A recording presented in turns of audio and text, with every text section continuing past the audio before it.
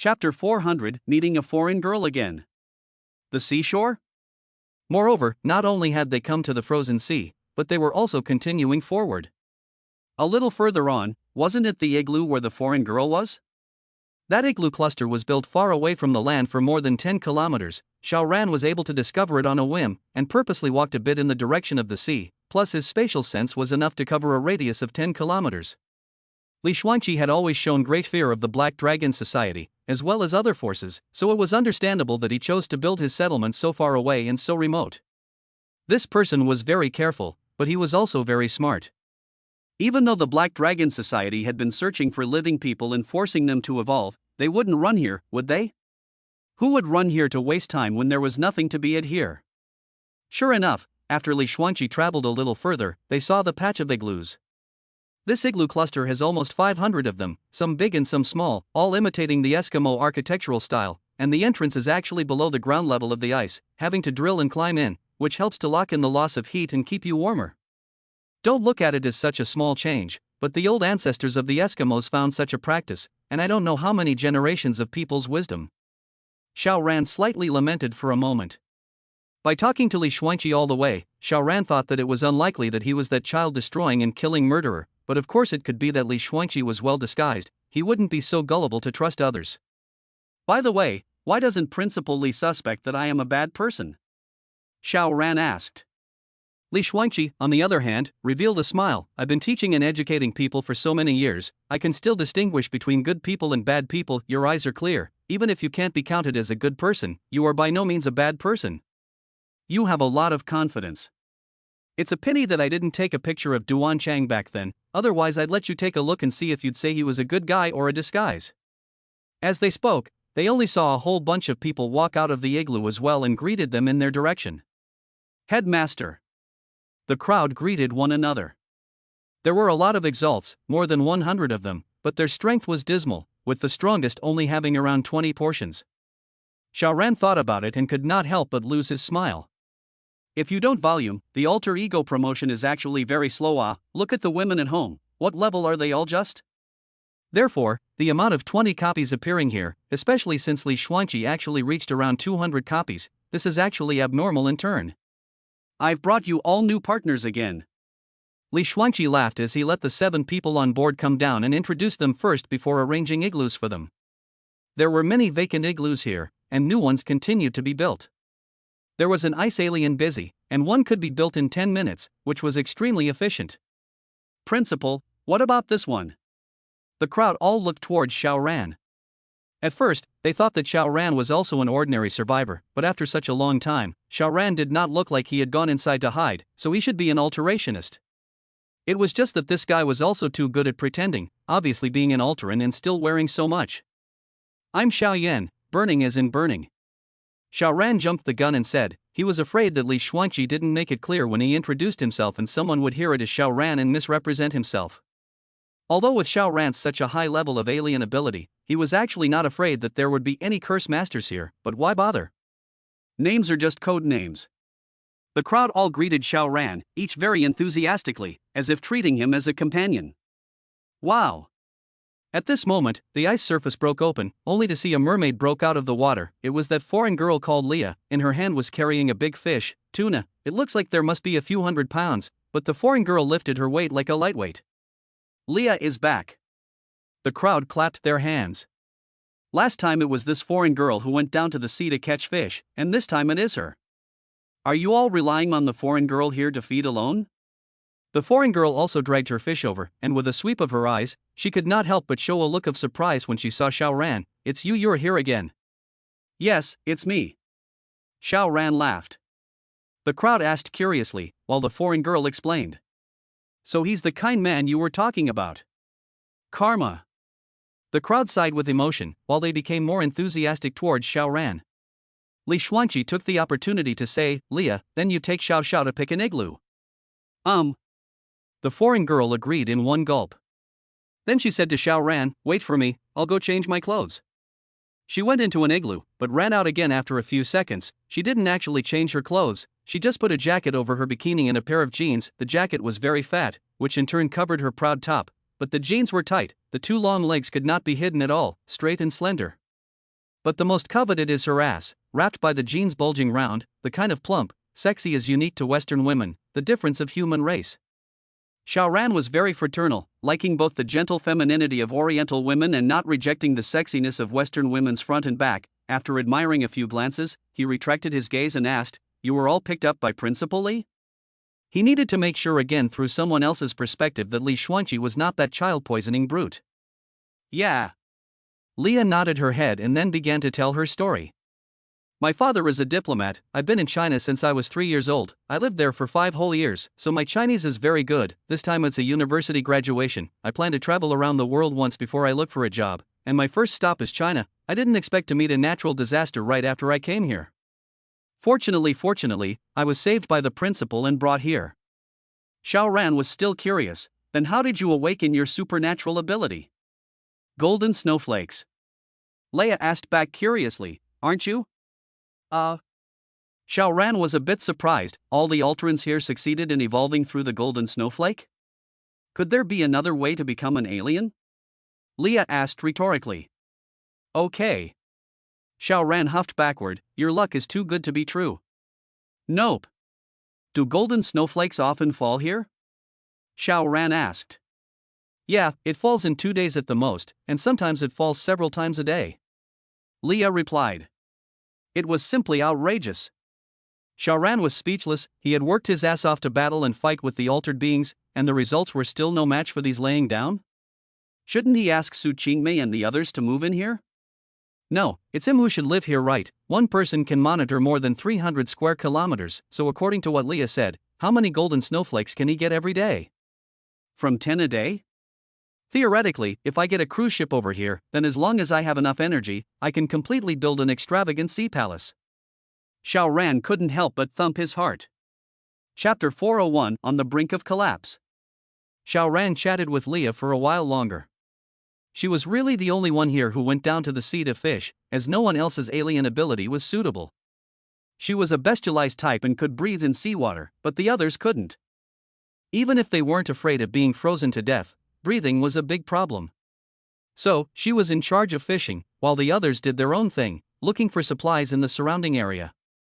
It was just that they did not dare to go to the city. The supplies around them were really limited, so they were having a tough time, which was what made some people not want to continue, encouraging Li Xuanqi to go into the city, or at least move to a place closer to the city. Xiao Ran shook his head. This settlement appeared to be uncontested, but it was entirely cohesive by Li Xuanqi's personal prestige and charisma. First of all, this could not be sustained, and secondly, in the event that Li Xuanqi had something happen to him, he was bound to lose his heart and disintegrate in an instant. He didn't want to meddle in other people's business, and even more so, he didn't want to meddle in other people's business. It was night, and everyone came out for dinner. It was evenly distributed, regardless of whether it was an alien or an ordinary person. The food shared was more or less the same. Xiao Ran could see clearly through his spatial perception that several people secretly revealed a look of dissatisfaction. It seemed that the settlement would disintegrate earlier than one would have expected. If you insisted on egalitarianism and eating a big pot of rice, then it would definitely cause some people to be dissatisfied. This was not the Zhengan settlement, where a group of soldiers were in charge, with a strong sense of responsibility and cohesion, so that the people in the military would share the same hardships, but here it was all based on Li Xuanqi's personal prestige, forcing the exalted to lead the same grueling life. Many people didn't dare to oppose it outwardly, but inwardly they were bound to resent it to the core. Also, because they don't know that the Black Dragon Society has been destroyed, the 6 major forces are even more destroyed and gone. Haidu is now completely devoid of powerful aliens and forces, otherwise, many people would definitely slap their asses and leave. Stay and suffer? I have supernormal abilities, but still want to suffer like ordinary people? Who would do it? Xiao Ran secretly shook his head. The disintegration of this team was just short of the last straw. He still watched all of this with a supercilious attitude, not interfering, nor was he interested in interfering. In the midst of the end times, the most interesting thing was always the human heart. Only after eating for a while, someone stood up and said, "Headmaster, shouldn't we go into the city to investigate?" Right. Immediately, someone agreed. It's been so long, maybe those forces are dog-eat-dog and have already died almost to the death. We also have so many altered beings now, we won't lose if we really have to fight. Every day here is just eating fish, and it's still not enough to eat. If we continue like this, we will all starve to death. Why don't we go back and fight? More people said. Yeah, even if we don't go back to Haidu, we can go to another city. Facing the crowd's chatter, Li Xuanqi frowned. He knew that there would be such a day, he just didn't expect it to come so soon. He stood up and said, "You guys think that we have quite a number of altered beings, enough to fight against those forces of the Black Dragon Society, don't you?" Yes. Everyone nodded their heads, and so many of them were rubbing their fists and jumping into action. Having a powerful strength actually not going to use it, wouldn't that be a waste? Besides, why should the Black Dragon Society be able to act recklessly, but not them? Now they were also altered beings. Li Xuanqi sighed and said, "These words I originally didn't want to tell you guys, but now the words have to be said. It's true that you are all Alterans, but there are also strengths and weaknesses between Alterans. We know." The crowd nodded their heads. Some people get big golden snowflakes, some get small ones, but how much of a difference can there be? Li Xuanqi shook his head. Wrong, besides the golden snowflake, there is another way to obtain supernatural abilities. Huh? The crowd was stunned. You looked at me, I looked at you, then, so many of them revealed angry faces. Since there is another way, why didn't you tell us? Headmaster, you want to become stronger alone, don't you? You're too selfish. Yeah, what time is it now? You only care about being strong yourself. You're thinking that you can keep suppressing us and enslaving us, right? For a moment, the group was furious, but they didn't want to think about who brought them here in the first place. If it wasn't for Li Xuanqi's help, they might have frozen to death and starved to death for many days by now. How could they still be clamoring here? People, that's how it is. Xiao Ran looked on in amusement. However, there were people who didn't know what was good and bad. Naturally, there were also those who knew what was good and bad, like Leah, and so many others were jumping out to speak for Li Xuanqi, and both sides were arguing with each other. It was impossible to get away from each other. Quiet! Li Xuanqi suddenly yelled, his voice rolling like thunder, immediately silencing all the voices. He was a big man of around 200 copies. Everyone here together would only be swept away by him. Of course, Xiao Ran is not included. With this roar, everyone just closed their mouths. Li Xuanqi sighed and began to explain, the other way of absorbing supernormal abilities is to kill the supernormal abilities and plunder them from each other's bodies. I would know this because a few times when I went out to look for survivors, I encountered other Alterans who had to kill me, and when I killed them back, I went to examine their corpses, and that's how I was able to absorb the alien energy. Those Xenos in the city are all about life and death, they won't reason with you at all. Moreover, after so many days have passed, those altered beings have all become very powerful, and if it wasn't for the fact that my ability is perfect for escaping, I would have died in the city a long time ago. Hearing him finish, the crowd fell into silence without fail. This news was too shocking for them. It turned out that, besides the golden snowflakes that occasionally fell, they could be powerful in other ways? Slaying an alien? They looked at me, I looked at you, and their normally cordial partners all of a sudden became strange and eerie, making them fearful. Li Xuanqi, on the other hand, sighed again. He had been hiding this secret, not saying it out because he didn't want the crowd to be suspicious of each other and end up falling out. It's still good to break up, in case they attacked each other to hunt for alien energy. But there is no way, the crowd wants to leave back to the city cannot be suppressed. He was forced to say this cruel truth. Like what Black Dragon Society, these forces are too powerful, don't look at us, but we may not even be able to beat one of their backbones. Li Xuanqi said. Everyone was speechless. This was too much of a blow to them. However, there were still a few people whose eyes were spinning around in a bone, obviously entertaining small thoughts. Xiao Ran, on the other hand, turned his gaze to Li Xuanqi. Unlike the people here, Li Xuanqi had absorbed the supernatural energy, so the side effects that he was sure to produce, then, how did he dissipate them? Normally, he could endure it, but what about after producing side effects? Will he turn into a beast? Chapter 402, Moving Again.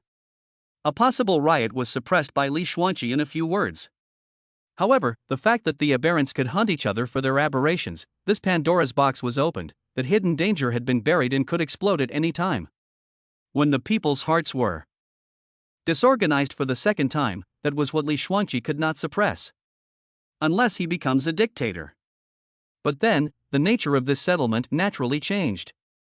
So, change was destined. In fact, it was the weak and the strong that conformed to reality unless this settlement was 100 or 1,000 times more powerful and formed a strong binding force, such as the law of the land, then it would be possible to suppress all instability. But was that possible? At least Li Xuanqi couldn't possibly do it. The first military region is possible. Thinking of this, Xiao Ran could not help but frown.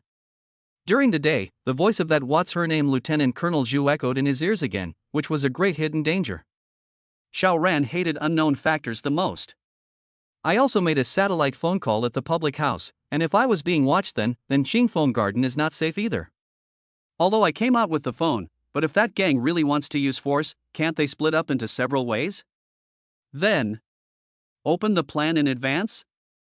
Xiao Ran had the idea of finding a cruise ship and making his home in the sea. Of course he would definitely not go to the deep sea, but right near the coastline. In this way, it would be basically impossible for people on land to run so far, and those who had the heart to see it through the satellites would think that it was an ordinary cruise ship, locked in the sea by the cold ice.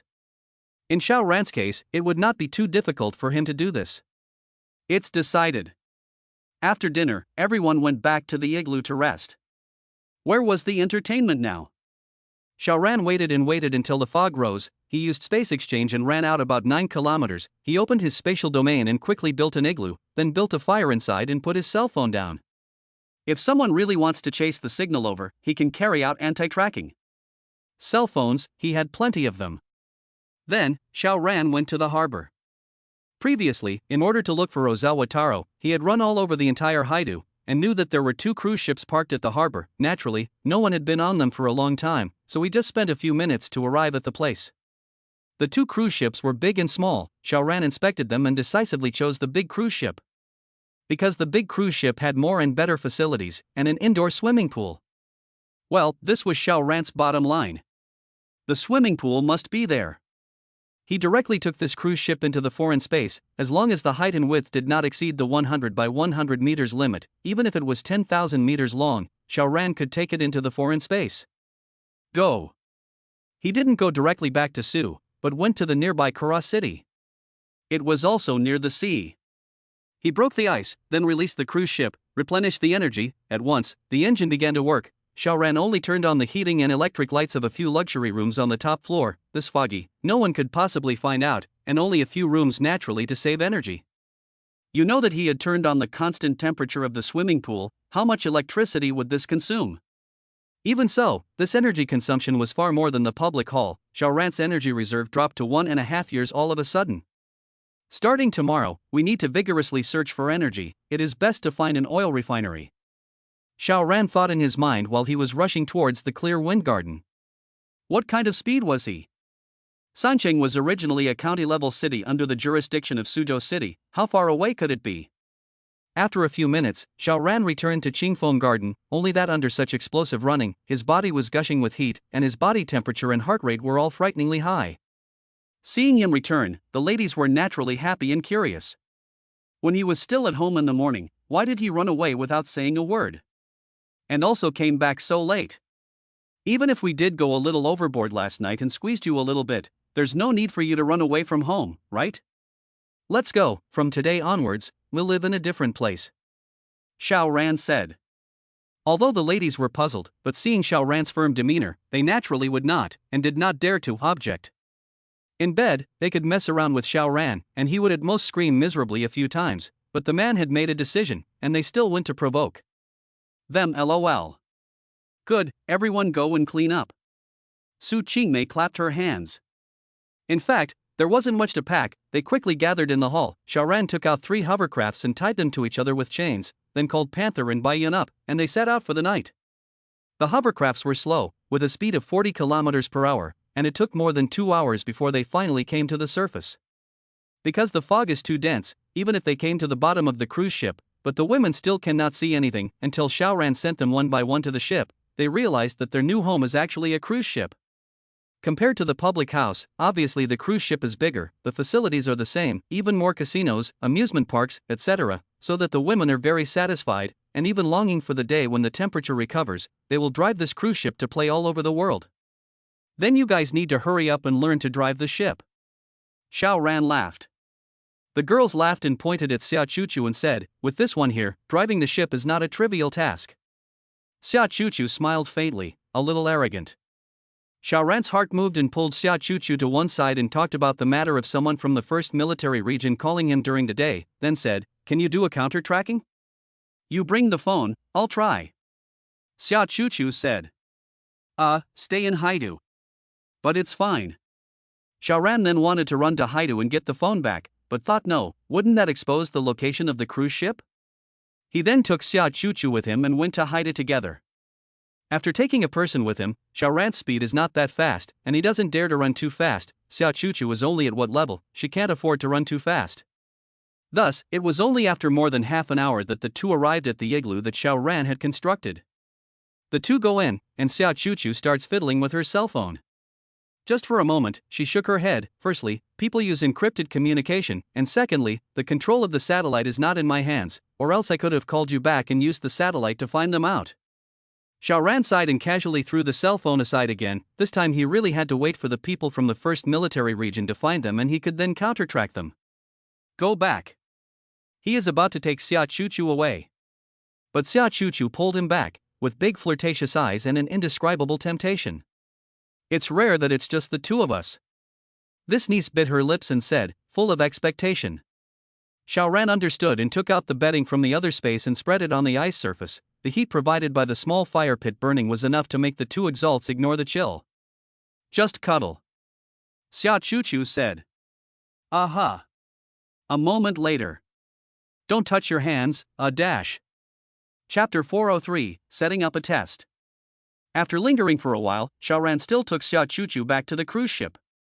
He did not stay much longer and left before dawn, returning to the igloo. Here, he could monitor the phone number he left behind, and if Commander Zhu sent someone over, he could naturally be the first to know. The sky brightened. Xiao Ran realized that when the fog lifted, the group of 6 people immediately left in pairs. Obviously, they did not take Li Xuanqi's warning to heart and insisted on going to the city, not wanting to live such a hard life. Even, they would have ambitions to plunder other people's psychic abilities to make themselves powerful. After becoming an alien, whether or not they are a physical type, their physical quality will be improved by a large margin. Physical types in particular, after tasting such a sweetness, who would not think about being able to continue to be powerful? To the ambitious, this is even more remarkable. In the past, if you wanted to become a human being, you still needed money, power and influence, but now? As long as the alien could be strong, they could make people prostrate themselves at their feet. Just because they are survivors, they are all good people? How can that be? Just before Li Xuanqi is strong enough, personal prestige and high, even if you have great ambitions have to endure, but now? Knowing that the aliens can hunt each other to be powerful, how can they still hold back? Besides, they are also afraid that Li Xuanqi is deliberately raising pigs, waiting for the day they get fat. To slaughter them. Then it would be better to hurry to leave. One is to be far away from Li Xuanqi, secondly, they can live a good life, and thirdly, maybe they can become strong quickly? It's just that there are not many ambitious people, so there are only 6 people who have left. Xiao Ran didn't care. He mainly wanted to know if Li Xuanqi was the child murderer. Soon, the people walked out of the igloo one by one, and when it was time to distribute breakfast, they then realized that 6 people were missing. At first, everyone didn't understand, but when they knew that these 6 people were the ones who wanted to leave here the most, they naturally understood. People have their own aspirations. Li Xuanqi, on the other hand, said, they left this morning, I heard their footsteps, but did not persuade. The words that should be said have been said yesterday, but these 6 people still insisted on leaving, so why force them to stay? He is a physical type, and with his alien energy at around 200 copies, his sense of hearing is naturally incomparably sharp. The crowd sighed.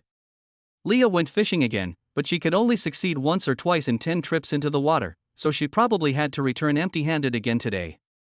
Xiao Ran sat in the igloo, waiting both for Li Xuanqi to go out and for the people from the first military region to come over. They knew that they had so many supplies, so how could they give up just because they hung up and didn't answer the phone, and never pay attention to themselves again? Li Xuanqi got ready, then he went out as well, dragging that crow's nest boat. If the murderer who brutalized the children is not him, then this person is really a saint. Wu Shanglong was responsible, and yet different from Li Xuanqi. Xiao Ran followed him out, but far away, 5 kilometers away. Even if Li Xuanqi had a keen sense of hearing, it was impossible for him to find out that someone was following him. With the oversized perspective of his spatial perception, Xiao Ran realized that 2 exalts were appearing in Li Xuanqi's vicinity, and that they had just come out of a house, and inside was the corpse of a couple. The woman had obviously been abused, and her body was covered in bruises, with a very grim expression. Just right, use you guys for an experiment. Xiao Ran immediately went around. Swoosh, he flickered around the corner. Brother, did you see a silhouette over there just now? One person had sharp eyes and immediately arched his companion on the side. The other man didn't pay attention, but since his companion said so, he said, "Go over and take a look." Thus, they tracked away. Xiao Ran flashed every now and then, but it was all around the corner of the wall, not giving these two a chance to see it all, but at the same time, he appeared to be cowering, obviously hiding. Chase! Chase! The two Xenos came energized. Being able to move around outdoors for so long, this person was most likely a Xeno as well, but his strength shouldn't be strong, otherwise why had he been avoiding the two of them? It was almost time. Xiao Ran smiled and used spatial exchange to enter a room, sitting back and watching the show. Sure enough, the two Xenos searched and just happened to collide with Li Xuanqi. Ha, found you. The two Ultrans were first delighted, but immediately realized that something was wrong, because Li Xuanqi was dragging a boat.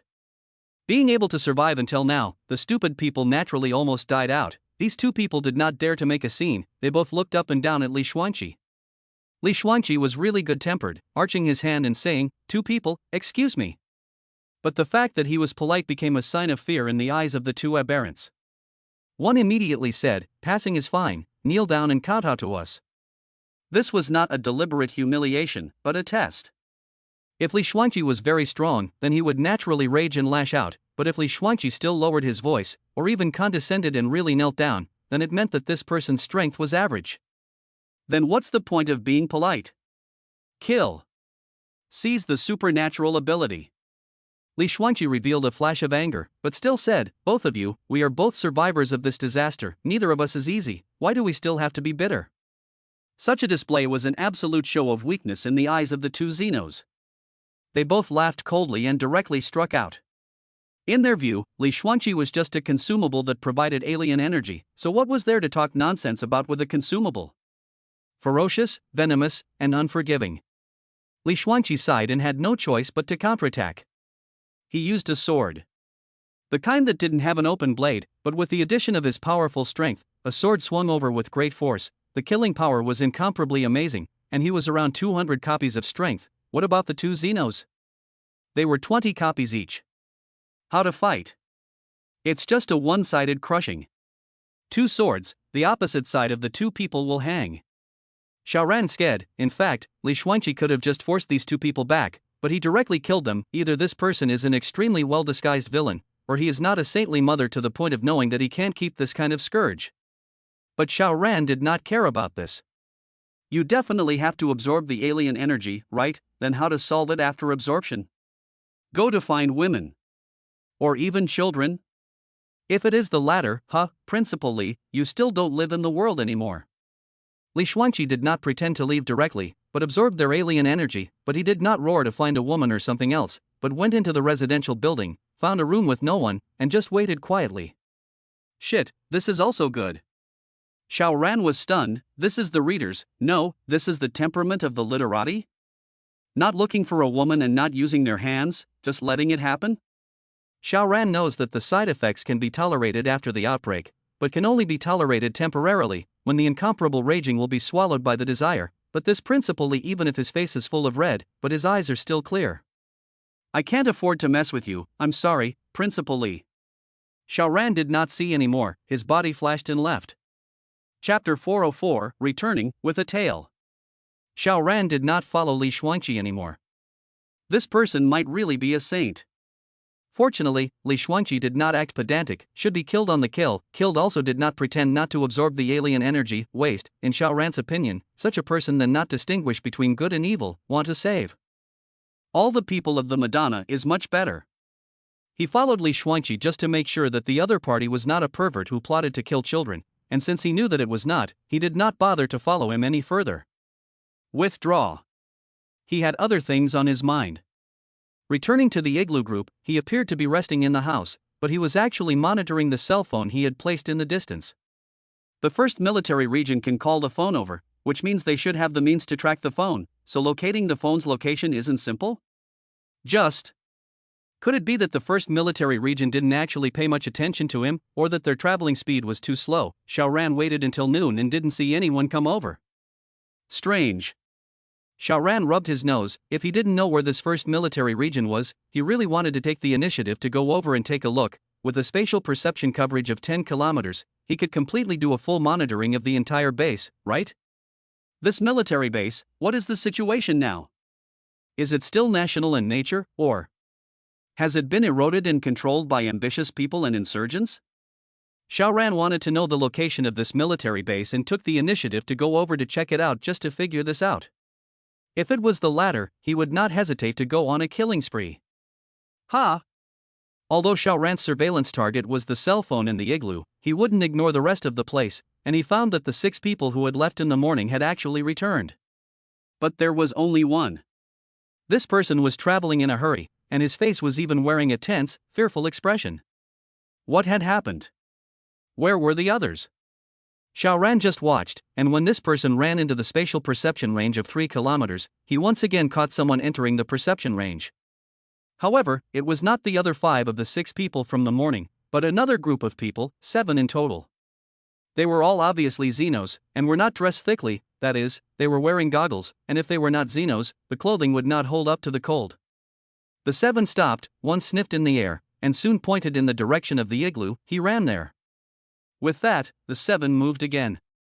They were in pursuit? So the other 5 were killed by. Hey, was the person sniffing the air just now a dog's nose that could track the target by odor? Xiao Ran was slightly curious, and when he strengthened his spatial perception's probing ability and scanned the appearance of all 7 people, the surprise on his face fell a layer deeper. Because one of the 7 people was one he recognized. One that he had known before the natural disaster. Classmate in college, or in the same dormitory, called Zhao Xiaosong. He became an alien. Xiao Ran continued to strengthen his perception. These 7 people were not weak, their alien ability levels ranged from 30 to 60 copies. They could not be called a party of big shots, but they should not be considered minions either. Zhao Xiaosong was not the strongest or the weakest, but ranked in the middle. This is also counted as meeting a friend in his hometown? Xiao Ran smiled faintly. He was also a little transparent in college, and his relationship with his dormitory mates could not be said to be good or bad, belonging to the type of people who would never talk if they could not communicate. This Xiao Xiaosong may not even remember himself, or be able to recognize himself at a glance. Then what exactly happened? Xiao Ran didn't mind his own business, but sat and watched. In no time, the man who ran away in the morning appeared near the igloo, and he immediately shouted, "Help! Help! Come help me!" Hearing such a shout, the people in the igloo rushed out in unison. However, Li Xuanqi had gone to search for survivors, while a portion of the Ultrans had gone to look for supplies, or to take their chances on whether or not they could come across the golden snowflake. There weren't many Ultrans here, there were only 14 in total, and basically, they were mainly ordinary people. What happened? The crowd asked. Where are the others? Even if they left quietly, why did they come back? There was a lot of talk, but not a single person had realized the danger yet. The person who ran away in the morning was called AI Shang, and he hurriedly said, "We just went to the city to collect supplies, wanting to improve everyone's lives, and leaving without saying goodbye was just to give you a surprise. However, we encountered a group of strong men while gathering supplies. They came up and started killing us. Dongzi and the others died." He revealed an angry and sad expression. Together, the crowd was naturally on the same page, and none of them were angry beyond measure. Just then, a few splashes of different colors appeared on the white snowy plains, then rapidly approached. The pursuers arrived. The crowd had already been aroused with righteous anger, so naturally, without saying a word, they greeted them with a holler. "Fuck these sons of bitches." When Zhao Xiaosong's 7 people saw this, they naturally acted as if they were on the verge of an enemy, and they made defensive gestures, some of them entering a state of bestiality, covered in gray fur, with their long tails trailing out behind them, as if they were a human standing up as a wolf. The battle was imminent. Xiao Ran shook his head and went out of the igloo, and with a single step of his feet, he grabbed AI Shang, who had taken advantage of the chaos and retreated to the big back, and was about to pull out his legs and skedaddle. "Let go of me. What are you doing?" AI Shang continuously drank. This was his only chance to escape. Don't look at the fact that there were only 7 people on the opposite side, but each one of them was very powerful. and with Li Shuangqi out of the picture, it was impossible for anyone here to block them. He had only encouraged the crowd to dry up in order to allow these people to fight for their own escape time. But Xiao Ran actually made a move to stop him. "You are fucking asking for my life." In the heat of the moment, Ai Xingdu unleashed his supernatural ability, and a blade chopped towards Xiao Ran. Xiao Ran just a fist down, Ai Shang's face is full of blood, consciousness is a little blurred, where can still launch another attack. He carried Ai Shang towards the crowd. "Hey, are you all idiots?" Xiao Ran said loudly. "Ha!" The crowd looked over, but when they saw that Xiao Ran was carrying Ai Shang in his hand, both sides were stunned. Zhao Xiaosong's side was naturally wondering how all of a sudden these people, who were obviously in the same group, had suddenly come to fight in a nest. The others, on the other hand, were in disbelief this Ai Shang had stirred up their emotions, only to bolt himself. With this, the emotions at the top immediately subsided, and they began to think calmly. Xiao Ran walked into the middle of the two groups of people and laughed. "You guys don't ask about the circumstances of the matter first, and this is how you're preparing to fight? But this originator is about to bolt." Hearing Xiao Ran say this, the boss of Zhao Xiaosong's gang, it should be him, he was the 60 copies of the alien, spoke up. "It happened like this: we were gathering supplies in the supermarket, when this person, and 5 other people, came out without warning, killed out without warning and sneak attacked us, and one of our brothers was then killed by them, and then we launched a counterattack and killed 5 of them, and then this person ran away. So, they chased them all the way." Chapter 405, Recognized. Why did 5 out of 6 people die, and just Ai Shang ran away? It was because of his supernatural ability. Don't look at the fact that they were all just small characters of about 5 copies, but, with different abilities, the difference was still huge.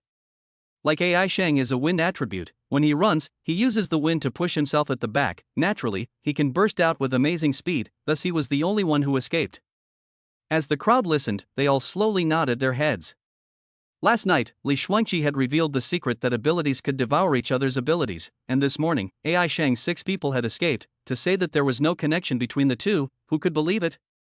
Things may really be as others say. Ai Shang's 6 people are on the pedestrians, want to kill people, take away the ability, so they set up an ambush to sneak attack. The results really let them successfully kill a person, but the other party also slowed down, immediately launched a counterattack. 7 against 6, froze to kill them 5 people, only Ai Shang 1 person ran away. Thinking of this, the crowd couldn't help but hiss, and all looked towards Ai Shang angrily. This person is also too shady. He drew the trouble over and instigated the crowd's emotions, so that once the chaotic battle started, he could take advantage of the chaos to escape. No, even he could still profitably have the ability to run back to pick up the advantage. Too bad. Too bad. Now, not only did Zhao Xiaosong's side want to get Ai Shang killed, but these people in the settlement also wanted to hack him to death. People, how can they be so bad to such an extent? At least they were companions who had lived together for dozens of days or even hundreds of days, especially in the midst of such a post-apocalyptic world. Could there not be any semblance of camaraderie? This is too hurtful. The boss on Zhao Xiaosong's side continued, "Gentlemen, my name is Wang Pang, we are only targeting this person, and we have absolutely no intention of starting a conflict with you all, let's put it this way dash." He looked at Xiao Ran and continued, "How about you hand the person over to me and we'll leave right away? Well, water doesn't offend river water." "No, no way." Ai Shang just happened to wake up and struggled violently in a hurry, but he was grabbed by Xiao Ran, and his supernatural ability was not strong enough to allow himself to turn into the wind, so naturally it was impossible for him to break free. "You can't see death and save us. We are companions. The principal is back, he will definitely blame you guys." Seeing that the crowd was indifferent, Ai Shang had no choice but to bring out Li Shuangqi. Sure enough, a lot of people immediately showed hesitation. Seeing this, Ai Shang hurriedly added, "They are completely talking nonsense, it was clearly them who sneak attacked us, and I was the only one who ran back in order to notify everyone. We can't let the others die in vain." This now became a case of each side of the story. However, Xiao Ran didn't need evidence at all. Whoever he was willing to believe, that would do. He casually threw his hand and threw Ai Shang towards Wang Pang's people. Now Wang Pang is so polite, it's just that their side has fewer people and the settlement side has more people, and he doesn't know the specific strength of everyone in the settlement, so he chose to lower his stance. Otherwise, what year is it now? Strength is king. From this point you can see that the spatial perception of the bull, which person is probably what level of strength, a sweep can be seen clearly, will not affect Xiao Ran at all to make his a war, is retreat decision. But the people of the settlement really want to be ungrateful and start the war, that is really asking for death. Once a fight has started, it can't be stopped just because you want it to. What does it mean to be the weakest and the strongest? Once you let someone find out that you are just the king of the mouth, then the next step is a big forced pocket, and then it is to take your life and take your alien ability. Alien energy is a precious treasure, even more than food and energy, belonging to the first resource deservedly. Xiao Ran cannot care, but the thought of Li Xuanqi. This quite a saint, Xiao Ran still has some respect, so he also inserted a hand, lest President Li come back, only to find that his own hard work to establish a colony was destroyed by 6 bedbugs. Of course Xiao Ran could have displayed his strength and let Wang Peng and his party know what to do, and even more so, he could have killed them all. But he wasn't a homicidal maniac after all, and he usually didn't take the initiative when others didn't come to mess with him. The exceptions are small days, stick, ugly country guy, etc. I Shing? Pure damnation. Although the others are still a little reluctant, but the people have been handed over, and really want to start a fight, they are also a little afraid. After all, the sword has no eyes, I Shang 6 of them but 5 dead it. In front of these people are not good. Ai Shang naturally was immediately killed, by that werewolf a blow through the heart, the psychic ability was also immediately plundered. Then we'll take our leave. Wang Peng said, they were taking turns absorbing the psychic energy, so after killing 6 people, 6 out of 7 had absorbed the psychic energy, and the previous journey over was just forcing down the side effects, which would soon explode out. This is someone else's territory after all, and they are afraid that it is not safe. Go to the city and find someone to vent the fire. They were about to leave, but Xiao Xiaosong was staring at Xiao Ran and had forgotten to turn around. Xiao Xiao, that's a guy, when did you change your tastes? A companion went to pull him. Only then did Xiao Xiaosong come back to his senses, but he said to Xiao Ran, are you Xiao Ran? He finally recognized him. Xiao Ran, however, pretended to be surprised, who are you and how do you know me? Xiao Xiaosong laughed and took off his goggles, I'm Lao Lu. Previously, they were in the same dormitory. Xiao Xiaosong was the youngest in the month, so naturally he was the oldest 6 in the dormitory, while Xiao Ran was ranked 2nd. Xiao Ran then smiled, so it's you. Second brother, I remember that you are a native of Suchang. It seems that you also got married in Suchang. How did you run here? Zhao Xiaosong was obviously a chatterbox, and the first time, he shook out Xiao Ran's old background. Fortunately, Xiao Ran and Xia Yan pronounced it the same way, otherwise Xiao Ran could have really died. Seeing Zhao Xiaosong talking to Xiao Ran, Wang Peng's eyes turned and laughed, Xiao Zhao, you know this person? Recognize, he is the second brother in my college dorm room. Zhao Xiaosong obviously did not have much of a city, and immediately introduced himself enthusiastically, Xiao Ran, a native of Su City. He, second brother, you are also a shifter now? Xiao Ran sighed. When he was in college, Zhao Xiaosong was particularly talkative. However, it was precisely because he was talkative that he froze and tricked a rich white woman into his hands, and he did not know if the person was impressed by his sincerity or if he was so annoyed that he was forced to compromise. Wang Peng looked at Xiao Ran and smiled, since we all know each other, can we stay and take a rest? No problem. Xiao Ran said indifferently. He could instantly kill everyone here with just a thought, and if Wang Peng really had any bad thoughts, he would die a miserable death. Captain Dash, however, several people called out towards Wang Peng. Although they only called out, Wang Peng understood what they meant. First, this was someone else's territory and it wasn't safe, and second, 6 of them had absorbed the supernatural energy, and the side effects had already arisen, so they had to hurry to the fire. Wang Peng, on the other hand, pouted with his mouth, and those few companions immediately understood. Isn't there a lot of girls here? He. Chapter 406, A Paradise? Hearing Wang Peng say that he wanted to stay, Zhao Xiaosong was naturally overjoyed. He very enthusiastically spoke with Xiao Ran about Mo's experiences after graduating from college, plus the things that happened after the calamity. This person is an absolute chatterbox, talking about his success in entrepreneurship after graduation, became a small boss, and married a rich white woman. Xiao Ran then realized that this guy is not able to talk before marrying a rich white woman, but the entrepreneurship is successful, and there is a little bit of money. When he got married, he sent an invitation to Xiao Ran, but at that time Xiao Ran was already married. This kind of not only have to leave the housework not to do, but also have to shell out money for things. Zhang Wan can let him go? Therefore, Xiao Ran has not seen Zhao Xiaosong's wife, and does not know that Zhao Xiaosong is actually a successful career. Zhao Xiaosong was a lover. After the natural disaster, he ran out in order to find food for his wife, braving the poisonous hailstones, and as a result, the protection wasn't adequate and he was forced to start evolving. I don't know if he was lucky, or if his deep love for his wife turned into a powerful motivation, but he actually pulled through and became an evolutionary. This is good, their family will not worry about food and drink, but Zhao Xiaosong is just guarding his wife, and at that time did not know that killing the alien can absorb the alien energy, is in the neighborhood as a god of war. It wasn't until more than 2 months later that Zhao Xiaosong was taken in by a powerful group of alien forces and was forced to say goodbye to the life of getting bored with his wife every day.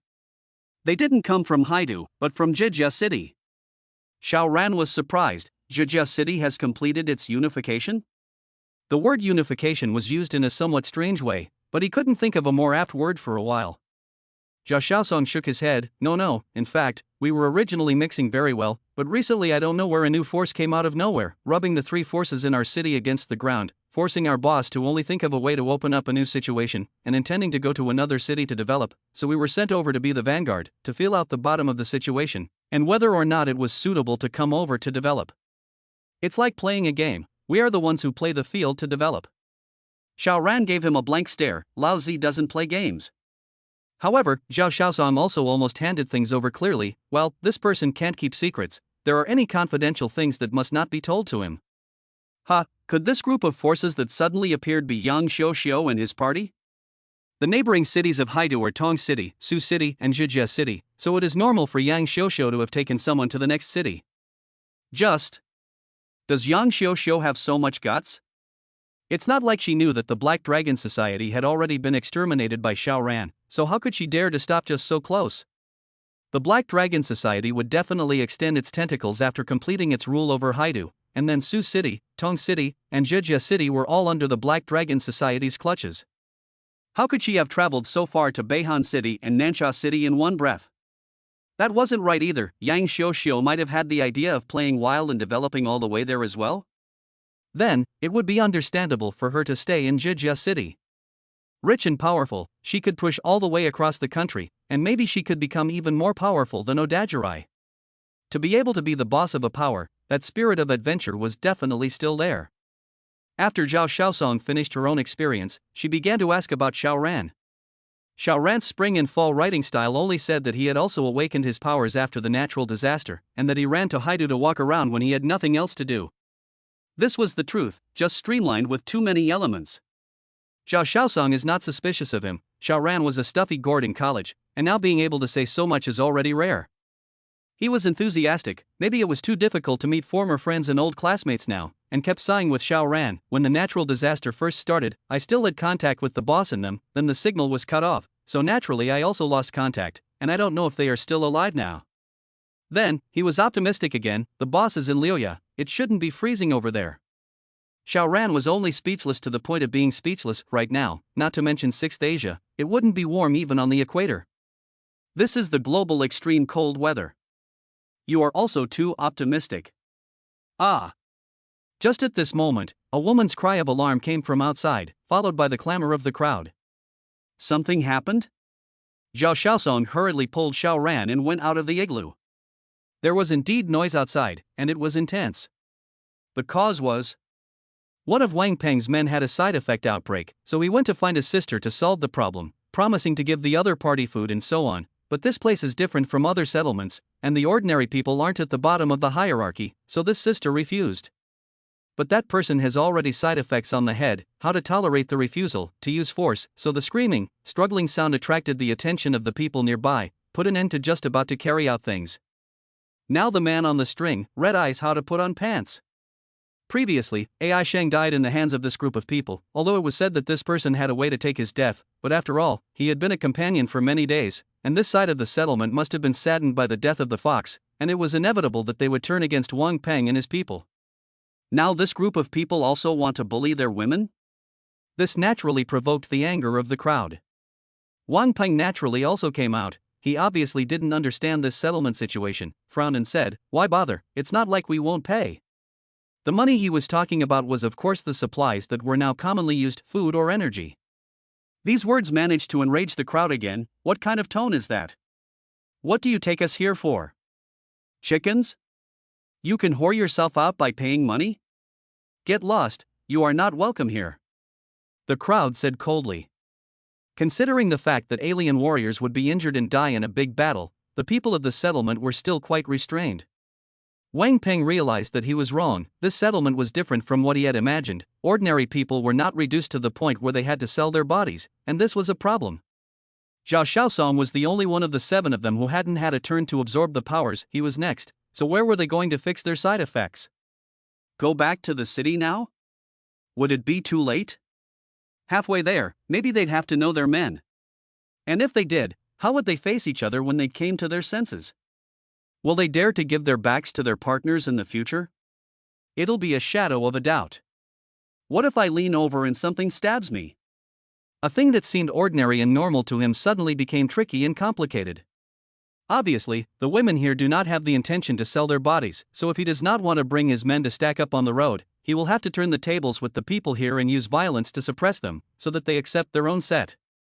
Weak flesh, strong food, the law of the jungle. Fuck, which white lotus flower established this settlement? Are you trying to create a paradise or a utopia? Captain. Wang Peng's 5 men looked over. They really couldn't hold their breath. Wang Peng gritted his teeth and said, "Kill all the men and leave only the women." Chapter 407, I'm strong too, really. Wang Peng's line was originally coming over to fight wild development. Any alien is their prey. It's just that when they first came here, they didn't know the situation, and they didn't dare to be reckless, in case they just kicked the bucket. They are not good men and women. And just now that little bit of time Wang Peng was not idle, but had been inquiring about the situation. He made the judgment that this settlement was not strong. At least, without Li Xuanqi, this place was weak and weak. After all, they had been hiding by the sea. Not only had they not absorbed any alien energy and continued to strengthen, they had not even fought against an alien, and severely lacked combat experience. Hearing Wang Peng's order, the 5 henchmen simultaneously revealed excited and cruel expressions. Kill, kill, kill, cool, cool, cool. They liked this kind of mission too much. They could both strengthen themselves and have a good time when they were done.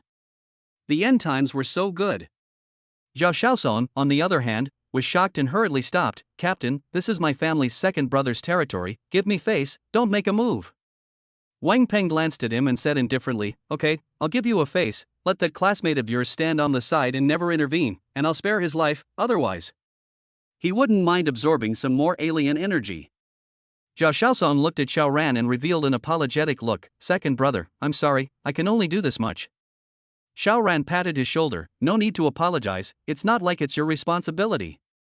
Besides, it's not certain who killed who. Second brother, you must not be impulsive. Zhao Xiaosong was startled and hurriedly grabbed Xiao Ran by the hand, you'll die. Xiao Ran smiled faintly, it is true that people will die, but it is definitely not me. This sentence of yours is really pretentious. However, what time is it now? The king of mouths can be killed immediately. Zhao Xiaosong once again pulled Xiao Ran and was about to cry, my good second brother, count on me to beg you. Our captain is very strong, not generally strong. Xiao Ran lost his smile, I am also very strong, really. Zhao Xiaosong was practically speechless, he didn't try to persuade him anymore, he just grabbed Xiao Ran in a death grip. At this time, Wang Peng and his men had already struck. They were at least 30 copies of the rank, like Wang Peng was even 60 copies, while the strongest person here was only 9 copies, the gap was really not normal. The settlement's men were originally full of confidence, but once they exchanged blows, they realized how wrong they were. It was clear that 14 were fighting 6, Zhao Xiaosong was still pulling Xiao Ran on one side, but the result? A one-sided defeat. It was also fortunate that there were 14 of them and they could team up against each other, slightly pushing the defeat back a bit. It didn't matter that there was one less Zhao Xiaosong, Wang Peng 6 of them beat those 14 people to death, all over their bodies. It was then that the people of the settlement realized how big the gap between their side and the others was, and it also finally made them realize that Li Xuanqi's bitter words last night were by no means alarmist talk, and that the outside world was really cruel and dangerous. Look, who did they provoke in a good way? But Wang Peng and the others first wanted to bully their women, but also wanted to kill them all and take away their powers. Not even a chance to be reasonable. But what can they do? They could only carry on, while praying that Li Xuanqi and the others would hurry back, or else they would really have to all end up here. Xiao Ran did not rush out, these people in the settlement had been living in a greenhouse, they had to be allowed to suffer some bitterness and erase some of their naivety and fantasies. Wow! The ice broke open, only to see a mermaid break out of the water, spilling a large amount of water. Her hair was like golden silk, and her skin was as white as cow's milk. That huge and round, TSK. Wang Peng and the others were already swimming and had the upper hand, so they naturally looked over it the first time, and when they found out that this was actually really a mermaid, and it was also a big ocean horse, they couldn't help but each reveal a colorful expression. They absorbed the supernormal ability. Now as the desire to blaze it, suddenly appeared such a beautiful woman, and also a foreign girl. The body is even hot, how can they hold back? Ha, this foreign girl belongs to me. Wang Peng laughed out loud, unable to hide his greed. I've always wanted to play with foreign girls. I didn't think that after the natural disaster I would actually have the chance to realize my dream of riding a big ocean horse. The captain had opened his mouth. Who dared to argue? One could only hope that the captain would not be so heavy-handed, at least so that they could have a mouthful of soup as well. Leah was first stunned, then shocked, already seeing how disadvantaged her side situation was. She wasn't a one-track-minded person, completely lacking in the idea of going hard when she knew she would surely die. She immediately had to return to the sea. Hey, still want to run? Wang Peng laughed, and Arrow stepped to catch up. Boom! He had just rushed out, but suddenly fell into a dog's poop, hitting the ice heavily. Wang Peng immediately climbed up and glared angrily at the person who had tripped him. It's you! He gritted his teeth, his face very ugly. One should know that he was in a state of high desire right now, and he suddenly tripped and fell, directly impacting the ice. How painful must this be? If not for the fact that he was now a psychic, this would have been enough to fracture his dick, and he would never be able to use it again. But even if it wasn't broken now, he was still furious. Good thing was disturbed, and also hit the raw pain. He cannot be angry? Men were extremely violent and cruel when they were in lust. Zhao Xiaosong, you can't look at people. Then I won't be blamed for not giving you face. He said coldly. Zhao Xiaosong was also stunned. He didn't even realize how Xiao Ran ran away, as if it was just a blur in front of his eyes and a loosening of his hand. Xiao Ran was gone. Ancestor why are you so nosy? He was quite righteous, and while running over, he said, Captain, give me another chance, I will definitely let second brother apologize to you. Xiao Ran lost his smile and threw a punch at Wang Peng. The group of people in the settlement now knew how weak they were, so if he took care of Wang Peng and his group now, the group would not be so foolish as to be ungrateful, thinking that they could just go on by themselves. Why do you need to keep a low profile when you're doing a good deed? I have to let you guys know that I did save your lives. He wouldn't learn from Li Xuanqi. Boom! One punch and Wang Peng is gone. Dead, through and through. Xiao Ran continued, even if he didn't use his spatial ability, he could still outlast a 4,000 plus portion physical type big guy. Was it hard to kill a few less than 100 portion minions? One punch 6 punches down, all done. For a moment, everyone was looking dumbfounded, their eyes frozen. Zhao Xiaosong was the same. He suddenly thought of what Xiao Ran had said earlier, and it turned out that this old classmate wasn't exaggerating. Really strong. Simply outrageous. There was only one exception, and that was the foreign girl, who was so excited that she danced around. I knew it. I knew it. Back then, Xiao Ran had also killed a mutated sea beast with a single punch, while that large lobster was something she was completely unable to match, making her guess that Xiao Ran was strong. Xiao Ran smiled, but also frowned slightly. After absorbing the alien abilities of these 6 people, did he have to make a trip home? Chapter 408, Growing an Extra Mouth. Xiao Ran was now very discerning. In the entire igloo colony, the only one who could make Xiao Ran look at her eyes was Leah, a foreign girl, and all other women were nearly as interesting. What is the key? Xiao Ran is still quite a principled person. In this kind of thing he never forced others, always only do the deal, but the people here are very well protected by Li Xuanqi, even if there is now some sense of crisis, but want to let their concepts in a day to change over? Naturally, it is impossible. Therefore want to use supplies to smash foreign girls into bed? Oh. Forget it, he'd better keep this powerful, condescending persona he had now. His idea was good, but he had forgotten someone, or rather underestimated the size of someone's mouth. Not good. Xiao Ran. Zhao Xiaosong snapped back from his shock and immediately ran to Xiao Ran's side, exclaiming loudly, You've absorbed a lot of alien energy, the side effects must be incomparably violent. Side effects? The crowd was a little confused and could not help but look at Zhao Xiaosong with a few moments of curiosity as well. What side effects? Zhao Xiaosong froze. Don't you guys know? After absorbing the supernatural power, it will give birth to a strong sexual. Hey, it's that kind of impulse, you have to find someone to solve it, or else no one will be able to withstand it, and you'll go crazy. Grip grass, do you want me to die socially? Xiao Ran was speechless. Had I known that just now I should have silenced him. The crowd was all oh for a moment. They had never killed an alien, they really didn't know that there was such a thing. For a moment, they did not expect that principle Li how to solve the problem. No wonder that Wang Peng's group acted so monkeyish before, so it is not that they are horny, but there is the factor of side effects. Then when Xiao Ran's side effects broke out, this guy will not also six parents, press which to stab. Thinking of this, the men did not cover their asses, but many women showed a different expression, as if they were eager to try. Why is it different when it comes to Xiao Ran? First, Xiao Ran, at least in looks, temperament is too much stronger than those before. Second, people still have the strength a punch a small child, how powerful. Now is a chaotic world, if you can attach to such a man, it will naturally help you greatly in your future life. Moreover, they want to use this opportunity to get to the top, not want to be a chicken, do a hammer sale. Holding such thoughts, then Xiao Ran certainly belonged to the golden turtle son-in-law. Xiao Ran saw these people's little thoughts clearly. Of course he could not bring someone home because of a relationship, and also had no interest in cheating. It would be better to go home and settle it. Each girl was beautiful, tender and juicy, and knew her roots. A trip back wouldn't take more than 10 minutes anyway. He could even make it home before the side effects set in. Shut the hell up. Xiao Ran said to Zhao Xiaosong first, hurry up and go home. What, don't you want your wife anymore? Zhao Xiaosong couldn't help but be flabbergasted, then bitterly said, then how am I going to tell the boss when I get back?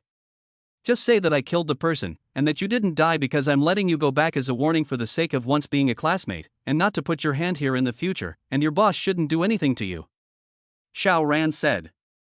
It was certainly possible for the exalted to plunder each other's exalted abilities, but after reaching a certain height it was a matter of mutual jealousy, and they would not tear each other's faces off easily, especially since Zhao Xiaosong's boss was still facing the threat of a mysterious and powerful foe, and the last thing he wanted to do was to add a new powerful foe. Besides, him sending people into Haidu was equivalent to actively invading someone else's territory. Shouldn't he be chopped up? Letting Zhao Xiaosong and his group all go back, that would in turn look like Xiao Ran was weak. Others had invaded your territory, and you were still just evicting people. How weak was that? If you act weak, people will think that you are good at bullying. This reasoning was universal at all times. Zhao Xiaosong agreed repeatedly, his face showing gratitude. Second brother, thank you for helping me out. I'll go then. I'm also weirdly missing my wife. Go. Xiao Ran was now afraid of him staying for one more minute. Zhao Xiaosong agreed and turned around, but after a few steps he actually stopped again and twisted his head. Second brother, but what about your side effects? Damn.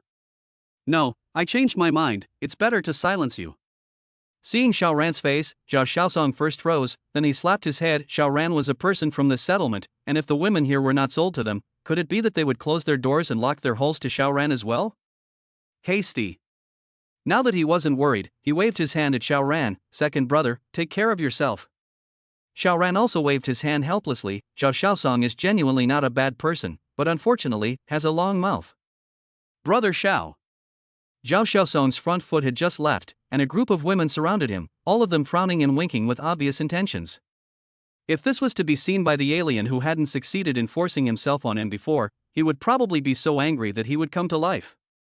Too double standard. Not far away, Leah was biting her lip as if she was making a difficult decision. Xiao Ran smiled, I have something to do, so I'll leave first. This caused the women to be very disappointed. Only Leah's eyes lit up, and the corners of her mouth couldn't help but blossom into a smile.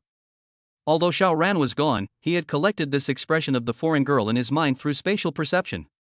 Obviously, the foreign girl was very fond of him. After all, he had saved her from danger twice, and now that it was the end of the world, a strong man was no less than a business magnate in the past, and belonged to the absolute golden son-in-law. Even the foreign girl could not be exempted from this.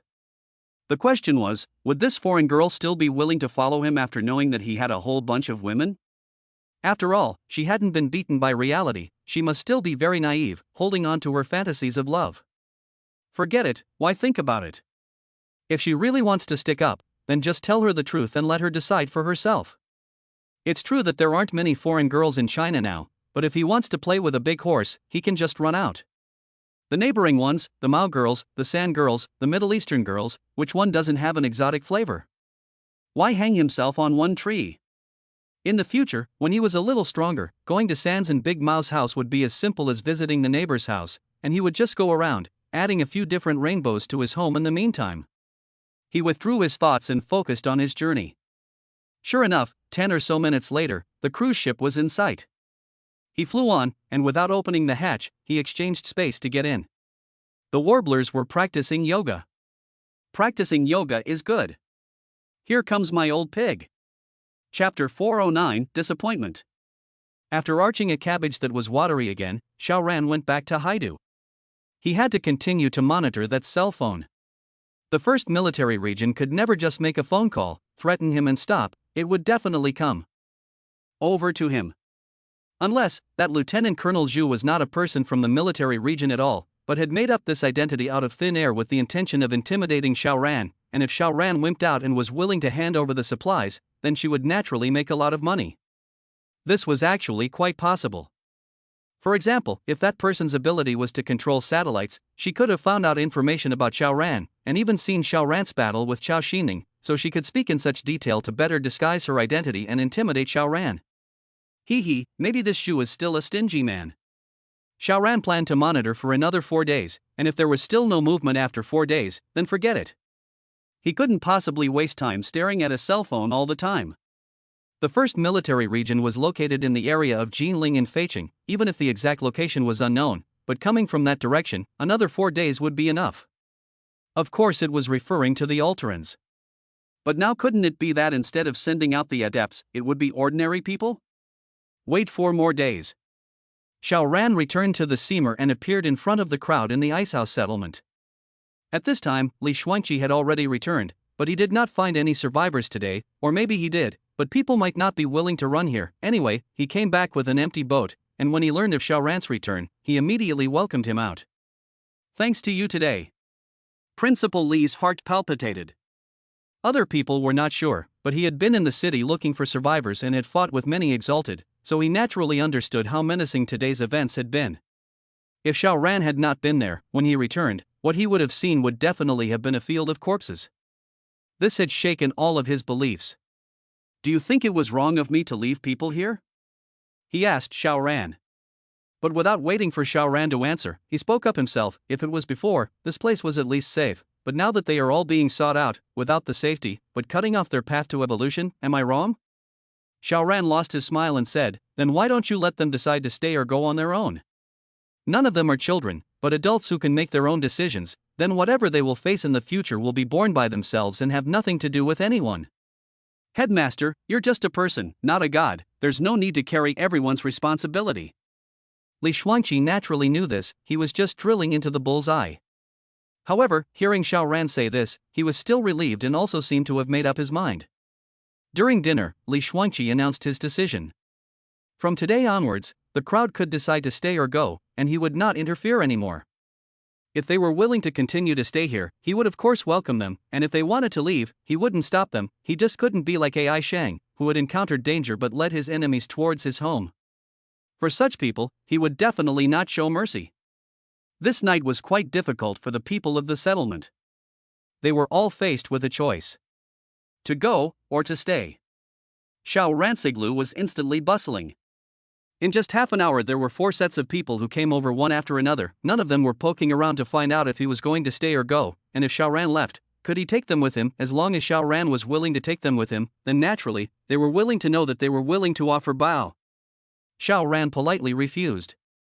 Not being able to look at them or not being able to look at them, it was a complete waste of energy. Some came over alone, while others came over in pairs. Unfortunately, they met Xiao Ran. What's 3, 4, or even 5 flights? Is Lao Zi that kind of shallow person? All of them refused. However, the 5th group of people surprised Xiao Ran. It was actually Leah, the foreign girl. Xiao, are you asleep? Leah asked outside the igloo. Not yet, is something wrong? Xiao asked back. Can you walk with me? Leah said. You're a bit high in this segment, and you know how to make a move. Okay. Xiao Ran went out of the igloo.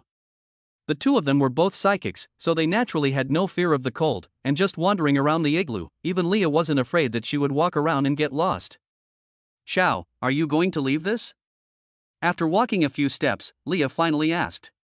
Xiao nodded. I wasn't originally from here, I'm just staying temporarily for a few days, at most 4 days, and I'll be gone. If the first military regions appeared earlier, then he would leave earlier, but not more than 4 days at the latest. Leah bit her flame-like lips and said, I want to leave with you.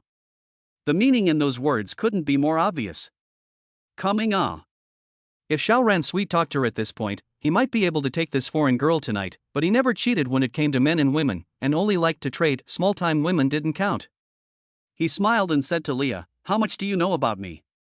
Huh? Leah was then a bit confused. Xiao Ran laughed, I'm not a loner, there are many women in my family, and there's no way I'm going to give them up for the sake of anyone, so, do you still count on leaving with me? The foreign girl could not help but freeze. Xiao Ran not only had women, but there were many of them? How could she accept this all of a sudden? Her good-looking, sexy blue eyes immediately filled with tears, but she stubbornly tensed them up and didn't let them fall. Oh, I'm a little tired, I'll go rest first. She turned around and left, and it was then that the teardrops rolled out, but they had already frozen into beads of ice before they fell to the ground. Xiao Ran didn't hold back. If he wanted to stay, then he would have just not told Leah the truth in the first place. If Leah figured it out and was willing to follow him, then he naturally wouldn't push such a superb girl out, but if she never agreed, then it was fine. There were plenty of foreign chicks, at most, it would be harder to find the best ones. He would never waste time on chasing women. Haven't you licked enough in your last life? He stretched his back, and with a flash of his body, he went back to the igloo to sleep. Having been squeezed clean enough by the girls in the house during the day, he was now as if he was a saint, and even an extremely good ocean horse like Leah couldn't give him the slightest ripple, which was one of the reasons why he had no desires. One night passed. In the morning, a portion of the people chose to leave after eating. The ones who started off were of course the exalted, a portion of the ordinary people chose to follow them and leave, but the majority of the ordinary people stayed behind, although the conditions here were hard, but how could they not starve to death? An invasion such as yesterday's by Wang Peng and the others were completely accidental, and it could not be said that this place was no longer safe. Li Shuangqi really didn't stay and let the people leave. In the midst of the end times, he was by no means a qualified boss. Because not only would it lose battle power, but it would also expose the location of his lair, in case he was betrayed and lured a strong enemy over. Taking a step back, why would I send out the exalted? Wouldn't it be good to absorb it myself? On this point, Li Shuangqi is as stubborn as Wu Shanglong. Chapter 410, Why don't you come? Thinking of Wu Shanglong, Xiao Ran could not help but sigh. He decided to guard this settlement for 4 days. After 4 days, if the first military region still did not have anyone looking for it, he would leave. Of course, he wasn't idle, using that phone as the center. He kept wandering around, looking for golden snowflakes that might appear. Leah said that golden snowflakes often fell here. She really wasn't exaggerating. Just today, Xiao Ran had encountered 3 snowfalls, and in each of them, there was a golden snowflake. Xiao Ran collected them one by one. The alien energy liquid in the golden snowflake was not much, according to his experience. It was 4, 5, and 8 copies, which was naturally small and negligible in the case of the nearly 50,000 copies of the Big Brother. But it was only 1 day. Such a gain in a single day, but it was still quite considerable when accumulated. The key was that this would cause the entire world's alien energy ceiling to break through to a new height. Leah was obviously avoiding Xiao Ran, and every day, she went down to the sea early to fish, and by the time she came ashore, it was already close to evening, and she went straight back to the igloo after having dinner. Xiao Ran did not care, but Li Shuangqi ran over. Xiao, can't you see that Leah is interested in you? This principal said. Xiao Ran lost his smile. When did the principal become a moonlighting old man? Li Shuangqi laughed loudly. I just think that Leah is a good girl, so I can't help but say one more thing. Xiao, as the old saying goes, flowers bloom and must be folded, don't wait until there are no flowers to fold the branches. Xiao Ran leisurely said, I forgot to say that I have 1, 2, 3, 4, 20 more than one delicate flower at home. Li Shuangqi rolled his eyes, got up and left, when I said nothing. 1 day, 2 days, 3 days. Another 3 days passed, and if you look at the calendar, today is already October 1st. The natural disaster started on June 1st, and it's been exactly 4 months since then. 4 months? Xiao Ran looked at the calendar on his cell phone screen, and it was a bit like a lifetime ago. Only 4 months? He thought that several years had passed, but it turned out to be only 4 months. But when he was with Su Qingmei and the girls, he clearly felt that time flew by, and he usually played for a day and a night, so how could it be that only 4 months had passed? Xiao Ran shook his head, feeling very surprised. Counting from the day Commander Zhu called him, today was already the 6th day, but there was no one tracking him down. He had charged his cell phone every day, so there was no way that the people from the 1st Military Region would not be able to track it due to a power outage. What's going on? Could it be that this Lieutenant Colonel Zhu was really some alien in disguise? Or maybe some kind of change has happened in the 1st Military Region and it's so big that they have to temporarily put down billions of supplies? Whatever, there's no way I can stay here all the time and waste time. Xiao Ran bid farewell to Li Shuangqi and left in style. Anyway, he really wants to come over is a matter of 10 or so minutes. Only after he left did Leah come out of the igloo. She had gone down to the sea to fish early in the morning every day before, but not today, so what was in her mind was naturally clear at a glance. She still held a sliver of hope that Xiao Ran would change his mind at the last minute. Unfortunately, how could Xiao Ran give up an entire forest for a single tree? Li Shuangqi looked on but did not say anything. Emotional issues he is just a principal who teaches and educates people, not an emotional expert. Can't manage. As soon as Xiao Ran left, he naturally threw Leah, the foreign girl, to the back of his mind. She was indeed extremely good, but it was just one of them. All the way back, Xiao Ran also opened his spatial perception and searched. More than 300 square kilometers of full coverage. This is a very exaggerated number, like Haidu is only 6,000 square kilometers, Xiao Ran is equivalent to covering 1/20th of the size of the Haidu, and also high-speed movement, unless he is so unlucky as to be against the heavens. This area just out of spatial perception began to snow, or else his harvest will be very considerable. But perhaps his luck was truly bad. When he returned to the cruise ship, he actually did not harvest a single golden snowflake. It was also true that there was a problem with his algorithm, because no matter what, he could only monitor just over 300 square kilometers, and it didn't matter if he moved or not, it was always just such a large area. Unless he's ridiculously fast, then don't count. Back on the cruise ship, after the women learned that he wouldn't be leaving anytime soon, naturally they were all overjoyed and had to reward him. In the evening, everyone sat into 3 tables for dinner. There was no way, there were too many people. It's a good thing that the cruise ship's restaurant is big enough to accommodate 300 people at the same time without any problem. Does this mean? He. After dinner, the women went to work out, practice yoga, and swim on their own, while Xiao Ran was left empty, and after polishing the spacegate for a while longer, he took an early rest. As he fell asleep, he felt that someone had drilled into the quilt and moved his hands and feet. Rogue. He would not be accustomed to it, but instead, he ruthlessly moved his hands and feet back. Just at this time, bang, then see the room door open, rushed in a person. Xia Chuchu said very happily, I broke through the satellite defense, and have a part of the control, yikes. She let out a shocked cry, her pretty face reddening. Some people, no matter how many times they've been frank and honest, it's always hard to hide their shyness. I'll come back later. She fled. But in the next second, she disappeared from her spot and a card floated down. Chapter 411, Finding the 1st Military Region. After the absurdity, of course, there was still business to be done. You can re-invade the satellite? Xiao Ran asked. Xia Chuchu lazily shrank under the quilt, looking tired, and only said after a while, well, after absorbing a golden snowflake earlier, my supernatural ability was a cut stronger, and my computational power soared, and although I can't completely control the satellite, I've still gained some of the power. Xiao Ran kissed her, good job. You help me find the location of the 1st Military Region. Okay. Let me sleep for a while first, I don't have any energy at all right now. Xia Chuchu said lazily. Should I invite Mr. Yu over? Xiao Ran hemmed and hawed, and his hands began to move.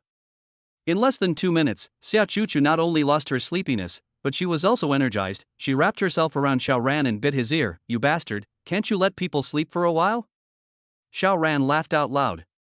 However, he didn't wake up Xia Chuchu to move his hands. Pressing down on the little ninny's hands, he said, help me find the location of the 1st Military Region first, I'll reward you when I'm done. Xia Chuchu gave him a blank look, and only took the phone and started operating it. Countless characters jumped on her eyeballs, amazingly fast, only to see the phone's screen jumping on its own as well. A map software appeared, then positioned and zoomed in. "It's right here," Xiao Chu said. Xiao Ran took a look on the screen, only to see that it was a wilderness, bordered by a mountain, but from the map, this place was empty, not to mention that there was a military zone, even ordinary homes were missing. It is normal if any map software company dares to mark out the military area. This company also made it to the head. Xiao Ran looked down, the first military region in Jinling and then some northwest, straight line distance of about 300 kilometers. It is a small amount. He ran over at full speed, and it was only a matter of 10 minutes. Well, later on, he will go to explore it, but now well. Xiao Ran inquired about the recent harvest of the women, although they do not have spatial perception, but wins in the number of people. Every day when they have nothing to do, they put on white clothes to search on the ice field, especially when they encountered snow. They will notify everyone to go over it the first time, to look for the golden snowflakes. The golden snowflakes on the beach were indeed more abundant. Not only did they achieve full evolution, but several of them harvested more than one golden snowflake, and their alien ability level increased very quickly.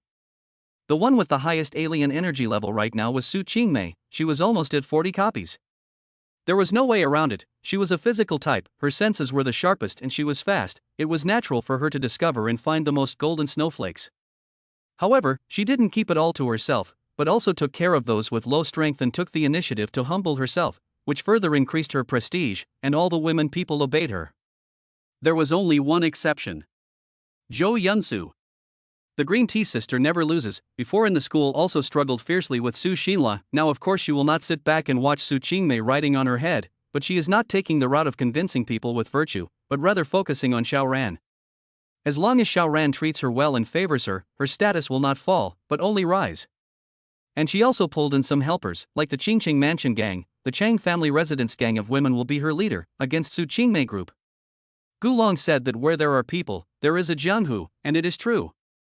It is said that a 6-person girls' dormitory can pull out more than a dozen groups, and now how many women in the family, thanks to what cannot be used now letter, or Xiao Ran is really curious that they can pull out hundreds or thousands of groups too. This situation is what Xiao Ran is happy to see. Competition is good. During the meal, Xiao Ran was a bit distracted. He was considering what way to enter the first military region. Blending in with a disguised identity?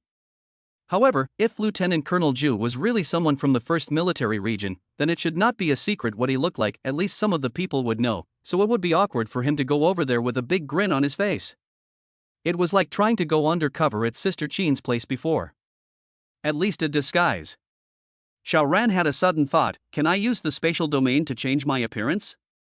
Previously, he had removed both of a person's arms and then swapped them left and right before attaching them. Even this could be done. Would it be difficult for me to have a microplastic surgery? Think, do. Xiao Ran came to the room, opened his domain, and started microplasticizing in front of the mirror. Adjusting his appearance was simple. However, once the spatial domain was withdrawn, the muscles and such seemed to have a memory that would quickly restore his appearance to its original form. Unless I maintain the domain all the time. Actually, that's not particularly difficult. Now that the maximum time he had spent running the spatial domain reached as much as 97 minutes, then he only needed to cope with the inspection, and after that, he could put on a mask and a hat, and then he would be able to completely regain his original appearance. Feasible. Xiao Ran was a petty person. This Lieutenant Colonel Zhu actually threatened him. He had to teach the other party a lesson anyways. Moreover, I need to know if the first military region is acting against me or not. If I can't wait for someone to come over, then I'll take the initiative. He said that he had to go out for a trip and might not return for a few more days, which made the ladies unhappy. Badass, weren't you supposed to stay home for several days? The women protested. Xiao Ran could only smile sarcastically. It's not that Cho Chio's ability has increased and helped me find the location of the first military region. Seeing that all the women are looking at themselves, Xiao Chocho hurriedly says aggrievedly, I was also forced to do this. The crowd of women were only protesting. There was no one who didn't know the difference and had to ask Xiao Ran to stay. Xiao Ran was the head of the family, his decision was the final will. Considering that this trip might take some time, Xiao Ran left behind a large amount of supplies, and the ladies would not normally contact him unless something big happened. With Xiao Ran's current speed, as long as the girls could hold out for 10 minutes later, then they might be able to wait until Xiao Ran came back for support. Departure.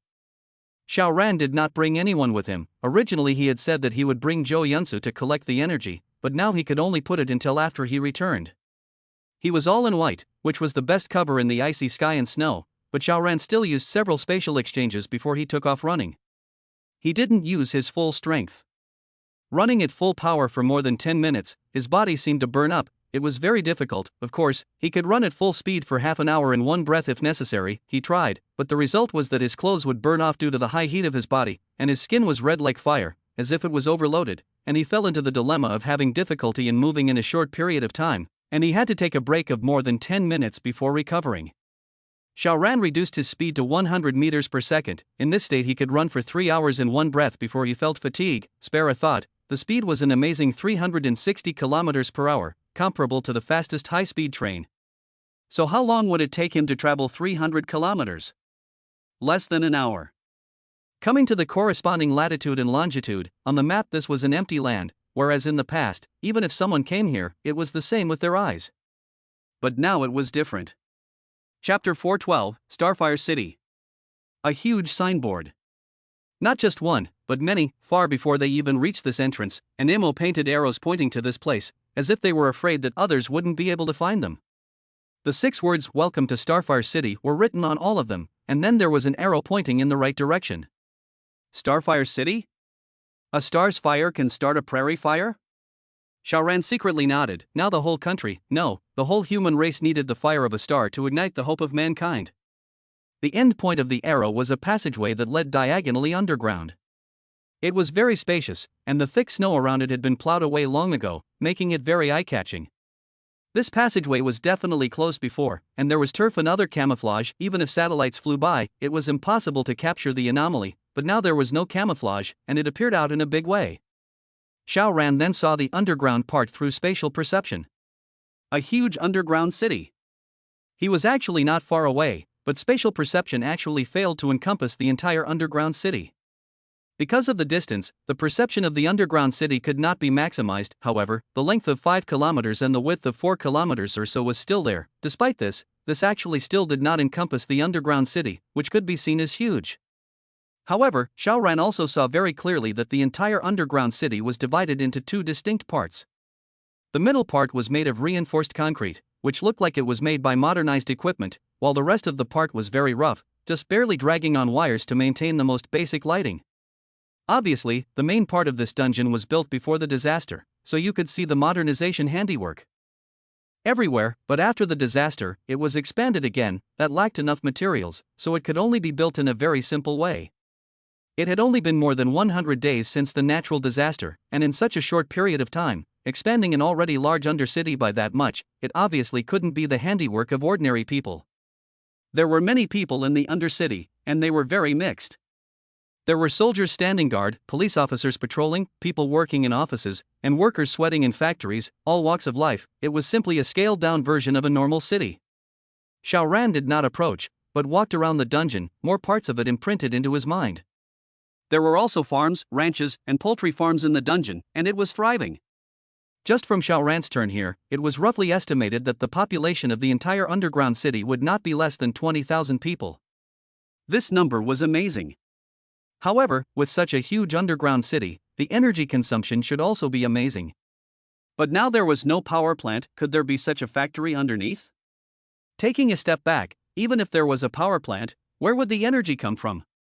It wasn't like coal and other things could be conjured out of thin air. Soon enough, Xiao Ran discovered the city's energy supply. Nuclear energy. There was actually a miniaturized nuclear reactor in this underground city. No wonder, nuclear energy. This only needs to be replenished once with raw materials. Then how many degrees of electricity can be generated? Clean and efficient. This dungeon was built with many scenarios in mind, and was most likely prepared for World War N. Even if a nuclear war broke out all over the world, this place could leave a starfire for China, and one day when the pollution disappeared, the Chinese nation could recuperate and restore its former glory step by step. However, Starfire City should not have been prepared to take in so many people at the beginning of its design, so it can only be expanded now. Xiao Ran also checked the strength of every alien in the city in detail. If anyone's alien energy level was above him, he would definitely change his mind and immediately turn around and leave. He was just here to check out the situation and give a warning. He didn't intend to cause any trouble, but no one should mess with him, or he definitely wouldn't be polite. The current strongest person was almost 1,000 copies of the amount, definitely not weak, but compared to those bigwigs in Haidu, he was much inferior, and in front of Xiao Ran, he was even less than that, but this person was not the head of this place. Strange. The real number one person is sitting in a very large office, has been busy with official business, go in to report the work of the people are called Secretary Tang. He only has about 300 copies of the alien power level. Good, penetrate into its interior to take a look. Xiao Ran smiled, although this trip had a mission, he viewed it more as a game. Being strong enough was just so confident. The harvest from the Battle of Haidu was truly too great. Xiao Ran changed his clothes to a black punching bag, which became especially conspicuous in the snowy environment, and this was done on purpose as he took large strides towards the entrance of the dungeon.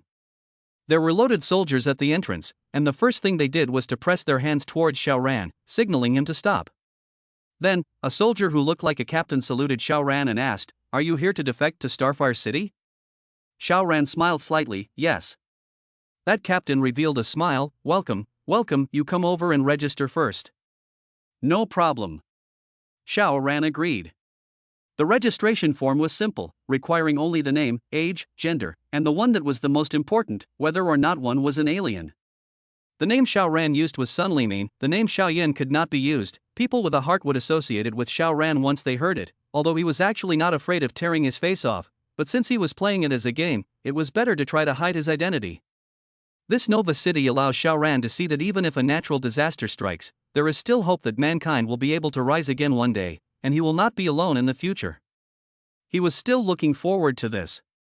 So he really didn't want to make a move on the people of Starfire City. This world had already had too many deaths, so if he wanted to do it, he would do it to the Little Days, the Goryo Sticks, the Foreign Devils, and so on. Age? 25. Well, he was actually tempted to put in 18, but decided to be cheeky. Gender? Male. Is he a shifter? Yes. Seeing that Xiao Ran had ticked the box above whether he was an alien or not, that captain then said, "Alien, later I'll have Xiao Zhang take you to the alien reporting center, and then the people over there will guide you through the rest of the formalities." "Good, thanks." Xiao Ran smiled. "Xiao Zhang." That captain shouted. "In." A young soldier answered with his chest out. "Take this one to the alien reporting center." "Yes." The soldier then rolled out an electric cart and said to Xiao Ran, "Come up." Kind of interesting." The soldier called Xiao Zhang drove Xiao Ran into the underground city. Xiao Ran condescended to the other party, but he did not expect Xiao Zhang's mouth to be very strict, asking questions or refusing to answer them on disciplinary grounds. The electric car quickly drove into the underground city. At once, a magnificent underground city appeared in front of Xiao Ran. Even though Xiao Ran already knew about it through spatial perception, he still revealed a shocked look when he saw it with his own eyes. Part of it was also feigned, having to show the newcomer feeling of seeing it for the first time. Chapter 413 S-Class. The height of the dungeon reached 60 meters. 60 meters a layer, equivalent to the height of a 20-story building. People walking inside did not have the slightest sense of oppression. On the contrary, there was a feeling that they were very small. In such a space, a building rose up, but only 3 reached 50 meters high, close to the dome, the other generally in about 30 meters, which highlights the grandeur of the underground city, full of epic feeling. Xiao Zhang rode a small electric donkey and sent Xiao Ran to the front of a very large building, but it wasn't very high, just 3 floors. "Let's go, I'll take you inside," Xiao Zhang's soldier said. Xiao Ran honestly followed him, wanting to fully understand this place. It was best to blend in. There were not many people here. Xiao Zhang's soldier brought Xiao Ran into an office, in which there was then only one person, a woman wearing glasses, about 30 years old, with an ordinary, plain look. "Sister Ma, this is the newcomer who just came today," Soldier Xiao Zhang said, then handed over Xiao Ran's simple registration form. The glasses woman sized up Xiao Ran and first took out a camera to take a picture of Xiao Ran before starting to print it, while saying, "Sun Limin, right, please take a seat, I'll ask you a few simple questions first." "Good." Xiao Ran sat down. "What type of alien are you?" "Physical type." "Oh, then I'll arrange a blood collection for you later to identify the level of your psychic ability through cell strength." "Good." At this time, the photo was also printed, so Sister Ma pasted it onto Xiao Ran's registration form and put a steel seal on the photo with a number on it. 322-9527. This is your identity number. The previous ID card had too many numbers, and it doesn't make much sense at a time like this. 32 is a unified number. You are the 29,527th entrant of our Starfire city, so the number is 322-9527, Sister Ma said. Heh, that number. Sister Ma then turned to Soldier Xiao Zhang and said, "Alright, you've delivered the person. I'll arrange him next." "Alright, then Sister Ma, I'll leave." Little Soldier Zhang promised and turned to leave. Sister Ma called another person over and brought Xiao Ran to collect blood and test it. Xiao Ran was curious and asked, "The technology is so advanced now that even the level of alien ability can be measured?" "Yes." That person was also a youngster, called Lu Weicheng. "I really envy you all alien abilities, if only I could get the evolution liquid someday." "Evolution liquid?" Xiao Ran froze. "It's that golden snowflake, you've seen it, right?" Lu Weicheng said, "We save this snowflake when we collect it, and there are two uses for it. One is for ordinary people like us, so that we can evolve into exalts, and the other is to distribute it to you exalts, so that you can become more powerful. However, either way, you have to have enough contribution value to exchange for it." Xiao Ran smiled. "Contribution value?" "Well, contributions to Starfire City, to humanity."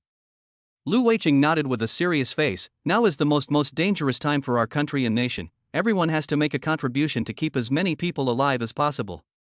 Then, when the natural disaster passes, we will recover the fastest." Xiao Ran was a bit surprised and stared at Lu Weicheng for a while. "You have a really high awareness, I can't compare to you." This was the big truth. He only thought about being alone. The bottom line was merely not doing evil. But that didn't stop him from admiring people like Wu Shanglong and Li Xuanqi who were truly willing to give. If this Starfire city was truly a light in the darkness, then Xiao Ran was at least willing to coexist peacefully with it. Here it is. They arrived at a simple laboratory. Lu Weicheng called out and a little girl came out from the inner room, and when she saw Xiao Ran, she could not help but let her eyes shine. Because Xiao Ran had pinched his face super handsome. A handsome man, plus being a psychic, isn't that a rich and handsome, the ultimate golden son-in-law in these days? "Take off your pants." The little girl blurted out, but after the words left her mouth she turned red and said incoherently, No, it's roll up the sleeves." "Can't you take blood on your fingers?" Xiao Ran asked. "The temperature is relatively low, it's not good to collect blood from the fingers." The little girl finally professionalized a bit. "Okay." Xiao Ran rolled up his sleeves. The little girl tied a tourniquet for him. However, when she touched his explosive muscles, she could not help but reveal a flamboyant expression. Actually touched a hand. After being looked at by Xiao Ran, she could not help but be filled with the expression of social death, and lowered her head to just draw blood, not daring to look at Xiao Ran again. After collecting the blood, the little girl took the blood to the laboratory. The blood collection needle is specially made, otherwise it is impossible to penetrate the skin of the alien. Xiao Ran supervised the entire process, and if the little girl kept his blood private, he would be the first to get rid of it in a spatial exchange. Luckily, she had used all the blood she had collected for laboratory tests. There were at least 7 tests done, so it was no wonder the blood was drawn for sampling. "Wait half an hour." The little girl said, froze, and didn't have the face to come out and meet people. Xiao Ran then chatted with Lu Weicheng. Lu Weicheng was different from Soldier Xiao Zhang. His mouth was not that tight, or maybe it was because it was a foregone conclusion that Xiao Ran had joined Starfire City, so he didn't want to hide it, and he practically knew everything and said everything. Many of the information was also what Xiao Ran should know. Starfire City had 2 chiefs in total. One was Tang Fongyuan, Secretary Tang, who was in charge of the city's livelihood and political affairs, and the other was General Shi Shouzheng, who was in charge of the army and responsible for external defense. Therefore, Starfire City could also be roughly divided into 2 forces. Don't look at Tang Fongyuan, who didn't have any soldiers in his hands. He actually still managed the police. Just when it came to the number of Ultrans under his hands, Tang Fongyuan had to be a little bit less. After all, the biggest use of an Ultran was for fighting. There are many choices for those who join Starfire City. First, join the army. Second, join the police force. Third, join the engineering team, mainly to expand the dungeon, but favoring the recruitment of physical type, animalized type, and earth alien. Physical type is used to move things, the strength is great. Earth alien is very suitable for digging. Animalized type is both, the strength is inevitable, may also have a strong digging ability. If you don't choose any of the first three, then you can still do civilian work, such as garment making, pig raising, and vegetable gardening, and the wages you get from doing this kind of work are less. The salary of a civilian was no more than 300 Starfire coins a month, but an alien was from 500, the difference was still a bit big. Half an hour later, the results came out. S-Class. S-Class ah. The little girl's exclaiming voice rang out, and instead of coming out, she picked up her phone and entered some data into a strange app. In just 20 seconds, a man in military uniform was seen walking in. My name is Chang Yao, captain of the Special Operations Team. This lanky man around 185 tall said very seriously, seemingly a black-faced bogeyman who could not squeeze a single smile out of him. Chapter 414, Building a Career. Seeing Xiao Ran's dumbfounded look, Chang Yao explained, the Special Warfare Team is under the military, and our duty is to defend Starfire City as well as open up new territories. Xiao Ran could not help but physically shake as he looked towards Chang Yao. Although it was now the end of the natural disaster, China was still China. Expanding Starfire City from this size to the whole country could not be called opening up the territory. Unless. Xiao Ran was all slightly agitated. Chang Yao meant to rush out of the country and march south and fight in the north? The idea is very good He couldn't help but TSK, people are really different. Same as soldiers, Wu Shanglong focuses more on guarding, while this Chang Yao tends to attack and build monumental feats. Unfortunately, I can come this time mainly to investigate the situation, so I won't be joining you guys for a while to go to horse-treading hot capital and kicking the stick. Without waiting for Xiao Ran to refuse, another person came. This person looks very festive. The person is not high, only about 1 meter 6, but very fat, so the whole person has a kind of rolled and rounded feeling, plus the upper lip, that long exaggerated beard, looks a little like a groundhog. Little son. Little son. He shouted, you haven't promised, have you? You haven't promised, have you? Seeing Chang Yao reveal his displeasure, this groundhog laughed, my humble Zhang Qingbei, when I was a child, my family had high expectations for me, wanting me to enter these 2 universities, but as a result, I didn't even make it to high school, and left home early to work.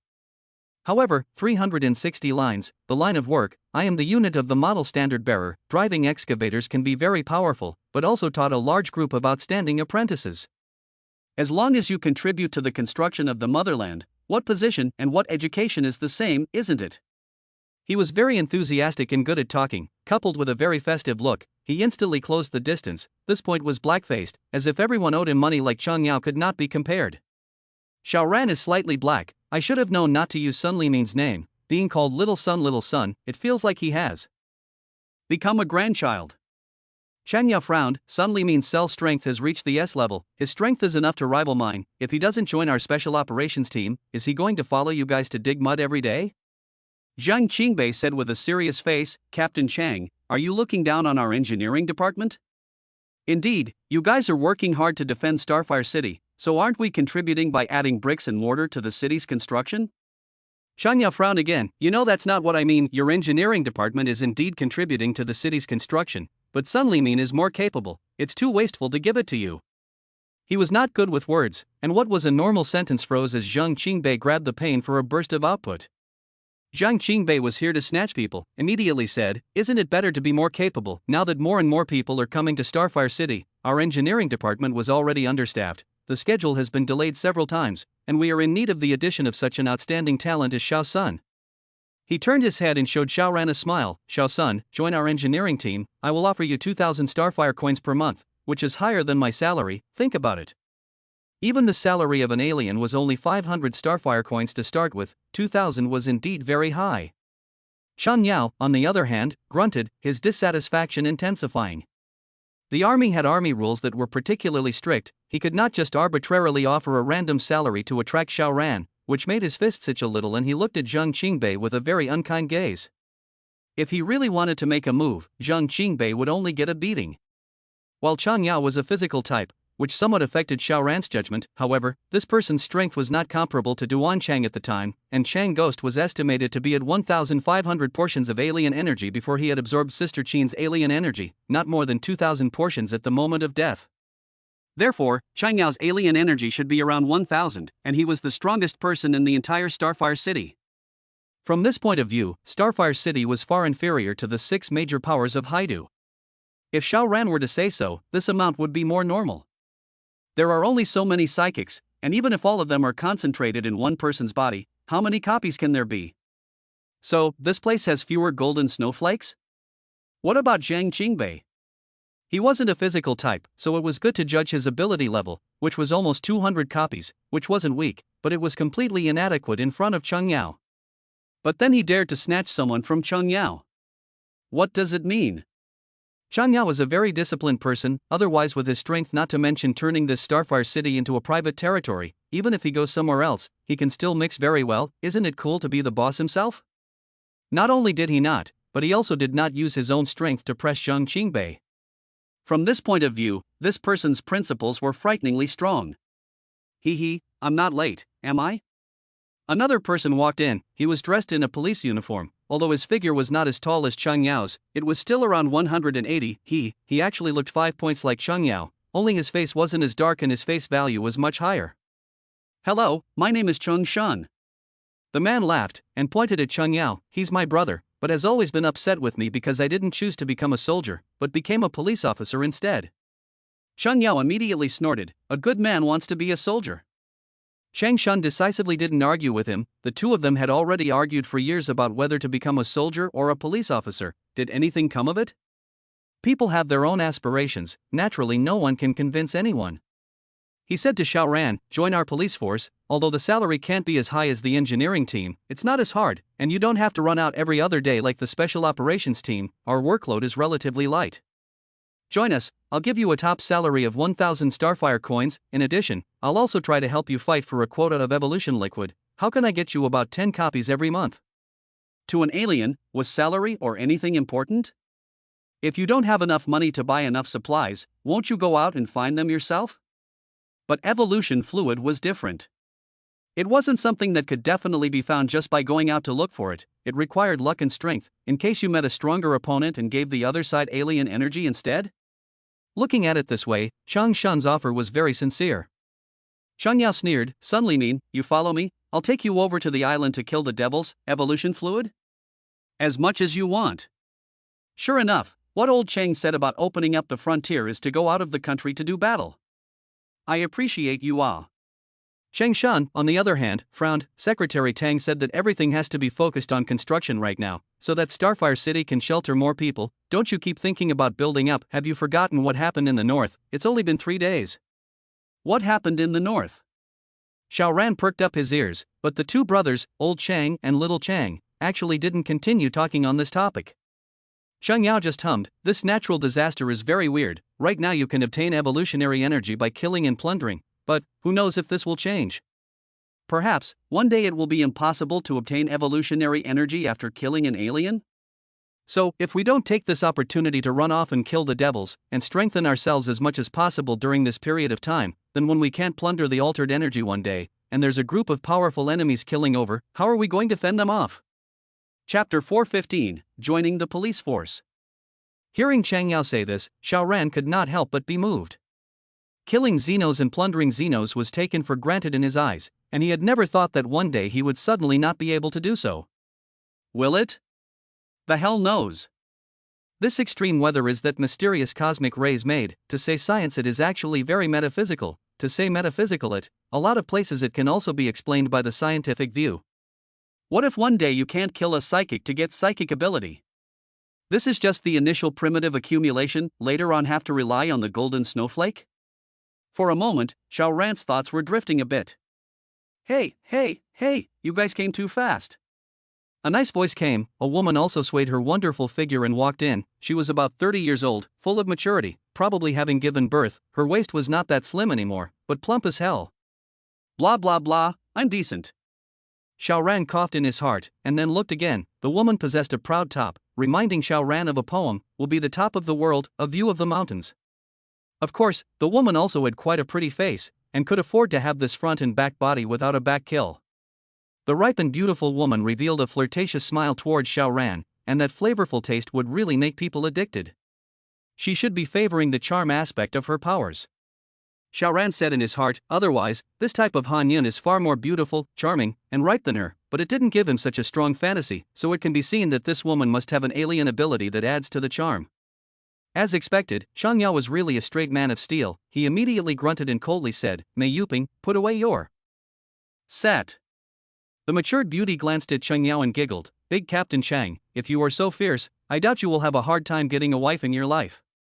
Only then did she say to Xiao Ran, "My name is Mei Yuping, I'm the head of the logistics department. Handsome, you know how full of oil and water there is in the logistics department. Moreover, there are still many pretty little girls under my hand. If you join the logistics department, I'll introduce all of them to you, and it's up to you to decide which one you can pick up." She took a different approach. Instead of promising Xiao Ran a high salary and evolution fluid, she started from a physiological point of view and gave Xiao Ran a solution to his worries. Xiang Yao was offended again and said with a cold face, "Mei Yuping, watch what you say. We are a government department, not an entertainment club."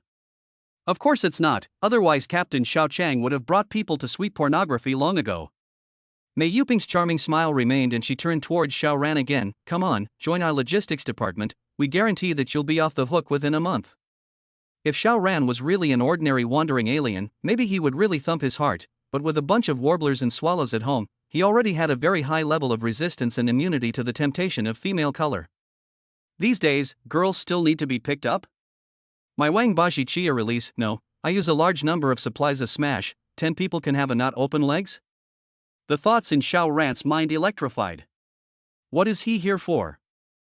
Firstly, to confirm the situation, and secondly, if it was true that the first military region had taken a fancy to his supplies, then it would have to be dealt with in different situations. If the leader of this city was an ambitious person, then he would not hesitate to take it out. On the contrary, he would show his strength and let the other party know what to do. Since the mission was like this, Xiao Ran smiled, "I choose to join the police force." After becoming a police officer, he would be able to reasonably interrogate everyone, plus observe himself with his spatial perception to have a comprehensive understanding of the direction that the entire Nova City would take in the future. Then, he would then decide whether to battle or just show his muscles. Seeing Xiao Ran make his choice, Xiang Yao, Zheng Qingbei, and Mei Yuping all showed disappointment. In fact, Zheng Qingbei and Mei Yuping were fine, they did not particularly need a powerful exalt. But Xiang Yao was different, he really needed it.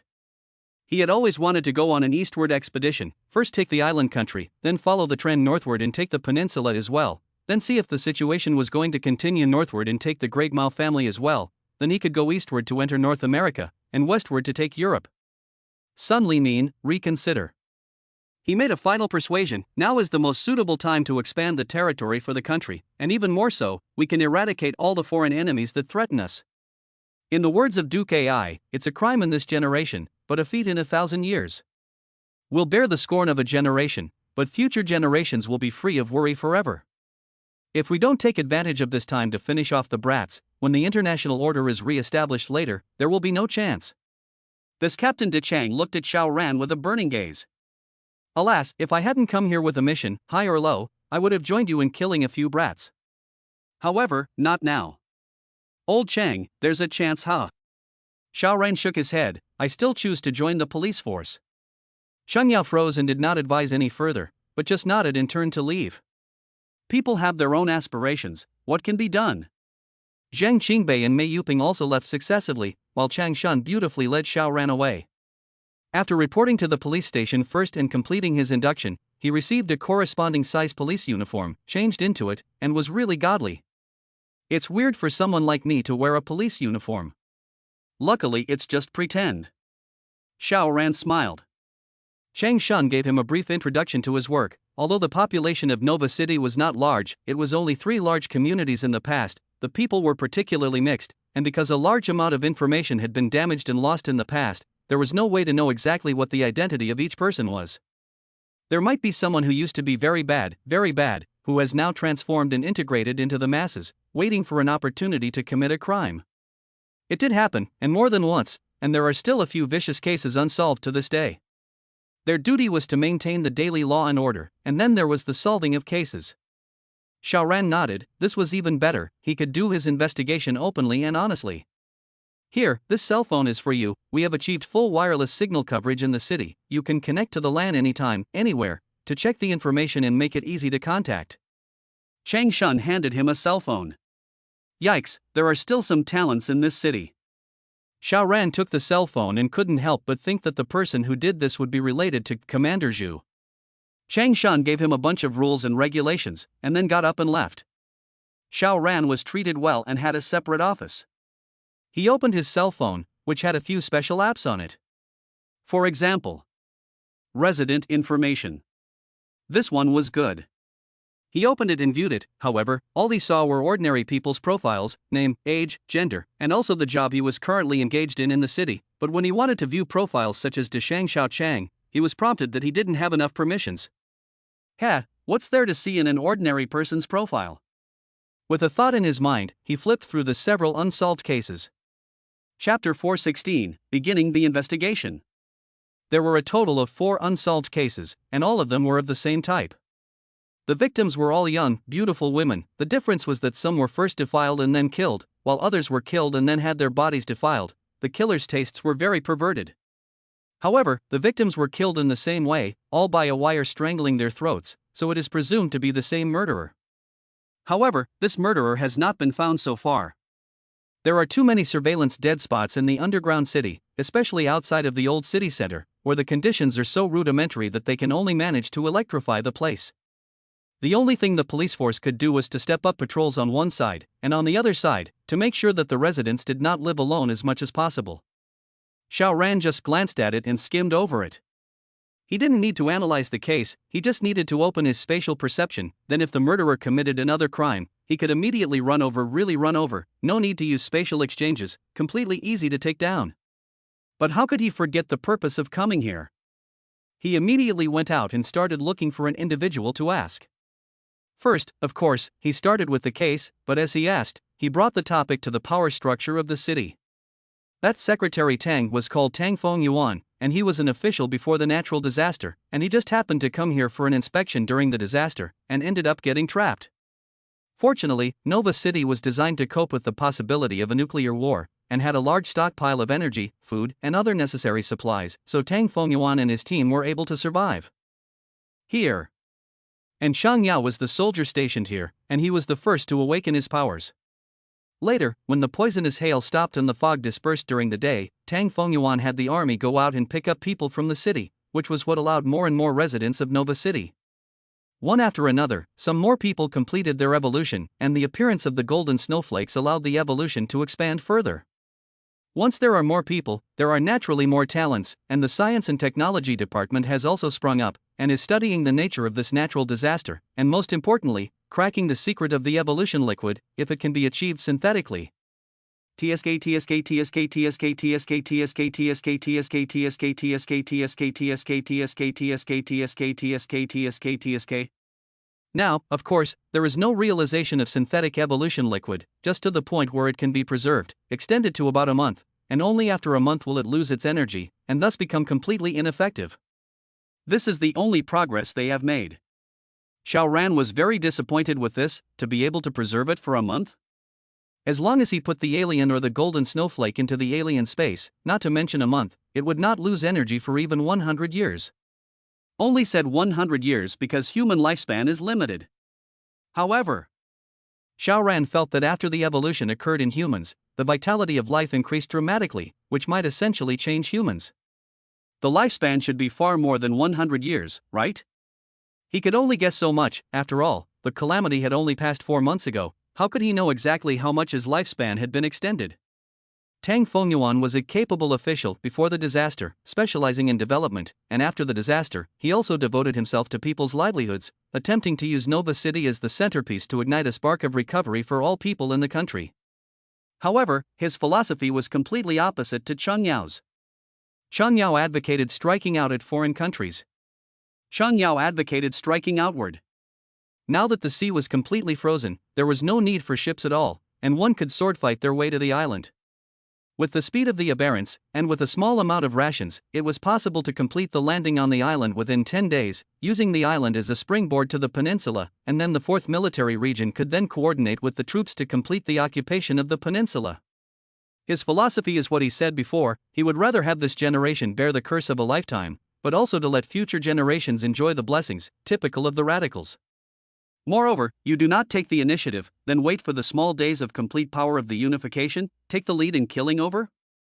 Although the island country is small, but the population is quite a lot, there are more than 100 million it, how to underestimate. The key people or island country surrounded by the sea, can get the chance of golden snowflakes naturally also big. Therefore, if we don't hurry to take down the island country, we will be in big trouble in the future. Xiao Ran deeply agreed with Chang Yao's idea. The island country was poor in materials, so the brats in history did not think of going out from the island country and encroaching on the material-rich China, only that they could not do it most of the time, but they almost succeeded in recent times. Although they lost the war, but the brats have repentance? No, they are just lamenting the lack of success and summarizing their failures instead of repenting for the disasters, destruction, massacres and injuries they brought to us, while still worshipping the war criminals. Dogs can't change their ways. After settling the issue here, I have to make a trip to the island as soon as possible.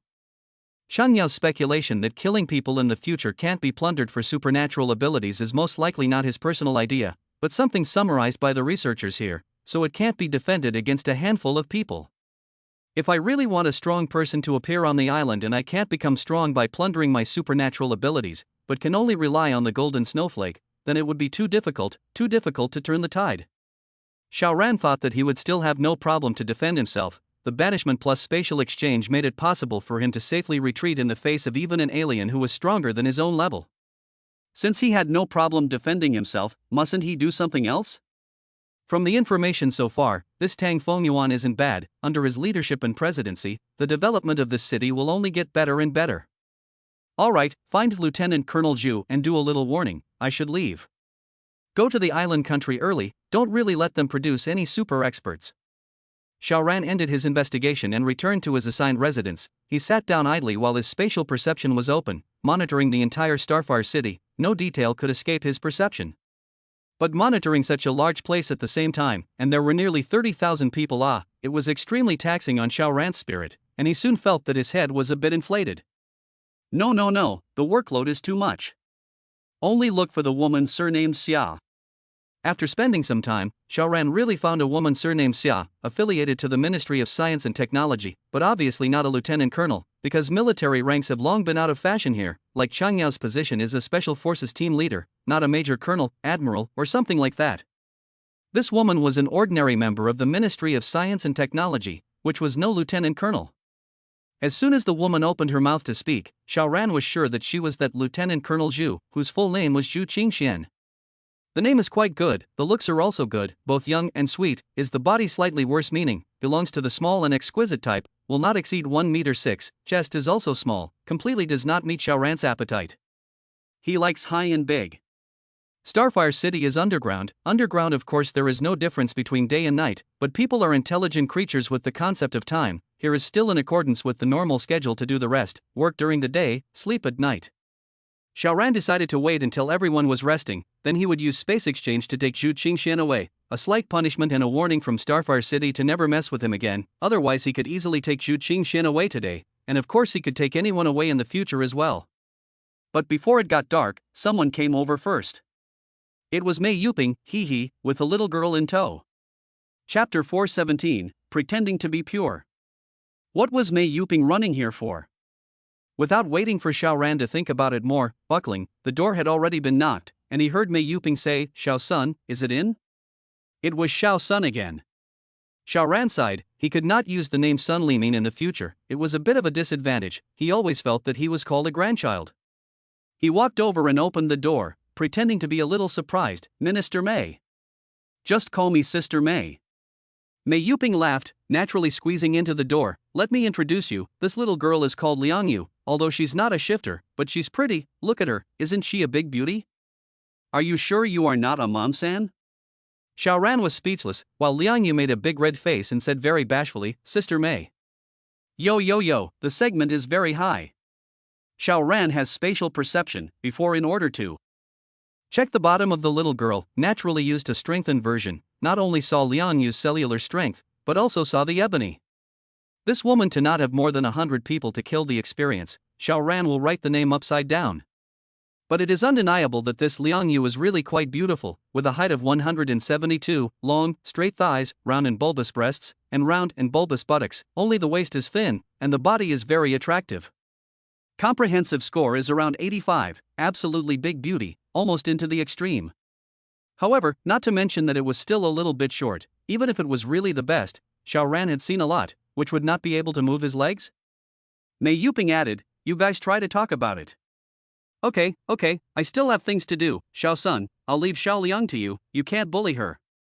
After she said that, she did not give Xiao Ran the chance to return the goods and ran out the door. Xiao Ran was speechless. The Xiao Liang girl has already been killed by 100 people. The bird she has eaten may be more than the ones I have seen, who is bullying Hua. Sister Mei, don't go wow. However, Liang Yu did go to pull Mei Yuping with a red face, but was pushed back by Mei Yuping. You guys chat. Mei Yuping had an anti-smile on her face. This woman used to run a marriage agency, right? While Mei Yuping left, Liang Yu was at a loss for words for a while, and only after a while did she say, "Brother Sun, I haven't had a boyfriend, so I don't know what to do. Brother Sun, I'll listen to you on everything." Gao. Xiao Ran couldn't help but praise in his heart. This woman first said that she hadn't been in a relationship, indicating that she was too pure to be pure. Just ask which man would not like it? Even if you don't have a virginity complex, it's a plus if you keep your body like a jade and keep yourself clean, right? The next sentence, "all listen to you," is even more people unlimited imagination. A pure beauty said this sentence to you, just ask you to move, not heart? Xiao Ran smiled, "Since you like to pretend, like acting, okay, I will tease you." He said with a straight face, "You want to fall in love with me?" Liang Yu had a shy face, but still nodded. Indeed. She had heard Mei Yuping say that Xiao Ran's test evaluation was an S rank, comparable to Cheng Yao's, and now it was the world of the exalted. Although Starfire City was still a higher level of the legal system at the moment, she believed that this couldn't last for too long, and in the end, it would definitely be the exalted who would be the king. If she could hold on to Xiao Ran's thighs now, then when the day came when the alien was king, she would naturally be rich. Therefore, Mei Yuping had specially picked her to stage a beauty trick in order to poach a corner, and she had only been slightly reserved for a moment before shyly nodding her head. In fact, even if Mei Yuping had not picked her, she would have found a way to pounce on her herself. Xiao Ran nodded. The first step to falling in love is to be honest and open. Take off your clothes. Liang Yu couldn't wait to establish a relationship with Xiao Ran on the same day, and after securing the position of Mrs. Sun, of course she didn't mind going to bed with Xiao Ran, and she had already thought of an excuse. She didn't have any redness because she usually likes to exercise. But how can someone come up and ask someone to take off his clothes? To be able to say such words, what kind of good thing could this man be? And to expect him to take responsibility after playing? Absolutely plucked and ruthless. Liang Yu squeezed out a very forced smile and said, "Big brother Sun, you can really joke." He, I'm not joking. Xiao Ran laughed. Hurry up, I haven't played with such a beautiful chick yet. This is not a psychopath, I'm afraid. Liang Yu shivered in fear and hurriedly said, "Brother Sun, I suddenly thought that there are still some things, I'll leave first." Didn't Sister Mei just bring you here? What can there be? Xiao Ran said, and pretended to reach out to pull her. Liang Yu was scared to death and hurriedly grabbed the door and fled. She was not afraid of having a relationship with Xiao Ran, but she was afraid of being played for nothing. Before the natural disaster, she was charging $10,000 a time. Refusing to be whored out for nothing. After Liang Yu ran away, Xiao Ran could not help but laugh out loud. This woman should be moving to Mei Yuping, right? It didn't matter, he wouldn't be able to stay here for a few days anyway, and Mei Yuping wasn't his superior and couldn't control him. Xiao Ran stretched and lay down on the bed. The conditions here were not very good. Like the bed was the most common folding type. The benefit was that it was easy to transport and carry, but when it came to comfort, it was no good.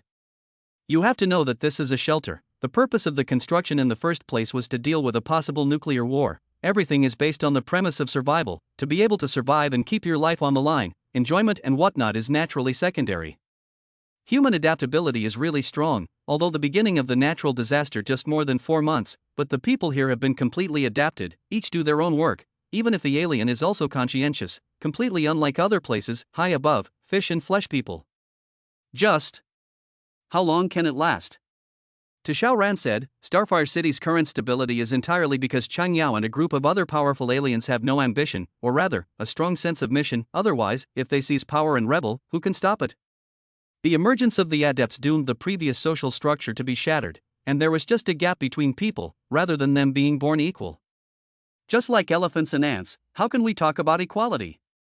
Thinking too much thinking, Xiao Ran laughed. He was not interested in enslaving others at all, he only wanted to guard his own acre of land, every day embracing a beautiful woman to live a free day. Above the dungeon, the sun gradually set, and a fog appeared like a fan, quickly enveloping the earth. Xiao Ran did not act immediately, but waiting until it was almost 2 in the morning before he utilized space exchange and swooshed, arriving above the snowy plains. He then locked onto Zhu Qingxian and threw out a playing card, and shush, in the next instant, there was an indecently sleeping woman in front of him. It was none other than Zhu Qingxian. One should know that it was extremely warm in the underground city, but outside, it was about 70 degrees below zero, and the extremely low temperature immediately caused Zhu Qingxian to shiver and wake up. She was startled. Sleeping properly, how did I suddenly end up on a snowy plain? When did I get sleepwalking? Chapter 418, Giant Beast. Finally we meet, Lieutenant Colonel Zhu. A laughing and teasing voice rang out, causing Zhu Qingxian to be startled.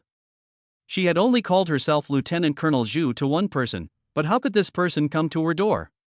How could he even take himself away from the city? Were the army and police in the city just for show? Xiao Ran?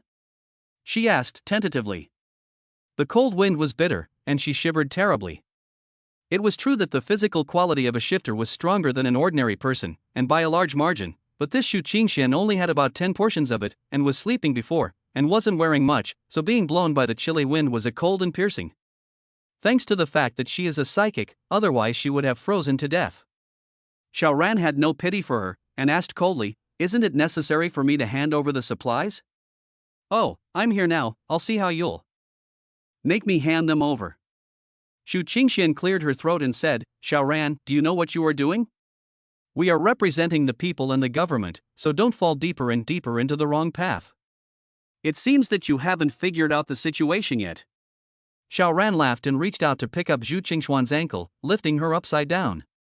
"Ah!" Zhu Qingxian let out a shocked cry. Not only did her head full of black hair hang down, but her face was also covered by her nightgown. She was scared to death. Because she was not in the habit of wearing underwear and panties, she felt that it was too constricting and stuffy, and really only had a nightgown, and now that she was being lifted upside down like this, naturally everything was visible to Xiao Ran. She is at least a beautiful woman, and then Xiao Ran saw the body. This guy will not be colorful and will do himself? Xiao Ran was unmoved. Zhu Qingxian was at most 70 points, and her breasts were so small, he had absolutely no interest. "I ask, you answer. If you make me dissatisfied, I will throw you back to the city like this, understand?" Xiao Ran said. Zhu Qingxian was furious with shame, but she didn't dare to put in a harsh word, so she could only use her hands to try to cover it up as much as possible, and said in a trembling voice, got it. She was about to cry out.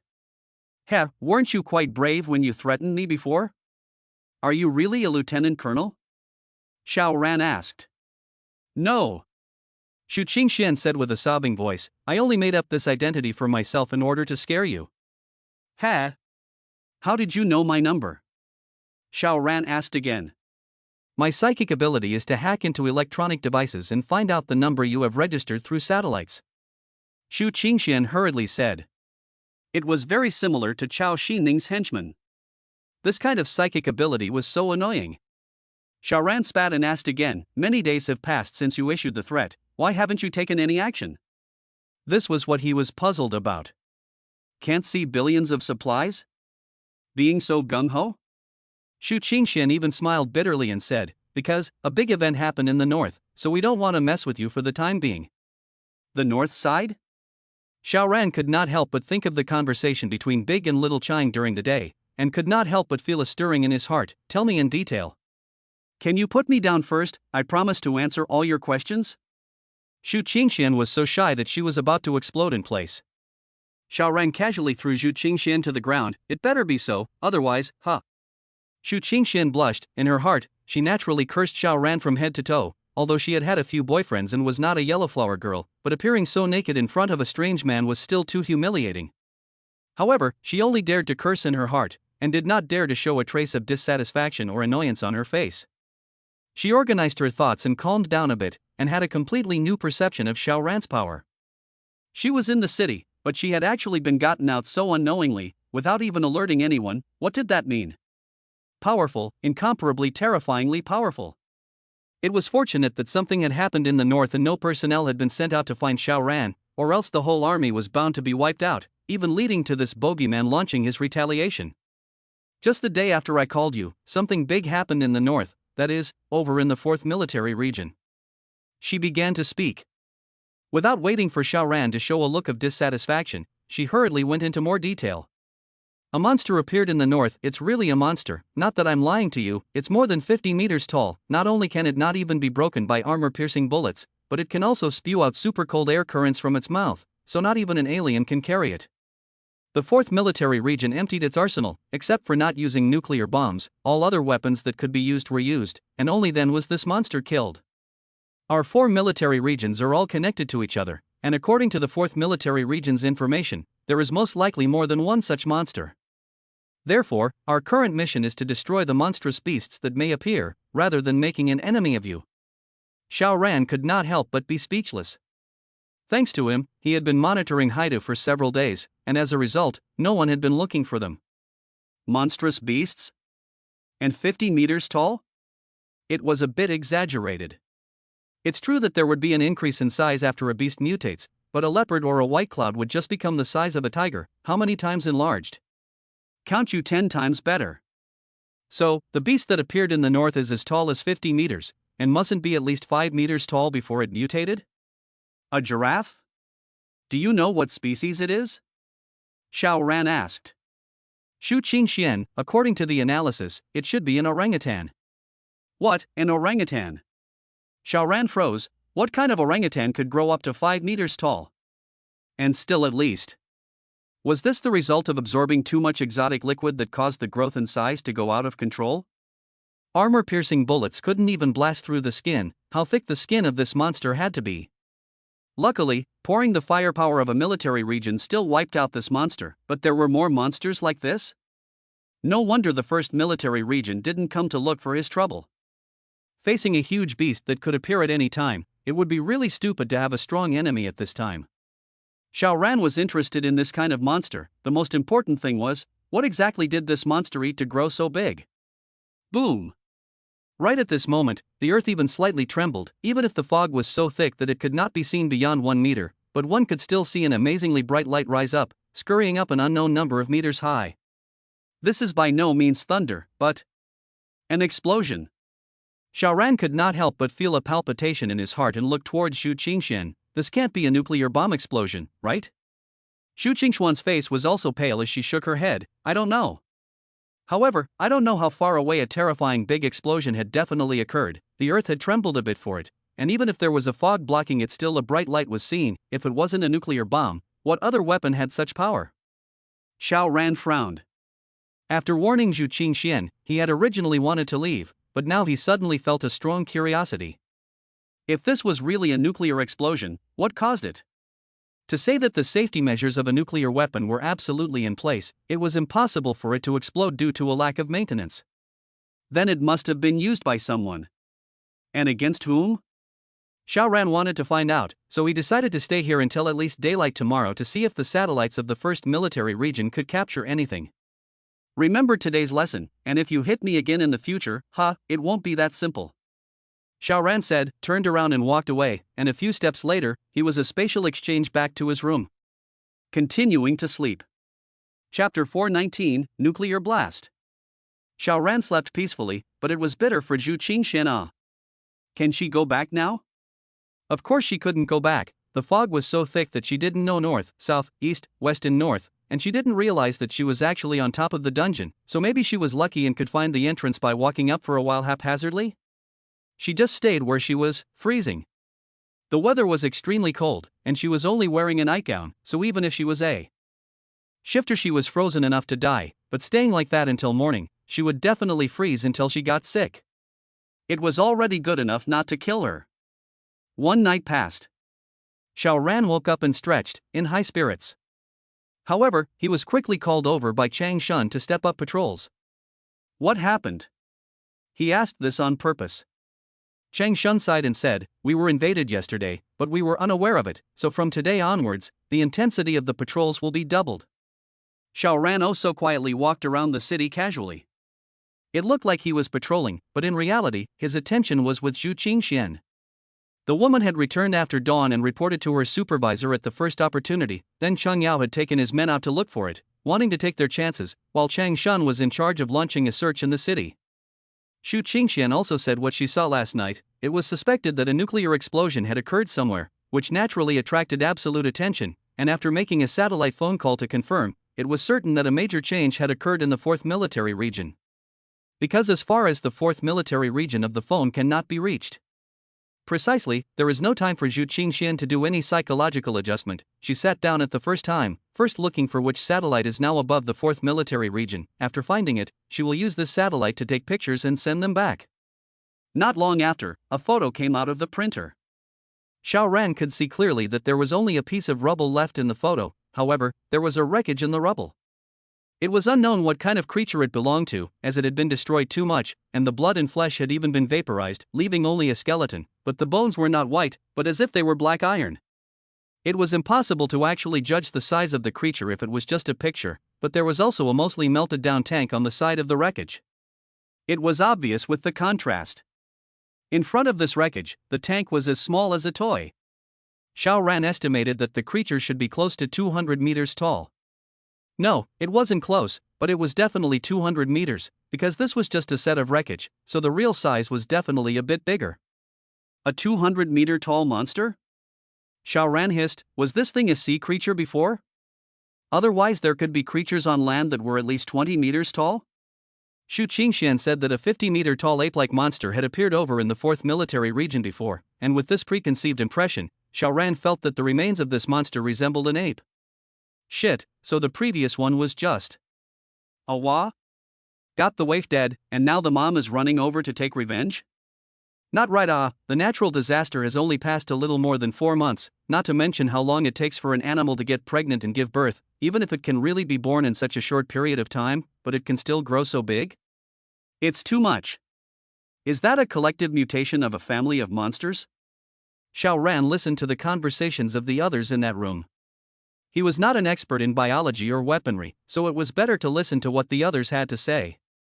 Sure enough, the crowd was as shocked as he was, and it was only after a while that the head of this department picked up his cell phone and dialed a voice call with some unknown software, and after it was connected, he immediately said, Secretary Tang, I have a major discovery here, I have to report it to you right away. Oh, you come here in person? Good, I'll wait for you. After another moment, Tang Fengyuan appeared.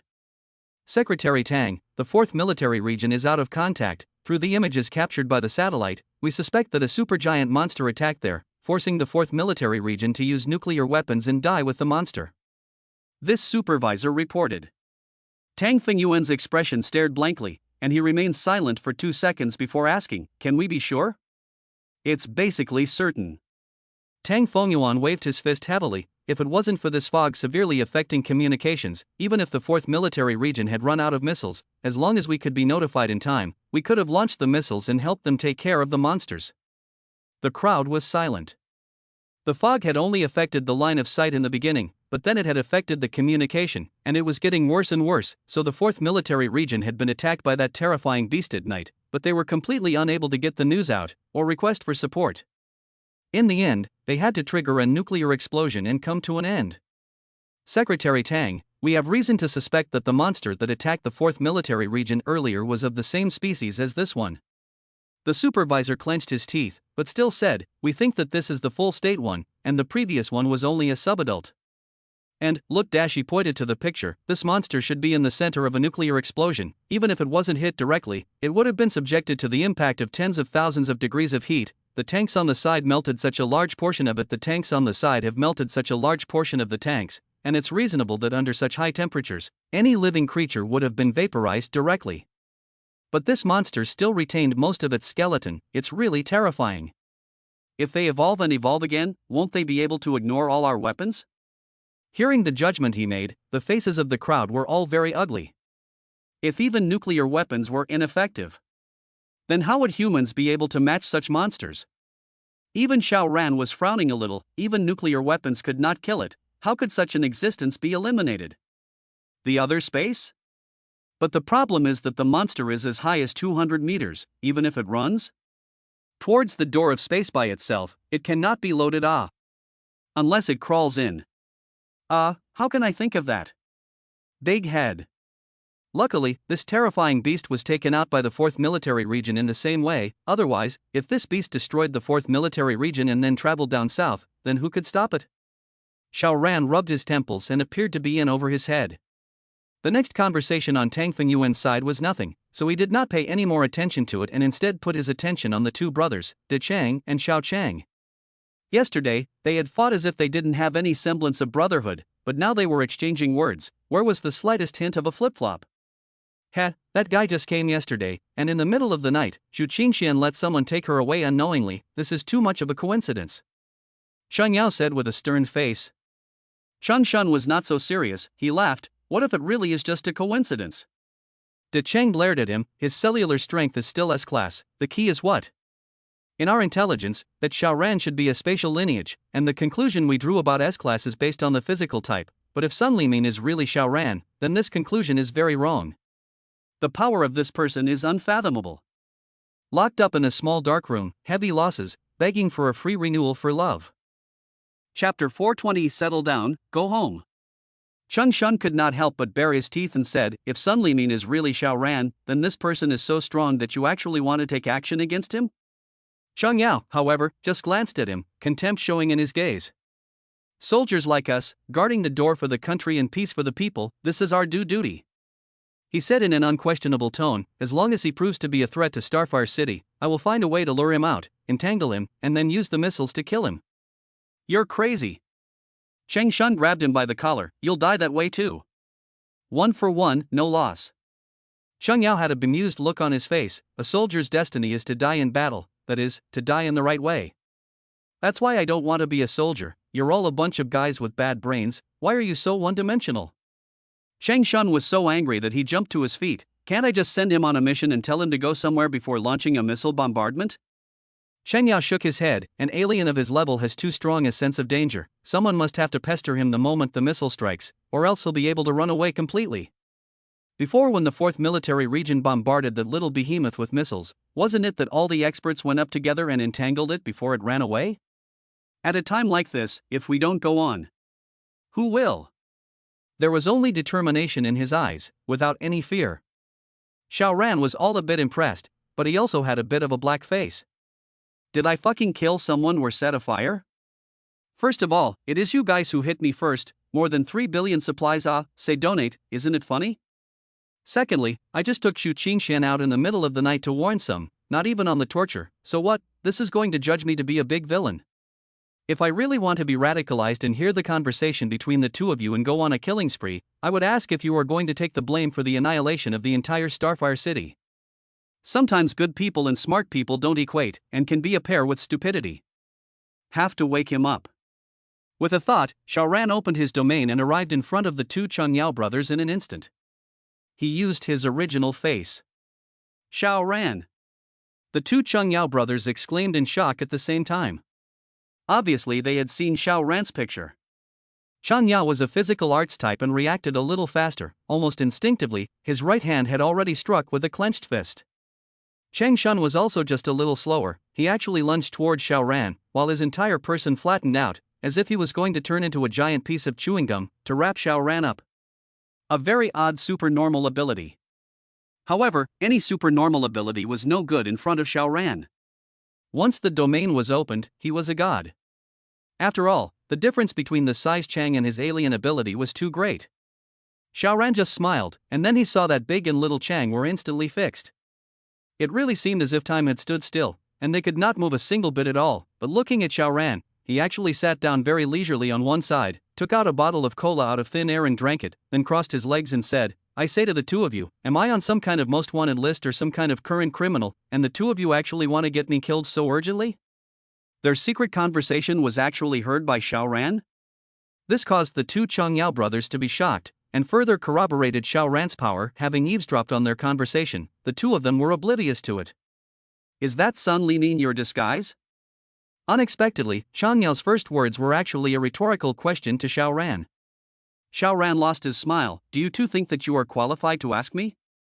Forget it, knowing that you guys have a backbone, I'm too lazy to talk nonsense. I have no conflict with you guys. As long as you don't come to mess with me, I'm too lazy to find trouble with you guys. After all, we're the same countrymen.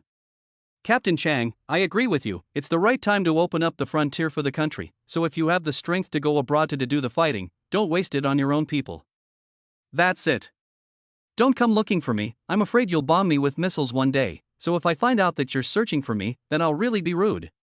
Also, I'm interested in that giant beast. You guys find out where they came from as soon as possible. I'll be back in a while. Hopefully you've already got the results.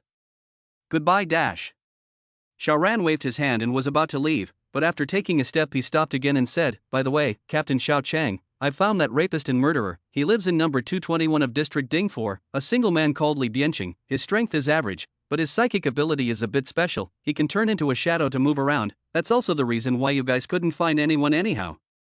I can also be considered to have made a merit." He. In the next moment, he disappeared. Boom!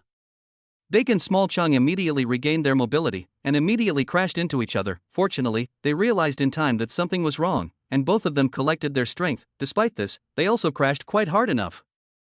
The two of them, however, did not care about the pain, and glanced at each other. Both could see the strong scorn in each other's eyes. They were actually so unbeatable in front of Xiao Ran? No, they did not even manage to make a move. Xiang Yao's face was even a little darker because he had even said that he wanted to drag Xiao Ran down and die together, but Xiao Ran didn't even bother to say any big words, and told him that it was only possible for him to die after using only one move. Chang Shun was pretty much the same.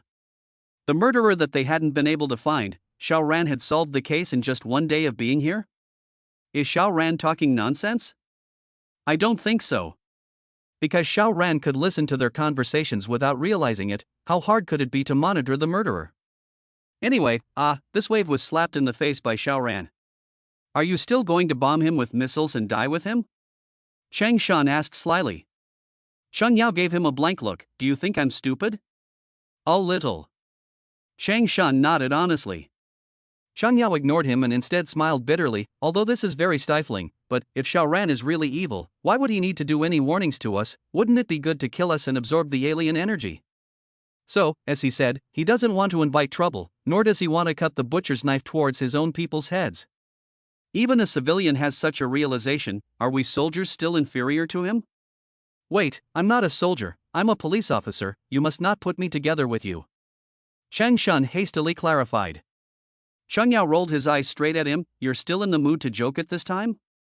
Now, focus on the possible behemoths. He said solemnly, Xiao Ran is a human being, and he's still reasonable, but that behemoth won't be. Chang Shun also became solemn. On the snowy plain, Xiao Ran smiled faintly before he truly left.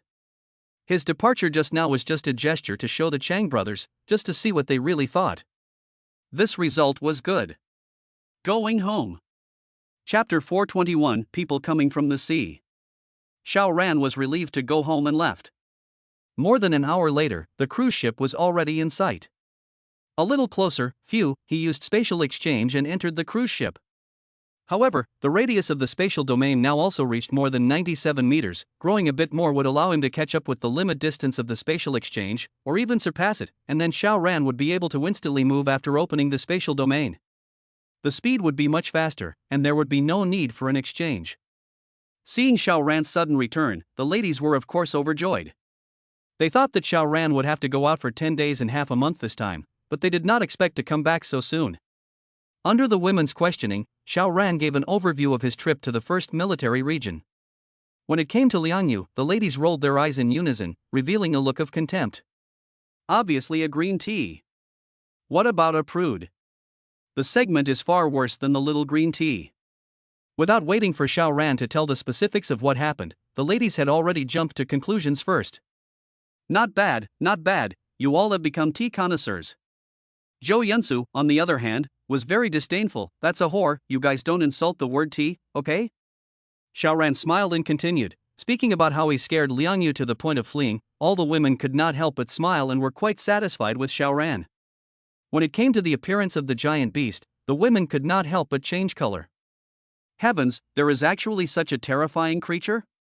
Orangutans are only that big, how could they turn into a 200-meter tall giant beast? It can't be King Kong, right? King Kong can't even defend itself against bullets, how could it possibly need to fight off missiles to kill it? The ladies discussed. Xiao Ran did think that perhaps the evolutionary trait of a beast was the sheer size of the individual, so as long as there was enough alien energy to absorb, that beast could keep getting bigger and bigger until a limit was reached. There must be a limit, or else one day it would be so big that it would be comparable to the Earth then. This picture would be too beautiful. I'll go back to the first military region in a few days to see if they have made any new discoveries. Xiao Ran made plans. The night passed and the end times entered the 126th day. Early in the morning, Xiao Ran was awakened by the growls of the two dogs. Spatial perception opened up and he revealed a look of surprise. There was a group of people approaching over. Strangely enough, they were not coming from the shore, but from the opposite direction. The direction of the ocean. Strange. Xiao Ran took a closer look and saw that there were a total of 101 people in the group, both male and female, but with a huge difference in proportion, there were only 11 females. Regardless of male or female, all of them are all psychics. The strongest has almost 7,000 copies of alien energy level, and the weakest, well, also has 200 copies. This is an extremely powerful team. And they are all little devils. Right, although most of them were dressed in ordinary costumes, and when thrown into the crowd one simply couldn't see any difference from the nationals. However, 7 of them were wearing Japanese-style clothing, and 2 women were even wearing kimonos, and the thing on their backs that looked like a camel's hump was too eye-catching. It's the little devils again. Shit, how come the ghosts are still around? But how come they're coming from the direction of the sea? Could it be? Xiao Ran was shocked, they couldn't have come from the small days of the mainland. So arrogant, I haven't even gone to Matahari, but you guys actually came here first? However, thanks to them coming a few days late, otherwise they would have met up with Ondashiri, then how powerful would this force be?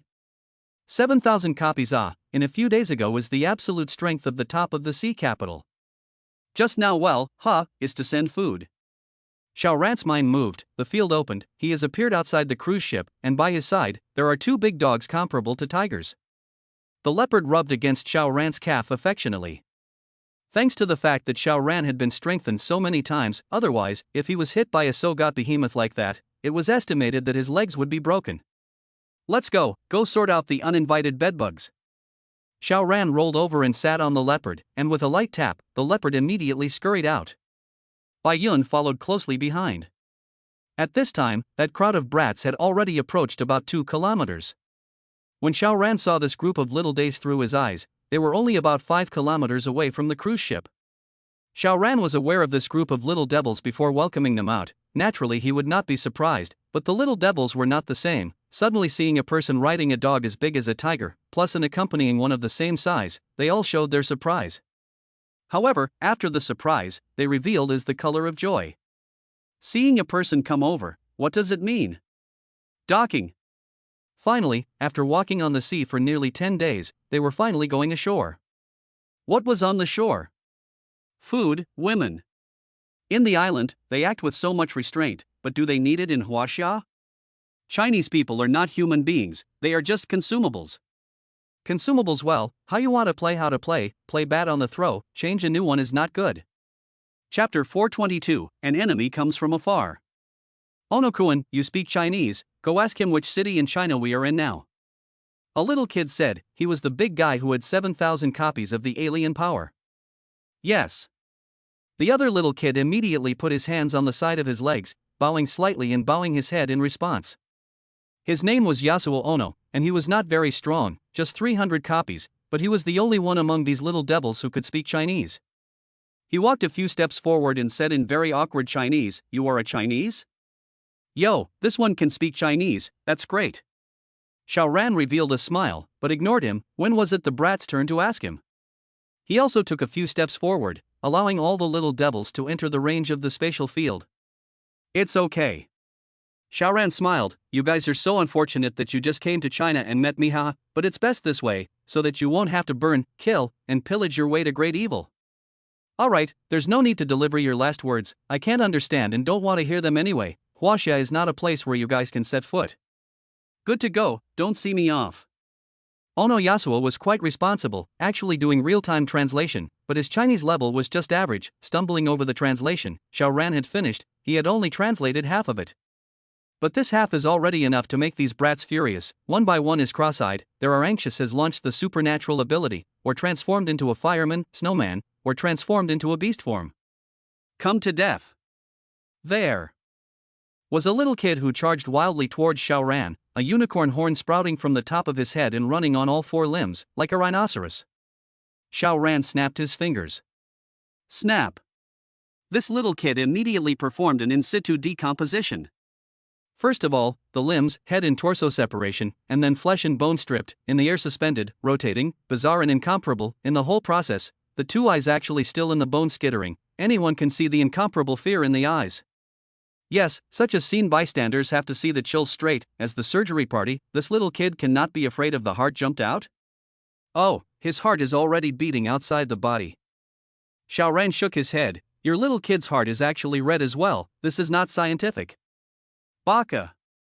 Amidst the countless roars of anger, a stream of attacks also came. Did Xiao Ran need to go and neutralize them one by one?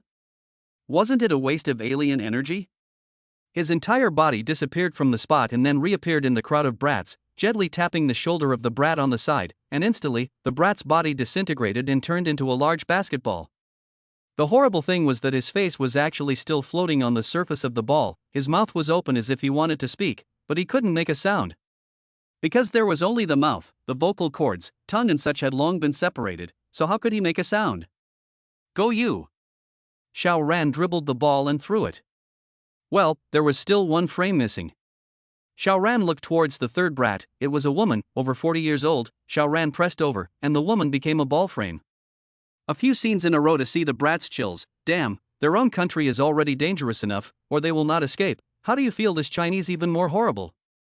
Just arrived in China has encountered such a person, that the whole of China and how many like this perversion of the strong? Thinking of this, they couldn't help but be horrified to the extreme. Shouldn't have come ah. But not all the little devils were abashed. That 7,000 portions of the big man roared, the whole person transformed into blazing magma, turning all the surroundings into a sea of fire. In this way, do you still dare to press your hand up?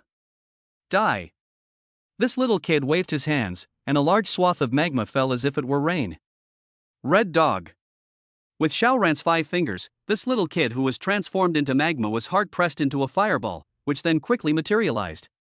Before this, it was difficult for Xiao Ran to deal with elementalized aberrations because the speed of materialization was slow, but now, he was at the level of nearly 50,000 copies, and this little brat was only 7,000 copies. It was not even in the same magnitude, so how could it be difficult? A matter of a thought, this little kid materialized, and then there was no more. What's the fun in talking to a little kid? A dead brat was a good brat, this was the principle Xiao Ran had determined. He grinned and looked towards the other little devils. Now, these little devils didn't even need to be told by anyone and turned around in unison to run. Devil! This Chinese man was the devil, simply unbeatable. No matter what, when a great disaster strikes, couples have to fly separately. However, as soon as these little devils ran, they were horrified to realize that they were actually standing still. How is it possible? No, it must be this Chinese who messed up.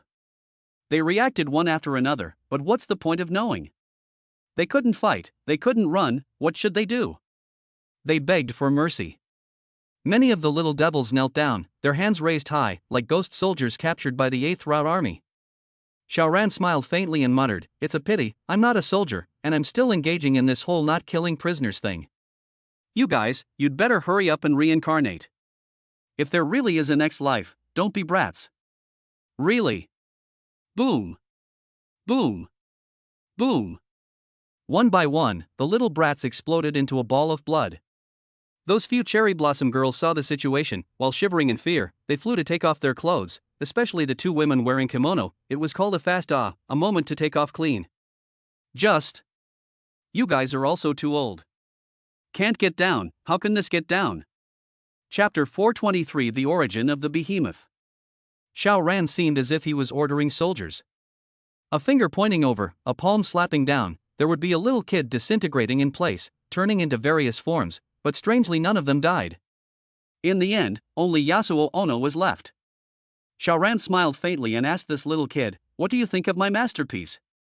Yasuo Ono's teeth were fighting. Where could he say anything? Devil, this Chinese man was the devil. Ask you some questions, can you answer them properly? Xiao Ran had a gentle smile on his face. But such a smile was a devil's hideous sneer in Yasuo Ono's eyes, and he nodded his head in a hurry. Yes, no problem. He didn't want to turn into his companion that way. You guys came from the island? Xiao Ran asked. Yes. When did you come out? 10 days ago. It took so long? There's no way to pinpoint the location at sea, we went off course several times. Xiao Ran nodded, he definitely couldn't run at night, he could only rest, he had to use the sun to locate during the day, but the sun wasn't there every day, what to do when it was cloudy? What are you guys doing running over here for a good reason? Xiao Ran continued to ask, and also patted Yasuo Ono's shoulder, don't ever lie to me oh. Yasuo Ono was so scared that he almost fell on his butt and sat on the ground, thinking that he too had finally been laid hands on, but when he found out that he was in good hands, he couldn't help but breathe a sigh of relief, and hurriedly said, we were attacked by a group of monsters, and had to leave our homes. Ha? Xiao Ran's heart stirred, what kind of monsters? Yasuo Ono even spoke and gestured up, immediately making Xiao Ran realize. Sure enough. The giant beasts that attacked the 4th military region, the 2 giant beasts, were clearly the culprits that had wreaked havoc on the island and forced Yasuo Ono and his men to run away. Moreover, there were a total of as many as 4 such giant beasts. Fortunately, there was only one oversized beast that was 200 meters tall, and the other 3 were all 50-meter tall small beasts. We are divided into 2 teams, one going south and one going north, both destined for China. Yasuo Ono said, then revealed a bitter smile. This team of theirs was really unlucky, although they were free from the threat of the behemoth, they ended up running headlong into the hands of this Chinese devil. It was too unlucky. Xiao Ran, on the other hand, pondered. After half a day, the behemoth actually ran over from the island. Is it eating nuclear wastewater, otherwise how could its size be so exaggerated? Yasuo Ono, they ran, but did not realize that there were actually 2 monsters followed, and also arrived in China before them, causing great destruction, forcing the 4th military region to use nuclear bombs and die with them. Now Xiao Ran really regretted that the 2 monsters were already dead, or let them meet with Yasuo Ono and the others, I believe that. They can definitely give the little devils a surprise. Forget it, it is better for the devils to die early. Xiao Ran originally wanted to ask the whereabouts of the 2 other behemoths, but Yasuo Ono was afraid of the behemoths before they fled, and naturally thought that all 4 of the behemoths were still on the island, and even 2 of them had come to China without realizing it, so how could they know where the other 2 had gone? There is also a group of people, how many, how strong? Xiao Ran asked again. Ono Yasuo hastened to answer, but he is not considered a high level in the brats, in fact, is not particularly clear, only know that the other group is also more than 100, the leader and their leader Mamura Shoshu strength comparable. Well, that is also like 7,000 copies. Just. You guys, this strength is a bit exaggerated Xiao Ran asked again, letting Yasuo Ono deliver everything from the beginning of the natural disaster. But what Yasuo Ono said made Xiao Ran slightly surprised. It turned out that although Yasuo Ono had also killed altered beings, there were only a mere 3 of them, and the fact that his strength could be so strong was entirely due to the large amount of golden snowflakes he had obtained on his way to China. It wasn't just him, but the other brats as well, boosting their strength by about 5 times in general. Just 10 days and a 5-fold boost? Holy shit! Xiao Ran was speechless, he already knew that the chances of obtaining golden snowflakes on the sea were going to be greater, but he never thought that it would be so great that it would be so exaggerated. If these brats were to get lost in the sea for a few more days, when they came back to Huaxia, wouldn't each of them turn into 100,000 copies of the Big Brother? Then, the strength of the other team of little devils would not be easy to estimate. It is possible that it is about the same as this one, or not as good as it is, but it is also possible that it could surpass it. How come these devils are so much of a troublemaker? Why don't they just stay on the island and wait for me to clean you up? You have to come here to add to the chaos. Xiao Ran continued to ask, make the best use of it. Yasuo Ono said, in fact, we were only moving around Sakagi, before we could go to Hotokai and Hakasando, those 4 giant beasts appeared, forcing us to flee. Xiao Ran was a little surprised, he had thought that these 2 teams of brats were already the elite forces of the island, but he did not expect that they were just from a city. Indeed, Saka City had a large population, however, it was not so strong. Golden snowflake, this is really a big change. Xiao Ran asked, and after making sure that there was nothing to ask, he wiped out all of the little devils. He reached out and a blood ball floated over. This was the strongest of the brats with 7,000 copies of alien energy. He gently clicked it and a warm current hit him. Cool. Xiao Ran was about to call out all of Su Qingmei's girls. This time the harvest was huge, so he let everyone improve a little, but before his mouth opened, he could not help but stare. Not right.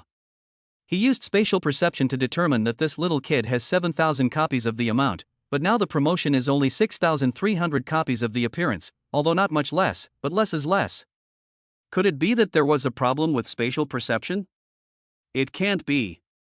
Now the range of spatial perception was not expanding any further, but it was developing in the direction of subtlety, so his determination of the level of this kind of ability would only be more precise than before, not regressing. How come there were 700 copies missing? Eaten by the dog? Xiao Ran looked at the leopard, who looked back at him with innocent eyes. Shouldn't be a leopard, it didn't touch the little kid the entire time. Could it be? Xiao Ran could not help but think that when he was in Starfire City, Chang Yao had made the judgment of which day he could not absorb the alien energy by killing an alien, and this situation was really going to occur, only was it not completely gone all at once, but was constantly discounted? Hit 0 in the end? Try again. Xiao Ran clicked on the corpse of another brat, warmth surging through him as he savored it. This little kid's alien energy level should be around 500 copies, up and down no more than 10 copies, and the amount Xiao Ran absorbed was 450 copies. It was really a discount of 10%. Xiao Ran frowned. Was this good news or bad news? Chapter 424, Big Changes. If exalts could no longer obtain exalted energy by killing each other, then this would undoubtedly promote friendly relations between exalts.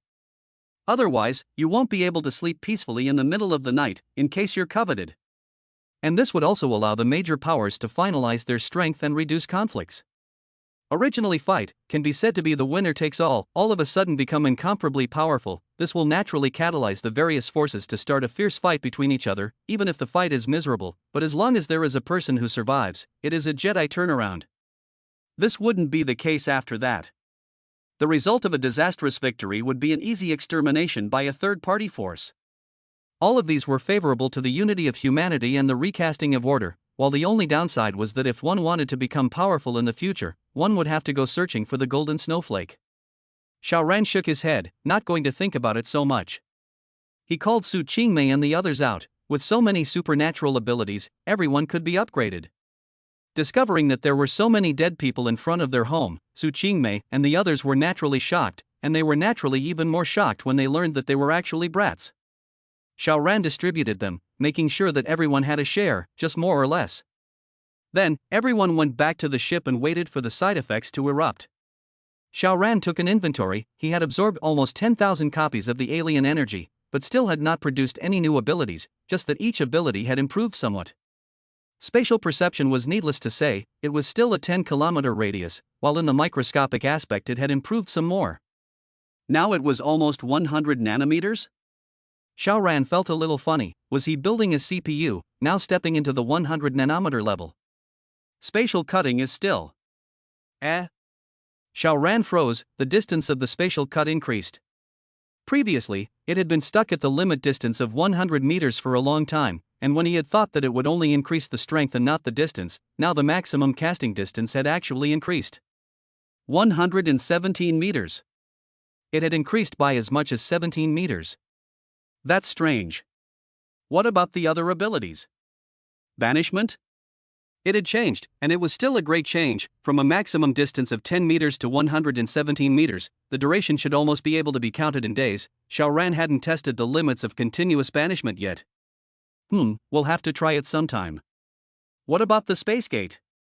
Xiao Ran's mind moved and the door of space was released. The limit size and casting distance of this door changed. The limit size became 117 by 117 meters, and the maximum casting distance was even soaring, but it was also 117 meters. Damn, what kind of strange number was this? Good thing, the space gate naturally opened as far as possible, undoubtedly increasing Xiao Ran's attack distance. Space compression?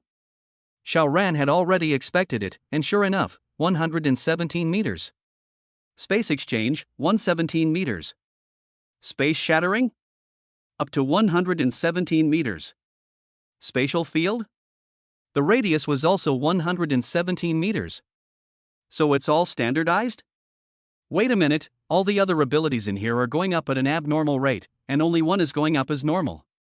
The spatial field.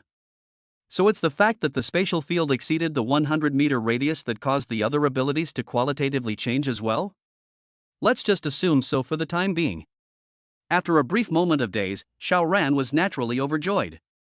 The abilities that had been dormant for a long time actually appeared to be upgraded at the same time, which was a great thing. After resolving the side effects, Xiao Ran began to think about the main event. There was another team of brats coming to China. Of course, they might have met a sea beast halfway and lost their entire army, or maybe they ran and seriously deviated to go to the peninsula, but they might also have successfully landed in Huaxia. How strong are they? There used to be a fourth military region in the north, but now they've already used nukes to die with the behemoths. So if a small kid's alien team had landed, could the north side hold them back? As long as this brat team reaches the level of Yasuo Ono and the others, it will be very scary, and there will be almost no one in Huaxia to beat them. Looking at Starfire City, the strongest Chengyao is only at the level of 1,000 copies, because they are soldiers. Their duty is to guard the security of Starfire City, not to go out and strike around to get psychic powers. Instead, the forces in the major cities rolled very hard. You killed me, I killed you, and quite a few strong people appeared. There's something to do again. Xiao Ran's eyes burned. Find this brat team and finish them off. He opened his spatial domain and an instantaneous movement had appeared outside, and his clothes were automatically put on, which satisfied him to no end. In the future, when you say whoever's pants fall down on the ground, isn't this a great move? Laozi can also say what he wants. Wonderful. He headed towards Starfire City. An hour or so later, he arrived at the place. Only left yesterday, didn't expect to be here again so soon. Missed you guys. Xiao Ran smiled and directly opened his spatial domain before appearing in the Science and Technology department in an instant. It was the department where Zhu Qingxian was. Seeing Xiao Ran's sudden appearance, everyone here froze, and only Zhu Qingxian was so scared that she sat on her butt on the floor, her face full of fear. It was only after 3 seconds that someone picked up their cell phone and opened a software trembling. Captain Chang, come here quickly, something's wrong. Xiao Ran smiled. I'll help you invite someone over. By the way, was it Big Chang or Little Chang that you called? Forget it, it doesn't matter, I'll invite both over. Coincidentally, both Big and Little Chang were within 117 meters. In the very next instant, the two brothers, Cheng Yao and Cheng Shun, appeared abruptly in the room, one still maintaining the action of pulling up his pants, while the other was smoking with a cigarette in his mouth. Xiao Ran. Cheng Shun let out a roar like thunder. Because he had just finished using the toilet, but his pants hadn't even been pulled up yet, and he was actually teleported, and in front of so many people, even a lot of them were women. Finished, he absolutely social death. Xiao Ran laughed. This urgent to find you, the people's needs is your mission, not to mention that you have pulled good, is to pull to half also have to go to the police. Cheng Shun was so angry that he rolled his eyes, but he didn't say anything else. What did he say? If you don't have the strength, you can't say anything else. Cheng Yao, on the other hand, was much calmer and actually finished his cigarette in a few puffs, saying, What are you doing here again? Oh, I have information about that giant beast. Xiao Ran smiled. Do you want to share it? Speak. Cheng Yao said bluntly, and really wasn't scared at all. A soldier could be killed, but could not be humiliated. He wasn't even afraid of death. Why should he stoop to Xiao Ran's level? Chapter 425, Shocking News. Xiao Ran naturally wouldn't be calculating with an iron lump. He was also not here to play around and waste time. These two behemoths are from the island nation. Xiao Ran first said the conclusion before saying it all. The crowd was taken aback when they learned that there were actually two more behemoths, but fortunately, these two behemoths were probably still in the island country at the moment, and even if they had left, they shouldn't all come to Huaxia in a single stream, right? It could totally go east, north, and south. Xiao Ran, on the other hand, said to Cheng Yao with a straight face, There is still a unit of ghosts running to China, but I don't know where they are currently, whether they have disembarked or not, and whether they have broken down in the sea. You guys have satellites, so help me look for them. Contact me when you find it. Phone numbers you guys have. It was the same number that had been dialed by Xu Qingshan earlier. He had retrieved his cell phone a long time ago. He just kept leaving it in the alien space so that he wouldn't have to worry about exposing his whereabouts. Without waiting for Chang Yao to say anything, Xiao Ran directly left in an instantaneous transfer, leaving a bunch of people with their jaws dropped. TSK, this move was so cool to use for pretending. Xiao Ran traveled all the way north along the coastline, looking for clues that the brats might have disembarked. But this one was difficult. The little brats, they were on foot, and now the snow was thick enough to become ice, making it extremely difficult to leave footprints, and from time to time there were snowflakes falling, so even if there were footprints they would be covered, ruining all the clues. What about this? The coastline is so long, and the brats will not be so coincidental that they just happen to be encountered by Xiao Ran right on the coastline. How low are the chances of this kind of thing happening twice in a row? Since Xiao Ran was not good at finding them alone, then mobilize everyone together. Starfire City could control the satellites and naturally monitor a huge area. If something big happened in any place, they would naturally know about it very quickly, and after feeding it back to Xiao Ran, he would be able to rush over there at the first time. Xiao Ran believed that Cheng Yao would not lose his temper or play games with himself when it came to issues of national righteousness. He traveled all the way north, but was not just looking for traces of where the brats might have appeared, but was still searching for energy sources. Under the heavy snow cover, there were actually still many stores and gas stations. Why would he waste it if he had come here? Besides, the chances of him running into the little devils while searching by himself like this were quite small. Because he wasn't even sure if the brats were really here. Just think of it as a stroll. Xiao Ran now wanted to collect supplies. Really too simple. Space field open, all the items all flying to the door of space. Unlike before, if the space exchange also have to come one by one, either their own into the store, reach out and touch it. He didn't feel that the stronger the ability the stronger the responsibility, but rather the stronger the ability the more enjoyable. One way forward all the way to collect. His speed is really not fast. After half a day of searching, he decided that he can't keep going so blindly. If he can't find any traces of the brats on the side of Starfire City, he'll just be a savage out there and keep looking? Even if he searched, it would have to be in a different and interesting way. First, go home. Xiao Ran looked at the energy that had skyrocketed a whole lot in the foreign space, and was still somewhat satisfied. At least this half a day had not run in vain. Well, the task of looking for the little brats will be given to Starfire City, and from tomorrow onwards, he set his sights on the sea, firstly, to look for golden snowflakes, but rather, to take his chances on whether or not he could come across a ship transporting oil, natural gas, etc., that was frozen in the sea. Receiving a ship like this, TSK, it would be a great deal of money. 2 hours later, Xiao Ran returned to the cruise ship. Although the ladies knew that he had gone out, they thought that he just couldn't be bothered to go on a wave for most of the day, and it was completely impossible for them to guess that he had gone to Starfire City again, and had come all the way to the Lu province, and had almost arrived at the Luqing city before returning home. After dinner, all the women were still doing their own activities, working out, playing ball, practicing yoga. Xiao Ran was planning to read a novel for a while, but he saw Yu Nuotong quietly cover up and come in, still somewhat hesitant. He couldn't help but lose his smile. Teacher Yu, are you planning to look for me for remedial lessons and open a small stove? Yu Nuotong smiled perfunctorily, very insincere. She walked over, wanting to speak. Sit, still polite with me? Xiao Ran laughed. Yu Nuotong rolled her eyes. You only have one chair here, all right. Xiao Ran pulled her and wrapped Ms. Yu into his arms, then laughed. Say it, what are you looking for me for? Yu Nuotong bit her lip, still hesitating.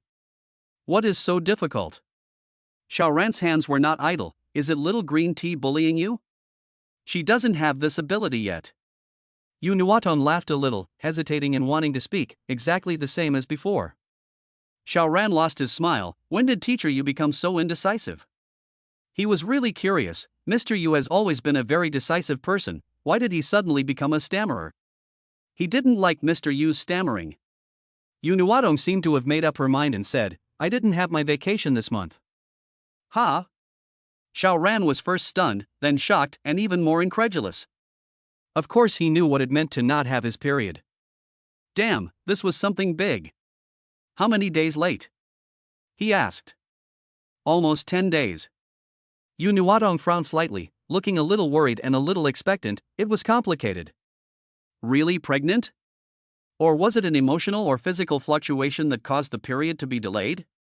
This was also normal. Sometimes eating things that were too cold could affect the timing of the period. Xiao Ran also frowned. Don't you guys always take pills? He was greedy and quick, he didn't use a raincoat if he was sure it was safe, and all the women took pills for contraception. Yu Nuatong nodded. I take it every time, but somehow it's like this.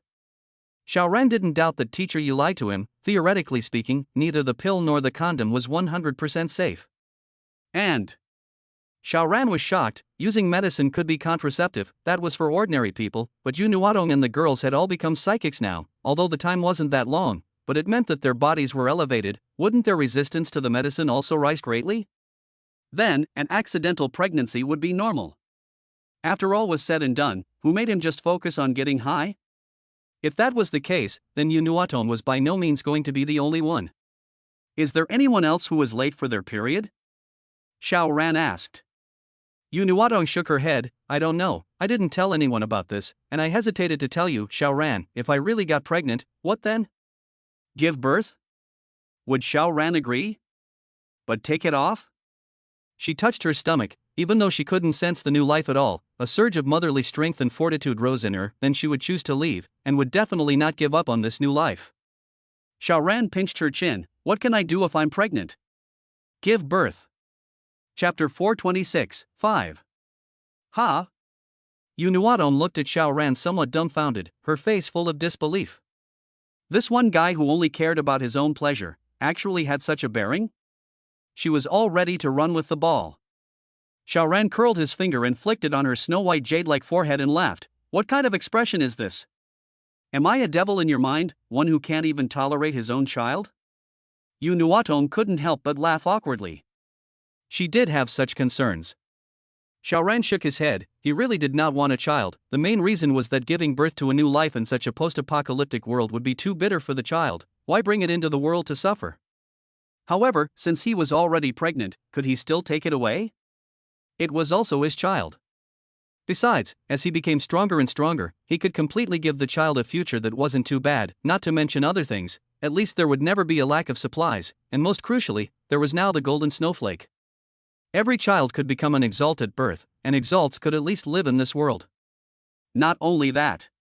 Starfire City is a microcosm of humanity, although the current conditions are still too difficult, but as long as the development continues, the future of Starfire City will certainly be able to set off a prairie fire, and the country such as the Dungeon Moor, the rejuvenation of mankind will still be far away?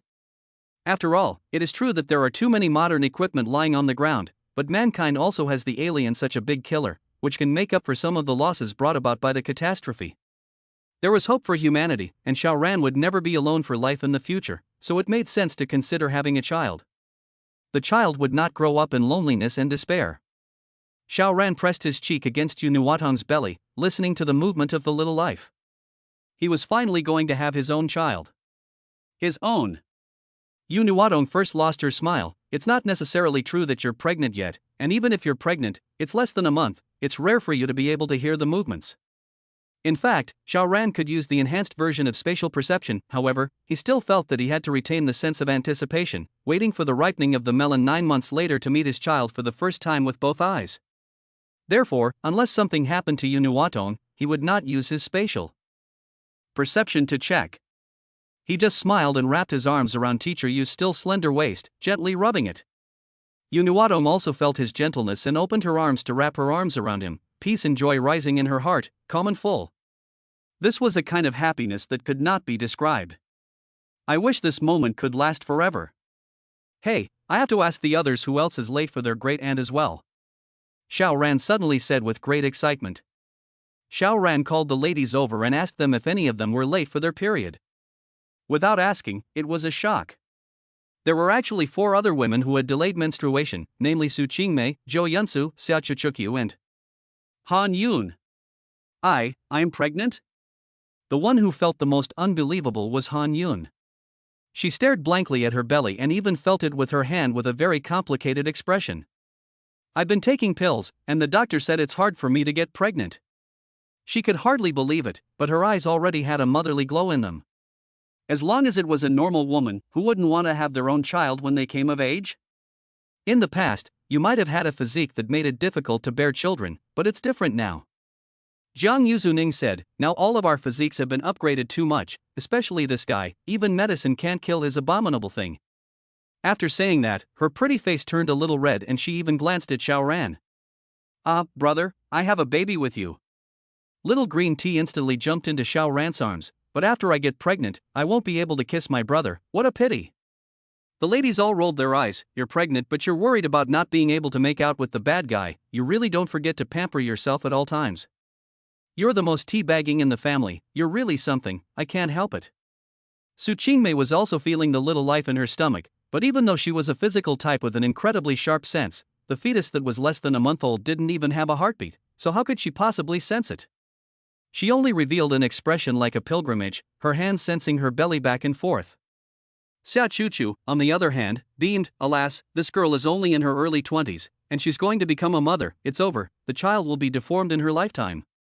She said so, but the expression on her face was clearly one of anticipation and happiness. The other women were a bit disappointed except for those who pursued Dink, who didn't want to have a child of their own. Seeing this, Xiao Ran laughed and said, "From today onwards, no one needs to take medicine. Give birth if you are pregnant, I can afford to raise it." At once, all the women cheered. Su Qingmei couldn't help but shake her head. She was a rare sober person on earth and naturally knew that Xiao Ran was trying to buy people's hearts anyway. There were already 5 pregnant, what's the difference in having more? And the birth control pills weren't insured anymore, and there could be more leaks in the future. But when Xiao Ran said this, look at how happy each of the women were. This guy.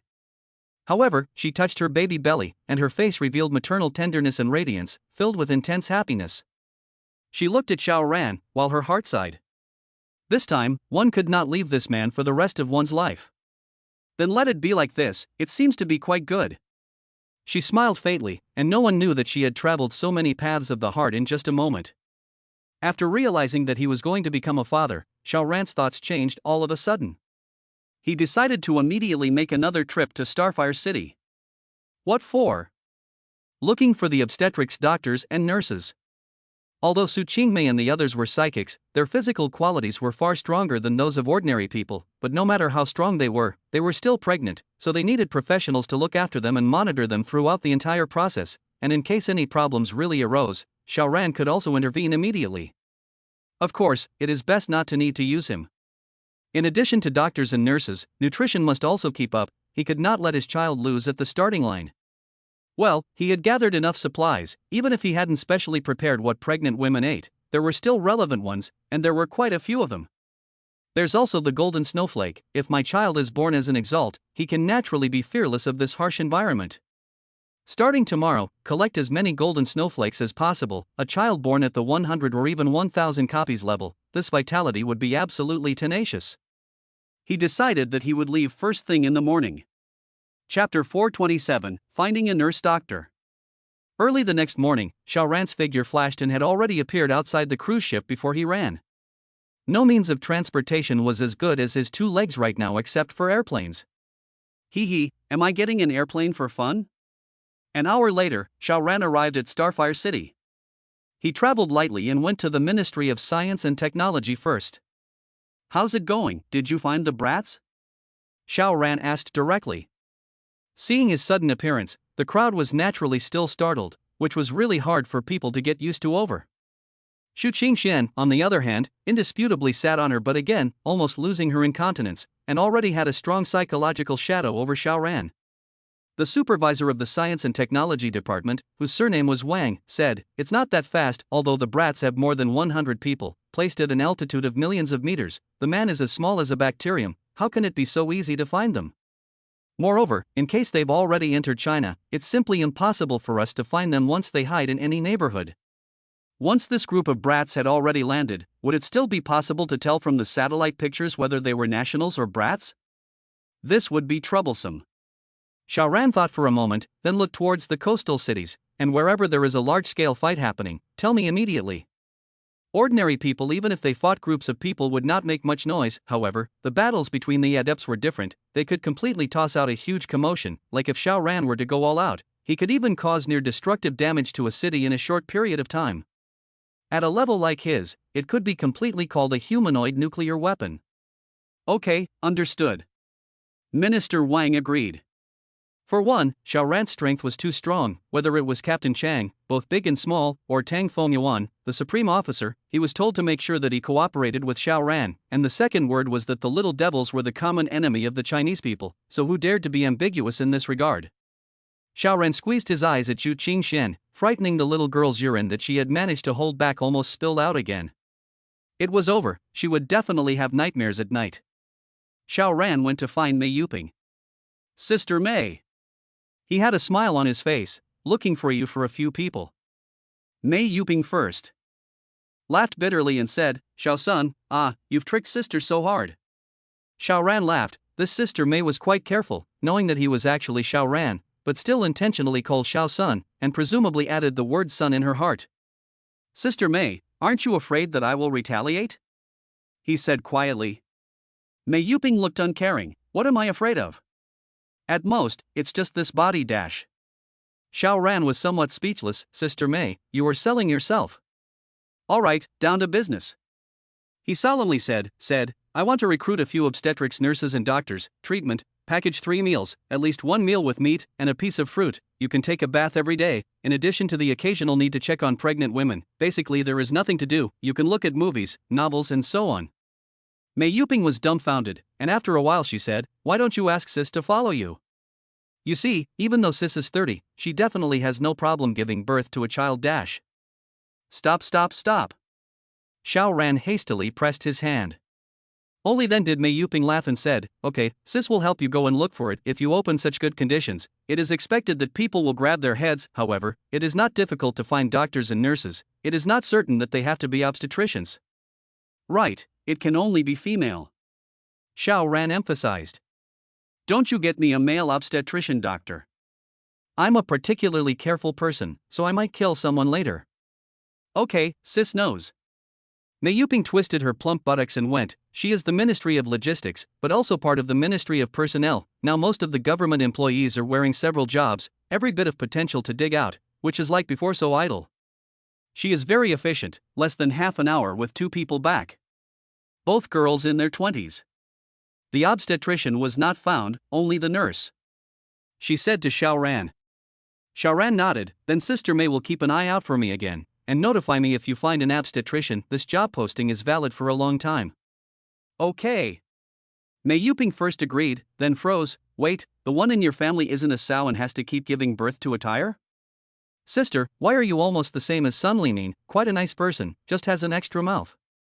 Xiao Ran then looked at the 2 women. My name is Xiao Ran, what do you call yourselves? Gu Meng. Ran Su Su. Xiao Ran nodded. The 2 of you have heard Sister Mei talk about the treatment, right? Aha. Both women nodded, their faces filled with anticipation. To know that Starfire City was scrimping and saving right now, it was 2 meals a day, and ordinary people could only eat meat once a week. The conditions could not be said to be hard, but there was no way, the conditions were like this, and they could only come 1 step at a time. But in Xiao Ran that? 3 meals a day, full, and also have a meat meal every day. Not to mention the extra benefits like taking a bath and watching movies. Alright, let's go then. Xiao Ran waved his hand. Wait. Mei Yuping hurriedly chased after her and pulled Xiao Ran. I'll leave the person to you, but you mustn't treat the little girl poorly, don't trick the person over and end up making the person work as a cow or a horse. You are quite responsible. Don't worry, I'm a person who always keeps his word. Chapter 428, Sea Journey. Xiao Ran took the people back to the cruise ship. This was slow. Because he was using a hovercraft, the upper limit of speed was there, and even if he came to have a wind alien on board to drum up the wind to boost the power, Xiao Ran was afraid that the speed would be too fast and capsize the ship. Forget it, just slow down a bit. More than 300 kilometers, how long does the hovercraft need to drive? More than 7 hours. Even though Xiao Ran set off at 2 p.m., it was completely dark when he didn't arrive in Suzhou. The fog rolled in, and it was completely out of sight outside the ship. Valley Dream 2 girls see Xiao Ran at this time is still open boat traveling, inevitably anxious. Don't you know that there are millions of roads, but safety is the first? You're driving in conditions where you can't see anything. What if you crash the boat? Oh, you're a psychic, you're fine even if you crash the boat? It's okay. However, after they were scared for a while, they found that the boat was still driving smoothly, and there was not a single collision at all, which made the two women, while being shocked, had to wonder if Xiao Ran could see through such a thick fog. However, out of their awe of Xiao Ran, they were only skeptical, but did not dare to ask at all. After another 2 hours, the hovercraft finally drove back to the cruise ship. Why did Xiao Ran want to take advantage of the night? In this way, even if Starfire City's side used satellites to keep an eye on him, when the sky darkened and the fog appeared, they would only be able to do something in vain. Although he thought that Starfire City wouldn't dare to do anything to him now, why risk it for nothing? People's hearts weren't meant to be tested. He directly opened his domain and sent the two women onto the cruise ship, then took away the hovercraft and did not get on the ship himself. The women were waiting for Xiao Ran and were naturally relieved to see him return. Especially the 5 who were pregnant, the dependence on Xiao Ran naturally deepened another layer. Half a day without seeing him were empty in their hearts. Discovered Gumeng 2 women, the crowd was first a little jealous. Oh, the woman at home just pregnant, you actually go outside to spend again? But your vision is not too bad. With this face value and this figure? Then, they realized that the 2 women were obstetrics nurses, wrongly blamed Xiao Ran, and could not help but be quite embarrassed. Gumeng, on the other hand, was shocked. Gosh, these women are also too beautiful, and how many are there? Nearly 30. Are you ransacking the harem of a pre-disaster business tycoon? Originally, the 2 women still had some small thoughts about whether or not to take advantage of their work to hook up with Xiao Ran and improve their treatment, but after seeing the quality of the beautiful women here, they no longer dared to have such thoughts. It was better to do their job honestly. All the women were waiting for Xiao Ran to come back, so they had not eaten dinner yet, and now that Xiao Ran was home, naturally everyone ate dinner together. Gumeng's 2 daughters were not qualified to be seated at the same table. It wasn't that Xiao Ran couldn't spare some food, but if you came up and let them enjoy the best conditions, what kind of motivation could you expect them to have? It's just a matter of muddling through. Xiao Ran, according to the agreement, gave them a boxed lunch, a lot of food, and there is a piece of fat and big marinated meat, already enough to make the 2 girls' eyes light up and their mouths water. What else do you need a bicycle for? Really fragrant. Early in the morning, Xiao Ran ran in the direction of the deep sea. Spatial perception was fully open, measuring the golden snowflakes upwards and exploring the sea downwards. Don't suddenly come out a superb beast he didn't know yet. After more than 300 kilometers into the sea, he managed to obtain a golden snowflake. No, this should be described as a mass. It's really big. No wonder the little devils ran all the way over here. In just 10 days' time, their overall enhancement was about 5 times. There really was a lot of alien energy liquid here. If I search here every day, won't I soon be able to rush up to the 100,000 portions level? Xiao Ran was overjoyed. He, who possessed spatial perception, was definitely the most awesome person to search for golden snowflakes. Oh Huang counted separately. Unfortunately, he didn't come across any freighters, let alone ships that transported energy.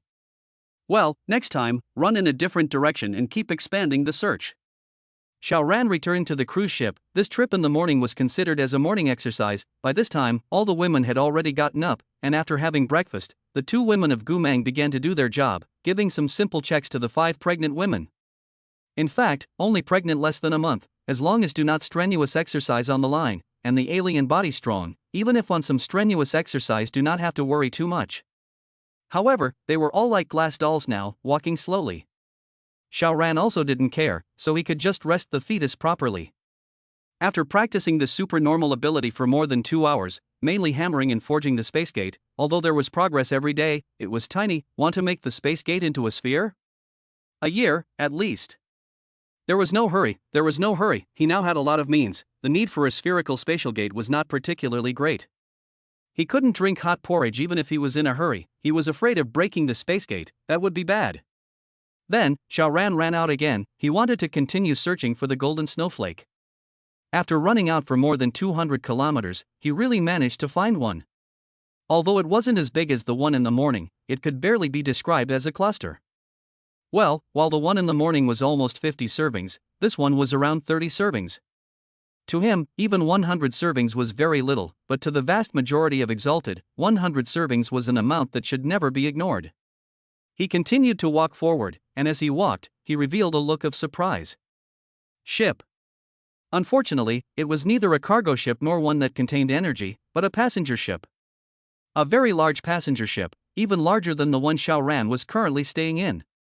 He moved forward, and more parts of the passenger ship entered his perception. Empty. A huge ship, and there were actually no living people on it? It was also true that after more than 4 months since the calamity, the food had long since run out and there was no more energy, who could not freeze to death.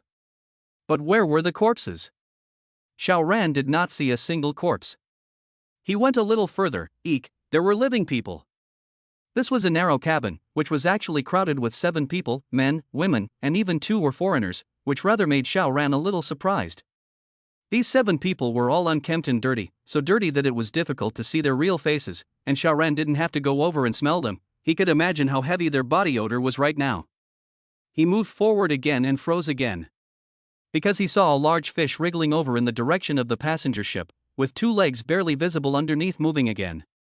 It wasn't that the big fish had grown legs, but that someone was holding this fish up and walking, only the fish was too big and blocked the person completely.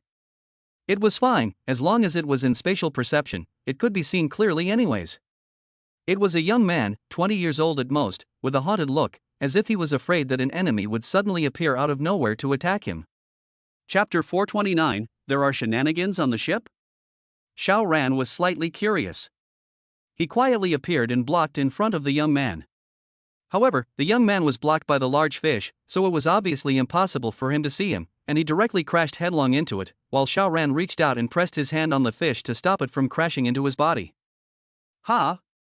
The young man froze, then pushed harder, but it didn't move. He couldn't help but be curious. What's wrong with it?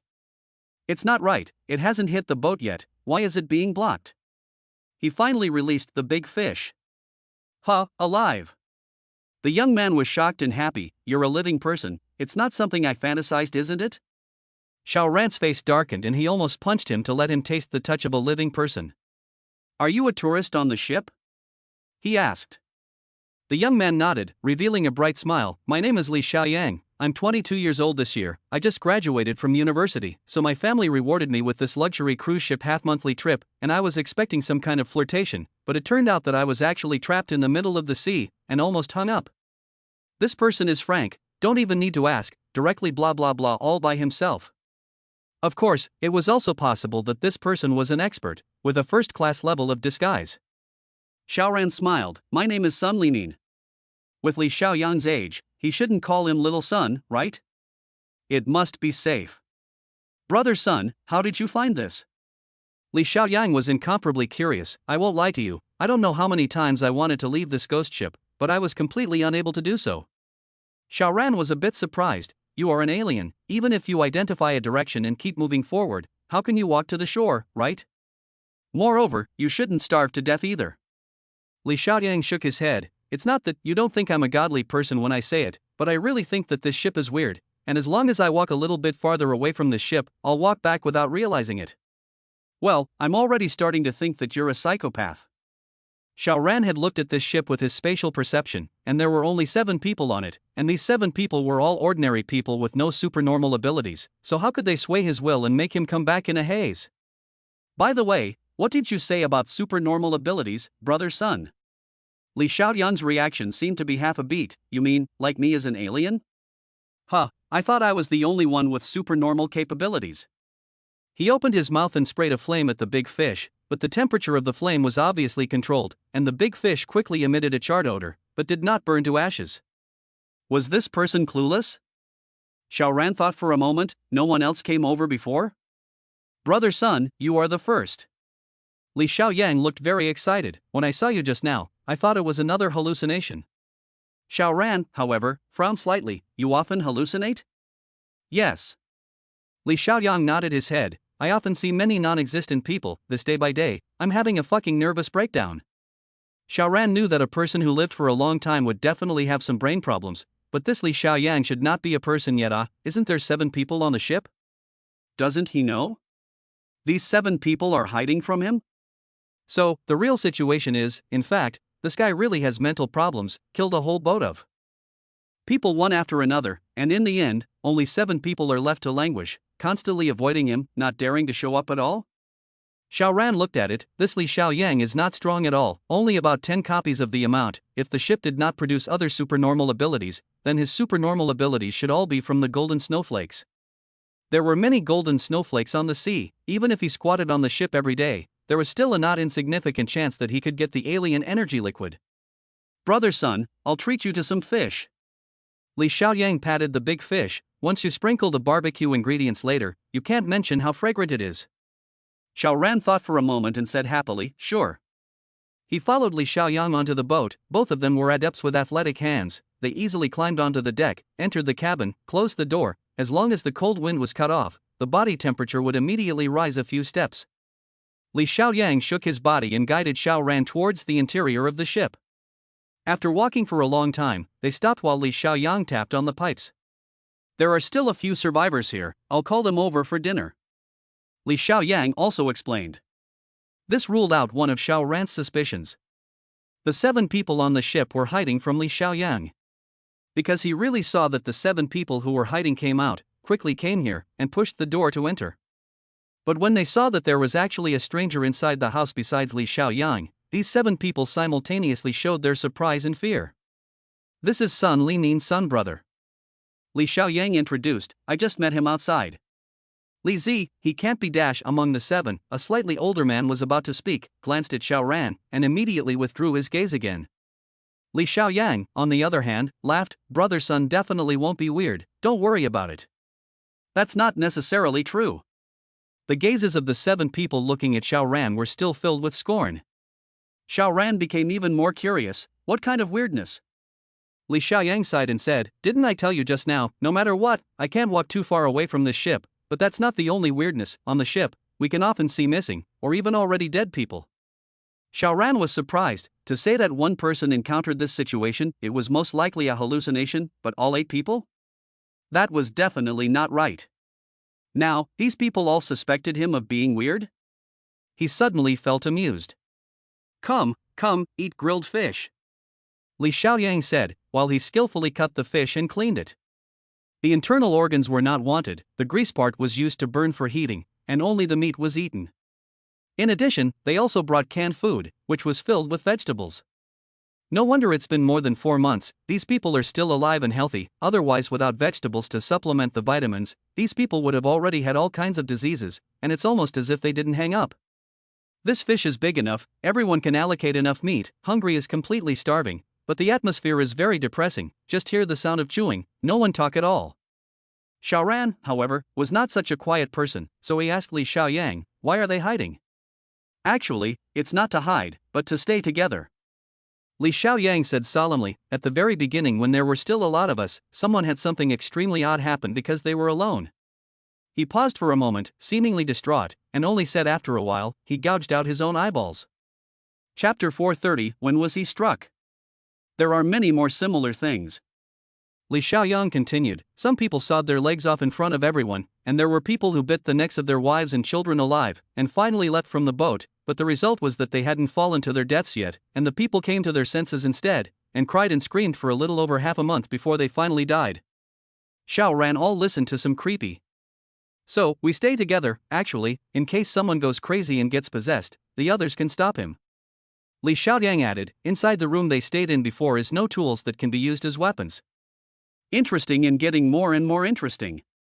Xiao Ran could be sure that there was no 9th person on the ship, and Li Xiaoyang was a fire attribute alien. It was impossible for such an alien to make people hallucinate and control other people's minds. Then, what had the people who had died strangely one by one before experienced? Xiao Ran ate carelessly, but not a single bite of food went into his stomach, but was sent into the alien space without God's knowledge. Maybe there was some kind of neurotoxin in the food that affected judgment? It could not be left unguarded. While eating, he inquired. After the natural disaster, the big ship was forced to stop, and at first there were captains who were able to stabilize the people, but after only 5 days, the order on the ship began to collapse, and vicious things were common. Killings, robberies, rapes. After another 10 days or so, bizarre things began to happen, and caused the fractured people to reorganize and work together against the unseen and mysterious enemy. But it didn't work. People still kept dying, in all sorts of bizarre ways, and when the last 10 were left dead, they concentrated in that tiny cabin to avoid any more deaths as much as possible. It did work. 2 people had died in the last month. Before that, there were more than 2 deaths a day. In addition to Li Xiaoyang, the remaining 7 were Han Mingzhi, the oldest. I don't know where he was from. He used to add Z to his last name when he called people. He was 45 years old this year, as well as Jia Yaocheng, Peng Bing, Ma Su. Kailan. Kailan was the only female. She was 30 years old, and she was married to Ma Su. Kailan is the only woman in her 30s, and she is married to Ma Su. The other 2 were the foreigners, also a couple, the man 33 years old and the woman 29 years old, but in their current state, it was really hard to tell if they were beautiful or ugly. Sun Z-Han Mingzhi just opened his mouth and smiled a little. Sorry I'm so used to calling people, but I didn't want to take advantage of you. Xiao Ran was then heartbroken. Is Sun Li Min carrying some kind of curse? I've used his name twice, and every time I have to be connoted a bit. Xiao Sun, how did you get here? Han Mingzhi still asked. The others also looked over, that is, the 2 foreigners were no exception as they actually both knew Chinese. Xiao Ran smiled. I was searching for the golden snowflake and unknowingly ran here. When the crowd heard this, they were all surprised. What is the golden snowflake is put aside for now? How could you possibly run so far alone? Li Xiaoyang, on the other hand, a little, took the initiative to explain for Xiao Ran. Brother Sun and I are both superpowers, and in order to become a superpower you need to absorb the energy in the golden snowflake. Didn't you guys ask me how I could spit fire? You still didn't believe me when I said that I came across a golden snowflake. Well, the crowd nodded their heads. Now they had to believe it even if they didn't. Believe it. Are you guys sure you can't leave this ship? Xiao Ran was filled with curiosity. This time, the crowd shook their heads in unison. There's no way. As long as you get off the ship, you will somehow come back after a while. They spoke in unison. Xiao Ran patted Li Xiaoyang's shoulder. Let's try. Ha! Li Xiaoyang first froze, then he shook his head. No. After you try to leave and then come back bizarrely, you will have a splitting headache. It's unbearable, as if it's someone punishing you, and you won't dare to leave again. It's fine, don't worry, I'm here. Xiao Ran laughed and did not give Li Xiaoyang a chance to refuse, picking him up with one hand. Li Xiaoyang struggled vigorously, but it was useless, only to be carried out by Xiao Ran. The others looked at each other, none of them dared to move. Arriving outside the ship, Xiao Ran then released Li Xiaoyang. Let's go. Li Xiaoyang sighed helplessly. Brother Sun, this curiosity of yours will kill me. I told you, don't worry. Xiao Ran laughed. What could Li Xiaoyang do? He couldn't resist, so he had to move forward. After 1 kilometer, it was fine. After 2 kilometers, it was still fine. Xiao Ran thought that Li Xiaoyang had deliberately made up a story out of it, but when he came to 3 kilometers, Li Xiaoyang suddenly had a footstep. Then he turned around and walked back in the direction of the passenger ship. Ha! Xiao Ran just wanted to stop, but he saw Li Xiaoyang's eyes stagnant. No, it is the eyes almost cannot see, only a piece of blinding white, looks a little scary. Interesting. Xiao Ran had been opening his spatial perception. He could be 100% sure that within a radius of 10 kilometers there was only him and the 8 people on the passenger ship. The bottom of the sea? There were indeed some fishes and shrimps at the bottom of the sea, but they were all very ordinary and should be among the 10% that had not evolved. So, what caused such a change in Li Xiaoyang? Xiao Ran wanted to make a move, but he couldn't help but freeze. No, didn't I think of what to do before I came out? Why can't I think of it all of a sudden? Not right. I seem to have lost my memories. What ability do I have? Xiao Ran made a spatial cut. Nope. Space compression. Also incorrect. Space crush. Still not right. Don't I have any other abilities? Xiao Ran roared and bit his tongue violently, and his mind cleared. Remembered. He used a banishment on himself and his mind became completely clear. Before, his mind seemed to be covered with a layer of cloth, but now it was completely clear. Unconsciously, he had been eroded by some kind of power that had eroded his mind, affecting his memory and forgetting the ability to banish. No wonder Li Xiaoyang thought that there was something weird here. Damn, it was very weird indeed. He had actually been trapped. If he hadn't brought Li Xiaoyang out on a whim and had to witness it with his own eyes, then by the time tomorrow rolled around, wouldn't he have completely forgotten this ability of banishment? No, or even have his memory altered so that he wouldn't even know what he was going to do? Xiao Ran was aghast. He was running out to look for golden snowflakes and find energy in the meantime. How did he get interested in something weird after meeting this group of people and had to find out? Was he a curious person? In other words, in the beginning, his thoughts were affected and disturbed. Xiao Ran threw a banishment at Li Xiaoyang as well. Ha! Li Xiaoyang first froze and scratched his head, his eyes were so confused, then he revealed a look of excitement. I'm still out there. Ha ha! I'm still outside. He danced with his hands. Chapter 431 Mind Control? Exile can be solved. No matter what that mess is. Xiao Ran's heart moved and withdrew banishment. But Li Xiaoyang didn't change much, still jumping and bouncing with excitement. After a while he calmed down and showed hesitation. Should I leave or not? This was a once-in-a-lifetime opportunity. However, if he just left, what about the 7 people on the ship? We had all come together in shared suffering, so if he were to abandon the 7 people, he was still very hesitant. He was a man of conscience, and most importantly, he had not been beaten by the bloody reality to the point of losing faith in the human heart. But gradually, his eyes became confused, and then his eyes disappeared, only the whites of his eyes, very creepy, and he walked numbly in the direction of the passenger ship, as if he was a walking corpse. This time, Xiao Ran did not strike again. He was thinking. If you want to make a move, you can do so at any time. Obviously Li Xiaoyang was controlled again. Who did this? Or to be more abstract, what power controlled him?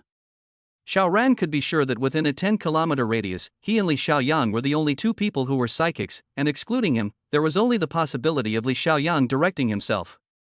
But the point is, Li Xiaoyang is obviously not acting. Moreover, Li Xiaoyang's psychic ability was clearly aflame. How could it not be related to this kind of psychic ability that invaded the brain and eroded the mind? However, if Li Xiaoyang is a mental system psychic ability, and also very strong, a long time ago on his influence, in fact, what he saw is not real, then, on its fire attribute ability to make the judgment is completely wrong, is not it? No. Xiao Ran rejected this possibility, because he first used his spatial perception to see the 8 people on the passenger ship, and also used his spatial perception to find out that Li Xiaoyang was almost 10 copies of the amount. To say that Li Xiaoyang could influence him from such a distance? Xiao Ran is not believe. Then what level of psychic ability does Li Xiaoyang have to be? 100,000 copies? 200,000 copies? In the face of such a giant, Xiao Ran should have no possibility to fight against him except to use banishment to protect himself, right? Then if Li Xiaoyang is indeed the victim, where is the manipulator?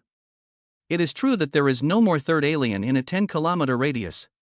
Xiao Ran encountered such a bizarre thing for the first time, and could not help but lock his eyebrows together. In addition to the ability to banish this kind of throwing people to another dimension, can the field not solve this kind of control? Try. Xiao Ran withdrew banishment and then opened his domain. Li Xiaoyang was far from stepping out of the area covered by the domain. Xiao Ran immediately realized that there was a strange fluctuation in Li Xiaoyang's brain. He also immediately realized that a force was trying to invade his brain. This kind of power is invisible and cannot be touched. If not for the unparalleled specificity of the domain, it is estimated that he would not be able to discover it even if he were 100 times more powerful. This is the spiritual level. No wonder spatial perception couldn't discover it, because spatial perception was the physical aspect. Even if it was subtle, it was never possible to probe into the spiritual level. Spiritual faculty alien? Similar to Mr. Yu? No, Mr. Yu's so-called words follow the law is not very powerful, and also has to be heard by others to be effective. Xiao Ran suspected that if the language is not clear, this ability will also not be able to achieve the same effect. Spirit system psychics should be able to influence and even manipulate other people no matter what the situation is. If Ms. Yu could be considered a psychic, then she was undoubtedly the weakest level. Within the realm, Xiao Ran was like a god. He easily blocked the invading spiritual power outside his body and was tracing back the source. The source is the direction of the passenger ship. Xiao Ran grunted and unfolded an instantaneous movement, quickly drawing closer by more than 100 meters before continuing the instantaneous movement. He was getting closer and closer to the passenger ship. He would like to see who this mysterious spirit system alien was and how he was able to conceal himself from the spatial perception probe. But when he was still 300 meters away from the passenger ship, the mysterious alien seemed to realize that something was wrong, and the invasion force immediately disappeared.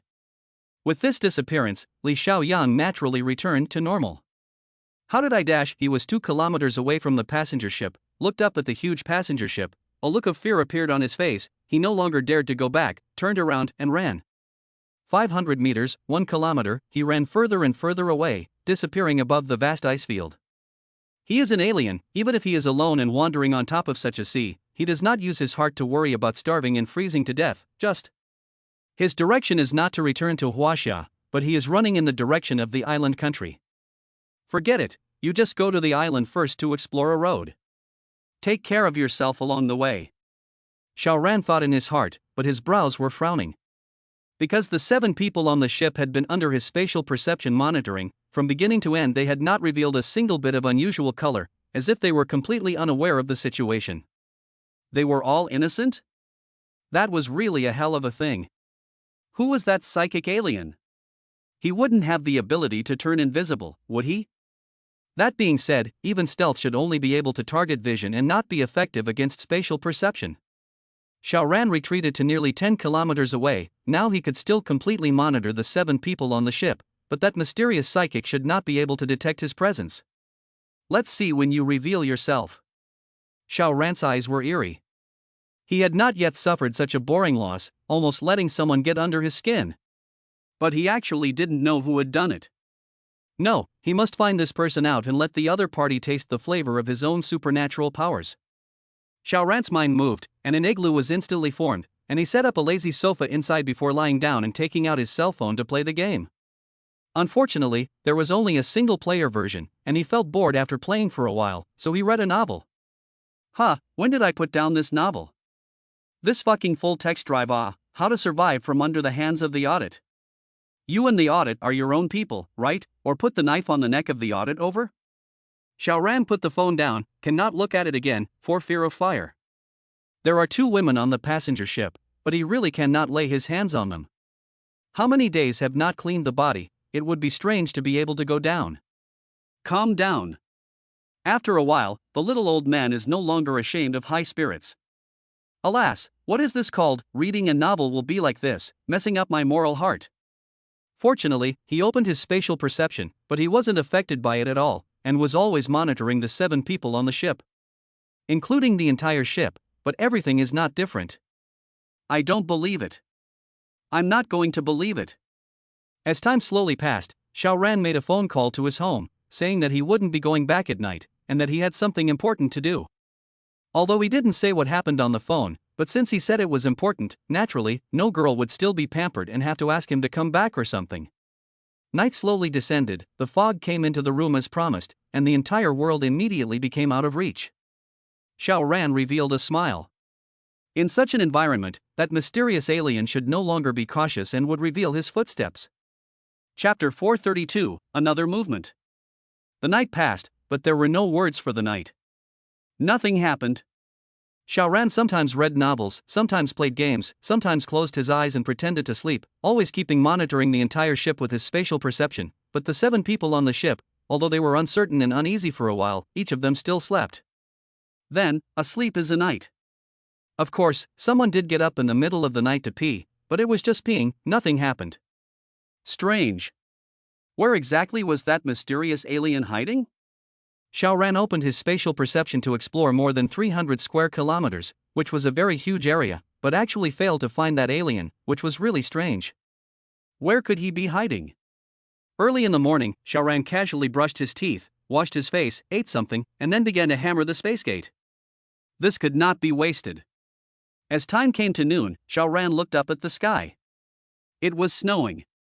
This means that there might be the appearance of golden snowflakes. Just then, he realized that one of the 7 people on the ship suddenly opened the hatch and walked out. No one was looking for food anymore. Was this starving and forced to run out by himself? No. Xiao Ran could see clearly that this person's eyes had no eyeballs, only a creepy white color remained. He was controlled. This is Ma Su. His wife is still desperately tugging on his arm, but Ma Su seems to be like a marionette, just numbly and firmly walking out the door. Because it's inconvenient to open the door with his wife's arm in his hand, he kicks over. Boom, Kailan then fell to the side. Ma Su opened the hatch, the cold wind rushed in, almost making Kailan freeze to death on the spot. But Ma Su was oblivious, he didn't even have goosebumps. It was as if he had no nerve reaction. Cut off the nerve senses after being controlled? Xiao Ran muttered. The problem was that Ma Su had indeed been controlled, but Xiao Ran still had not found that controller. To say that this mysterious alien was provoking him in front of his face, Xiao Ran felt it was unlikely. Last night so long no movement, why have to wait until this time? In addition, this mysterious person control Ma Su at this time to come out for what? Not to come out early, not to come out late, but to come out at this time when it was snowing. Xiao Ran could only think of one thing. Golden snowflakes. Is the mystic controlling Ma Su to look for the golden snowflake? Strange, he wants to turn Ma Su into an alien? But why? Can't fucking figure it out. Xiao Ran imagined himself as a psychic alien, so under what circumstances would he go and manipulate an ordinary person to get the golden snowflake? Trapped. If I'm trapped, then I need a psychic to rescue me. This was a logical guess, however. Li Xiaoyang had been an alien for a long time and was also easily controlled, so shouldn't the mysterious alien have gotten out of the trap a long time ago? Is it because Li Xiaoyang's alien ability level is not enough? Attributes do not match? Xiao Ran rubbed his head a little bitterly. The information is too little, everything can only rely on guessing, but no matter whether the guess is right or not, there is no evidence. This is really messing with the mind. He really wanted to walk away, but he was undermined yesterday. How can he not take this revenge? However, no golden snowflakes had fallen yet. Snow falling was a necessary condition for the appearance of golden snowflakes, but not a sufficient condition. Ma Su had already arrived on the snowy plain. Although he was dressed very thickly, the temperature outside was too low, definitely less than -70 degrees, coupled with the piercing cold wind, it was really killing him. But although Ma Su's face was as white as a ghost, and his hair, eyebrows, and beard were covered with ice, he was still wandering in such an icy sky and snow, and every breath he took would bring in a large amount of cold air to his lungs, eroding his body. Xiao Ran estimated that there were at most 8 minutes left before the man would freeze to death. Ha!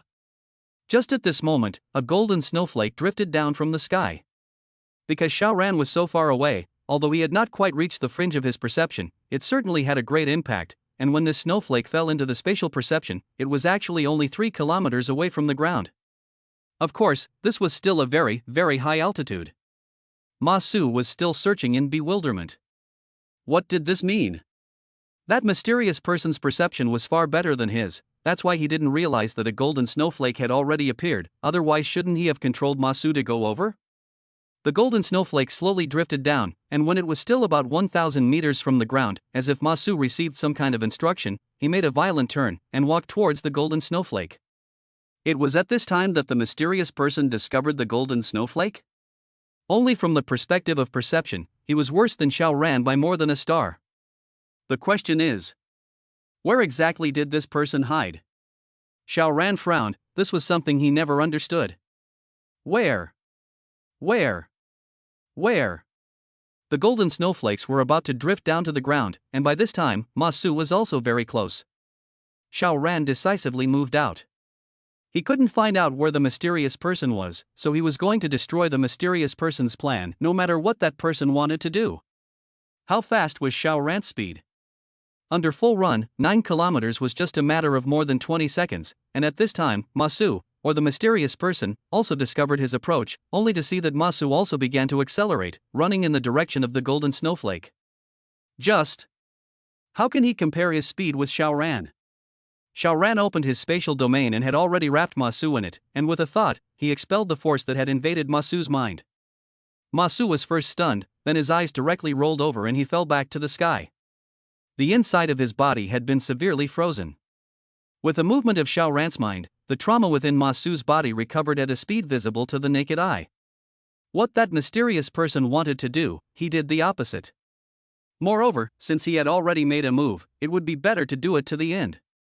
Xiao Ran threw out a hovercraft and put Ma Su on it, first collecting the falling golden snowflakes by hand, then drove the hovercraft to the side of the passenger ship. The space exchange was launched. Swoosh, swoosh, swoosh, swoosh. The 4 people of Kailan and the 2 foreigners then appeared on the hovercraft almost simultaneously. Xiao Ran then drove the ship away and retreated to nearly 10 kilometers away. Ma Su's 7 people were naturally shocked beyond belief. How did they come from the passenger ship to this tiny hovercraft? But did they dare to ask? Xiao Ran ignored them and parked the hovercraft nearly 10 kilometers away before looking back at the passenger ship. The huge ship was just lying there silently. Hey, I'll blow up the ship for you, let's see where else you can hide. Xiao Ran's mind moved, swoosh swoosh swoosh, countless blocks of stone appeared out of thin air and smashed in the direction of the huge ship, and all of them were accelerated with spatial compression, although they could not reach the level of 10 times the speed of sound of the blocks, but 5 times, 6 times was an easy thing. In a moment, densely packed stones poured out like rain on that passenger ship. Chapter 433, Mysterious Man, Wei Shanghai. Boom boom boom boom, countless stones hit the passenger ship. It was true that stones were not bombs or missiles, but as long as they were fast enough and heavy enough, then the kinetic energy they possessed would also be large enough to cause terrifying destruction. In essence, energy meant everything. Under the bombardment of a supersonic rock, this passenger ship was immediately devastated, and amidst the violent bombardment and friction, flames immediately rose up into the sky, rolling black smoke, as if it had truly been hit by a missile. Rumbling, loud bangs, thick smoke rolled.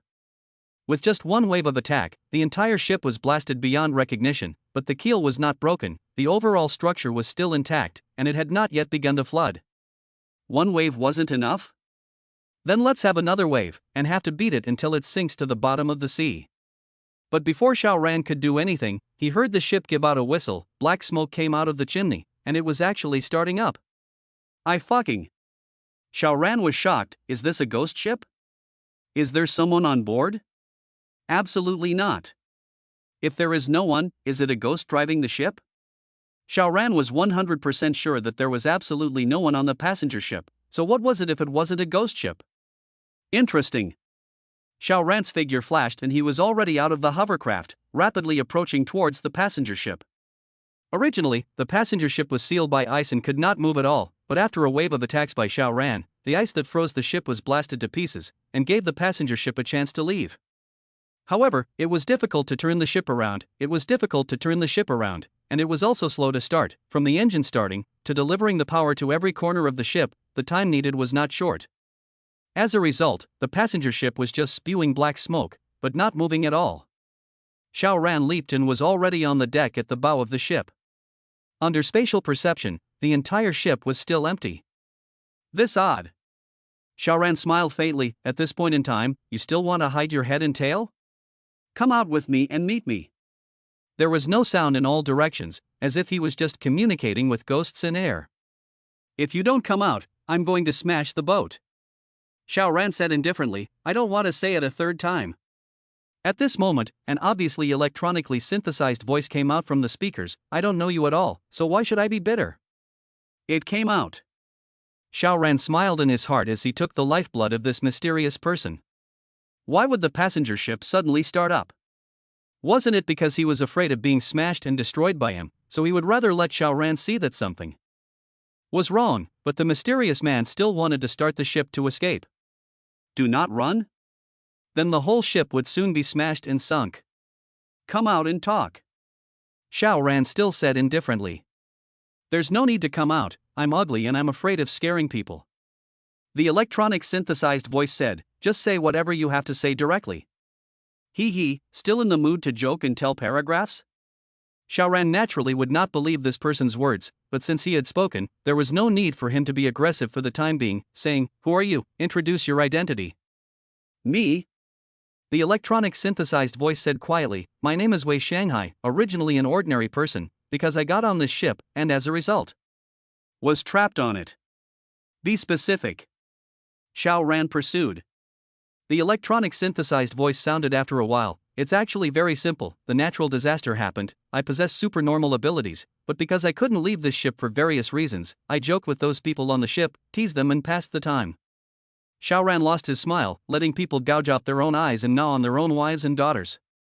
TSK, you're really killing yourself with this joke.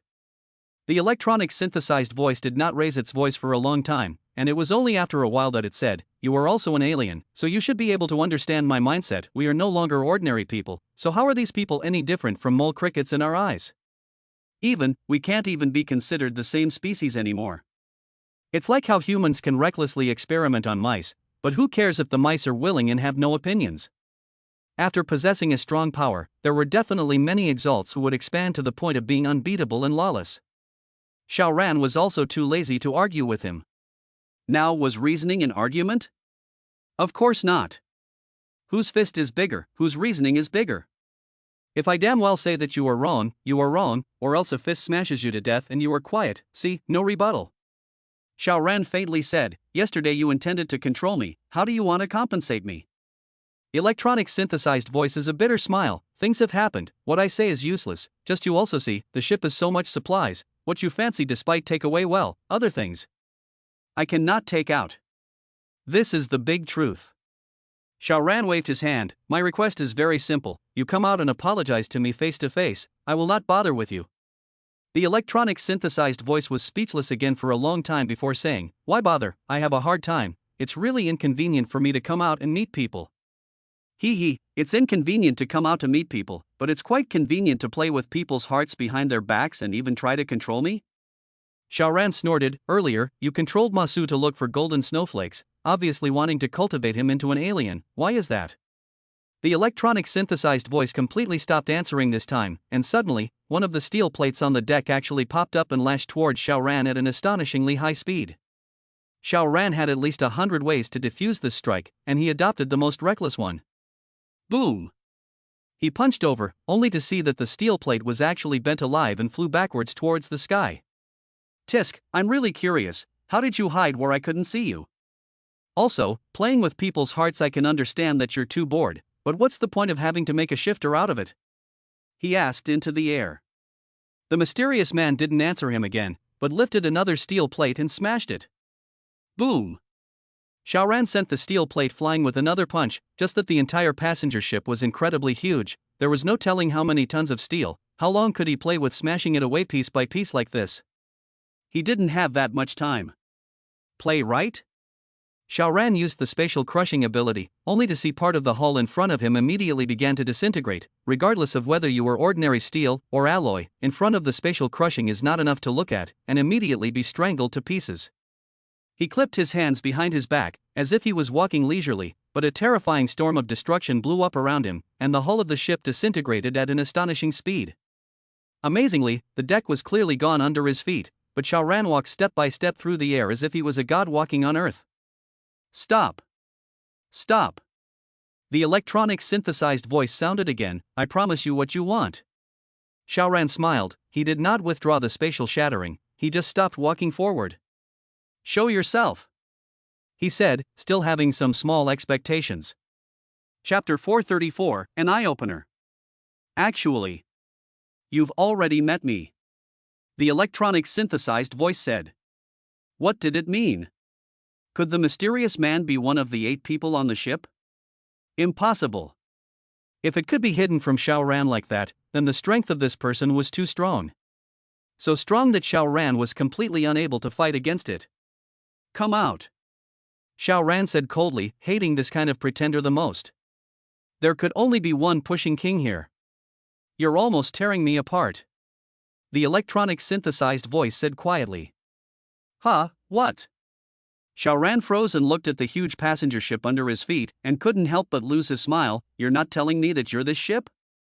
It's outrageous, but it's the truth. The electronic synthesized voice immediately replied. Ha ha ha. Xiao Ran laughed so hard that his stomach hurt. It's not like this is a hot-blooded funny comic, you a ship that can still evolve? I'm not a ship, I'm a human. The electronic synthesized voice said, I just did a self-introduction, my name is Wei Shanghai, I was once just an ordinary guest on the ship, and after the natural disaster, I accidentally possessed psychic abilities. Xiao Ran smiled, you continue to make it up. I didn't make it up. The electronic synthesized voice seemed a bit helpless and said, after the natural disaster, several forces arose on the ship, killing each other and competing for supplies, the one I was in lost and died, I escaped to the deck, cold and hungry, and I was severely injured. I just couldn't run anymore, and lay on the deck waiting to die. But just then, a golden snowflake drifted down, making me undergo a strange change. As you understand, I evolved. But I don't know if it's because I'm dying from too much blood, or something else, my body actually fused with this ship. I became this ship. I obviously have powerful abilities, but I'm fixed to this ship and can't leave. Let me ask you, if you were to become one with this one ship and be trapped on top of this ice field, would you go crazy? I would hate those people on the ship so much. Obviously so ordinary, so weak, yet they can live like human beings. And what about me? With great strength, I can't even feel a thing when I see a woman's bare ass. So I started toying with them. Make them go crazy and see different visions.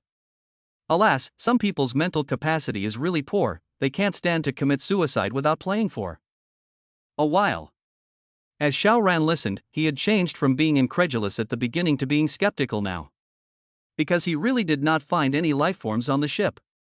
So, this way Shanghai was fused with the passenger ship and turned into a completely new form of life, no flesh and blood, no heartbeat, not even limbs and 5 senses, yet still an intelligent creature. Was this strange? Strange, but not particularly strange. Alien beings can permanently take on a certain form when they overuse their abilities. For example, spring people, such as flame people, or permanent bestialized forms that couldn't be changed back, since even spring people like this had appeared. Was it strange to have steel wheelbarrow people?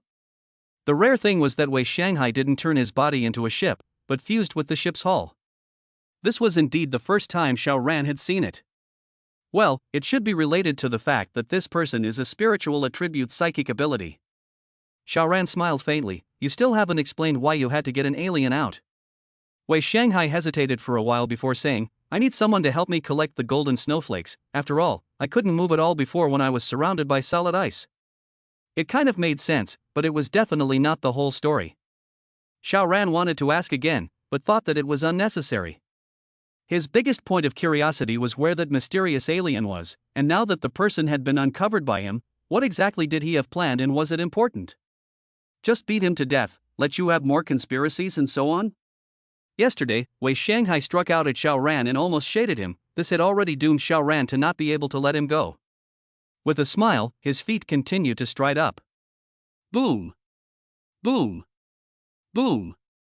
After he stepped through, one spot of the hull was demolished to pieces, as if it had been gnawed by some gold-eating beast, and everything was strung up for you. Stop! Stop! Wei Shanghai shouted through the ship's loudspeaker, you promised that you wouldn't kill me as long as I gave up everything. Right. Xiao Ran laughed, but what do you have to do with me dismantling the ship? Holy shit, I am the ship now, the ship is me. However, Wei Shanghai also knew that Xiao Ran would not let himself go, and he roared. Not only did he have a large number of steel plate and iron pillars pumping over, but he also unleashed spiritual erosion in an attempt to control Xiao Ran's body. If he was able to control Xiao Ran, he could completely allow Xiao Ran to drag this big bulky boat out of this hellish place, head to a crowded land, and collect more golden snowflakes. As long as he was strong enough, he could totally find himself a new body. For example, Xiao Ran's. Xiao Ran always opened his domain, and the spiritual power that Wei Shanghai eroded over was immediately crushed by him, and as he kept walking, the huge passenger ship disappeared at a speed visible to the naked eye. Steel bars, wood, bricks, all of them were reduced to pieces. You bastard, I'm going to kill you. Kill you. Wei Shanghai let out a hysterical roar, and more violent attacks came. Xiao Ran opened the gate of space and took in all of them as they came, then he pressed his hand on the hull of the ship, wanting to take the entire thing into the alien space. But, no. Hey, after a person merges with the hull, it's considered alive? If I had known, I would have tried it yesterday and I would have known immediately that there was something wrong with the ship. Forget it, I'll just have to work a little harder then. Xiao Ran continued to ravage the passenger ship in a violent and destructive manner, and was also an extremely rare special life form, and even more so, a psychic alien. Wei Shanghai fought back like a madman, but all attacks were ineffective by Xiao Ran. He was only strong in his special life form and special psychic ability, which made Xiao Ran suffer a boring loss yesterday, but once the truth was revealed, had just a broken boat, how could it possibly turn over any water splash?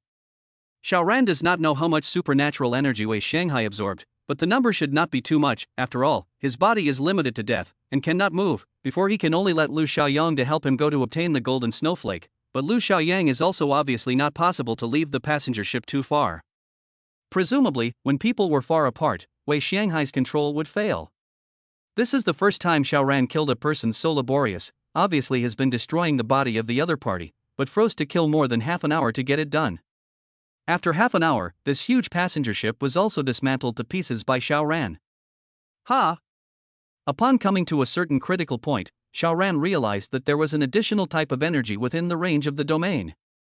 He reached out his hand and casually tapped a piece of the ship's hull fragment, and instantly, warmth surged in.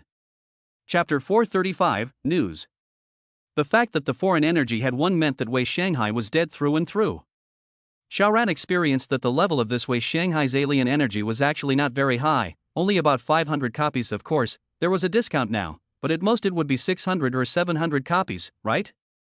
But it was such a small person with no more than 700 copies that made him, a big man with nearly 60,000 copies, almost roll over. This was the frighteningness of a mental system adept. The attack was silent, quite a silent feeling, and wouldn't even cause a crisis warning. The end was terrifying. However, 700 copies was also the level of 700 copies. As long as Xiao Ran opened his domain, Wei Shanghai's spiritual psychic ability would have no effect on him, and it would even be backtracked by him and almost seized out. This shows that the potential of the spirit department is great. Damn, it can even be fused with a ship. What about being a little more powerful and becoming one with the entire planet? My thoughts are the will of the planet? Hiss, this sounds overbearing. Xiao Ran smiled. Anyway, Wei Shanghai was already dead, not to bother about that. He also ignored the 7 people on the hovercraft and went straight home. After absorbing the supernatural energy, waiting for the land will produce side effects. Is he going to use the 2 women on the ship? Can't get down, really can't get down, that sour odor is too horrible. The hovercraft has warming equipment, also has some food. Death is certainly not dead, of course, they died. Xiao Ran will not put on the heart. He has saved these people once, and not a mom, but also have to be close to serve? Between the wind and lightning, Xiao Ran returned to the cruise ship. Time taken, 1 hour and 12 minutes. Swoosh, a flash on board, he carried his sister and ran. Little sister, I saved you, how will you repay me? Xiao Ran entered the scene for a second and asked with red eyes, only then did he see that the one he carried away was Tu Xinu. Tu Xinyu smiled charmingly, wringed his neck and said, bow answer. Hiss. Sister, your text play very slippery. Not afraid of being old ancestors no smoked you? Xiao Ran made up for more than 2 hours of sleep, which made him fully energized and refreshed. After having breakfast, Xiao Ran ran out far away and made a call to the Starfire city. Sighed. Was there any discovery? He asked. Yes. The call was answered by Xu Qingxian, and her voice couldn't help but lower, with more than a few tremors. Xiao Ran lost his smile. I'm not a man-eating tiger, what are you afraid of? I can kill a tiger with 1 punch, but I can't kill you with 1 punch, instead I will be killed by you. Do you think you are scary or the tiger is scary? Xu Qingxian spat in her heart while saying, we detected that a rather large-scale battle took place in Jin City yesterday, and there were definitely aberrations involved, and the scale of destruction was extremely shocking. I will come over immediately. Xiao Ran hung up the phone and immediately made a trip to Starfire City, because he was in a hurry. He was almost running at full speed, and by the time he arrived at Starfire City, his skin had turned completely crimson as if it was burning. The actual situation was similar, the clothes were burning. Am I going to run in a fire suit from now on? Xiao Ran's mind moved, and this burnt clothing immediately left his body, but a set of them immediately flew out of the foreign space and wore themselves on his body, making him human again. Perfect. He entered Starfire City and directly parachuted into the Science and Technology Department. There was still something in this department. Xu Qingxian had been waiting for him for a long time, but even though she was psychologically prepared, when she saw Xiao Ran, she still shivered and almost slid under the chair again. Forcing herself to calm down a bit, she handed over a few photos. This is what the satellite captured. Xiao Ran took a look, and sure enough, it was indeed a picture of a battle, only the combatants couldn't be seen clearly, it was too blurry. Why didn't you contact me earlier? He asked. Xu Qingxian said quietly, that's only if I can contact you. Xiao Ran was left speechless, as he usually left his cell phone that was in contact with Starfire City in the other dimension, which was naturally to prevent Starfire City from tracking him down and avoiding some unnecessary trouble. Xiao Ran had always believed that hearts were not meant to be tested. Xiao Ran. At this time, Chang Yao also received the news and rushed over. You're going to Jin City? He asked. Aha. Xiao Ran nodded. I'll go with you. Chang Yao immediately said. Xiao Ran glanced at him, can you follow me on? Who are you underestimating? Chang Yao said proudly, I'm a physical type. Fine, then you follow, don't drag your feet. Xiao Ran let the photo drop on the table, and with the instantaneous shift activated, he had already appeared on the snowy plains, not even needing to discern the direction, everything was under control. Gone. If little green tea was not pregnant, Xiao Ran would like to take her with him, so that he also honored his previous promise, but since he was pregnant with a child, Xiao Ran did not dare to be so reckless. What if the child is tossed away? It was better not to take risks. Grass. At this time, Chen Yao also rushed out from the dungeon, but the four fields were vast. Where was Xiao Ran's trace? I don't believe in this evil. Chen Yao muttered. He discerned the direction and decisively went north. Xiao Ran first told his family that he was going to make a trip to Tianjin to fight the devils. This reason was too big, who in the family could object? All the women just let him be careful, finish the job early and go home, don't provoke any birds and swallows outside. Xiao Ran is not convinced. After leaving Suzhou City, he only brought back a Shu Ruwaji from Haidu. Who else did he provoke?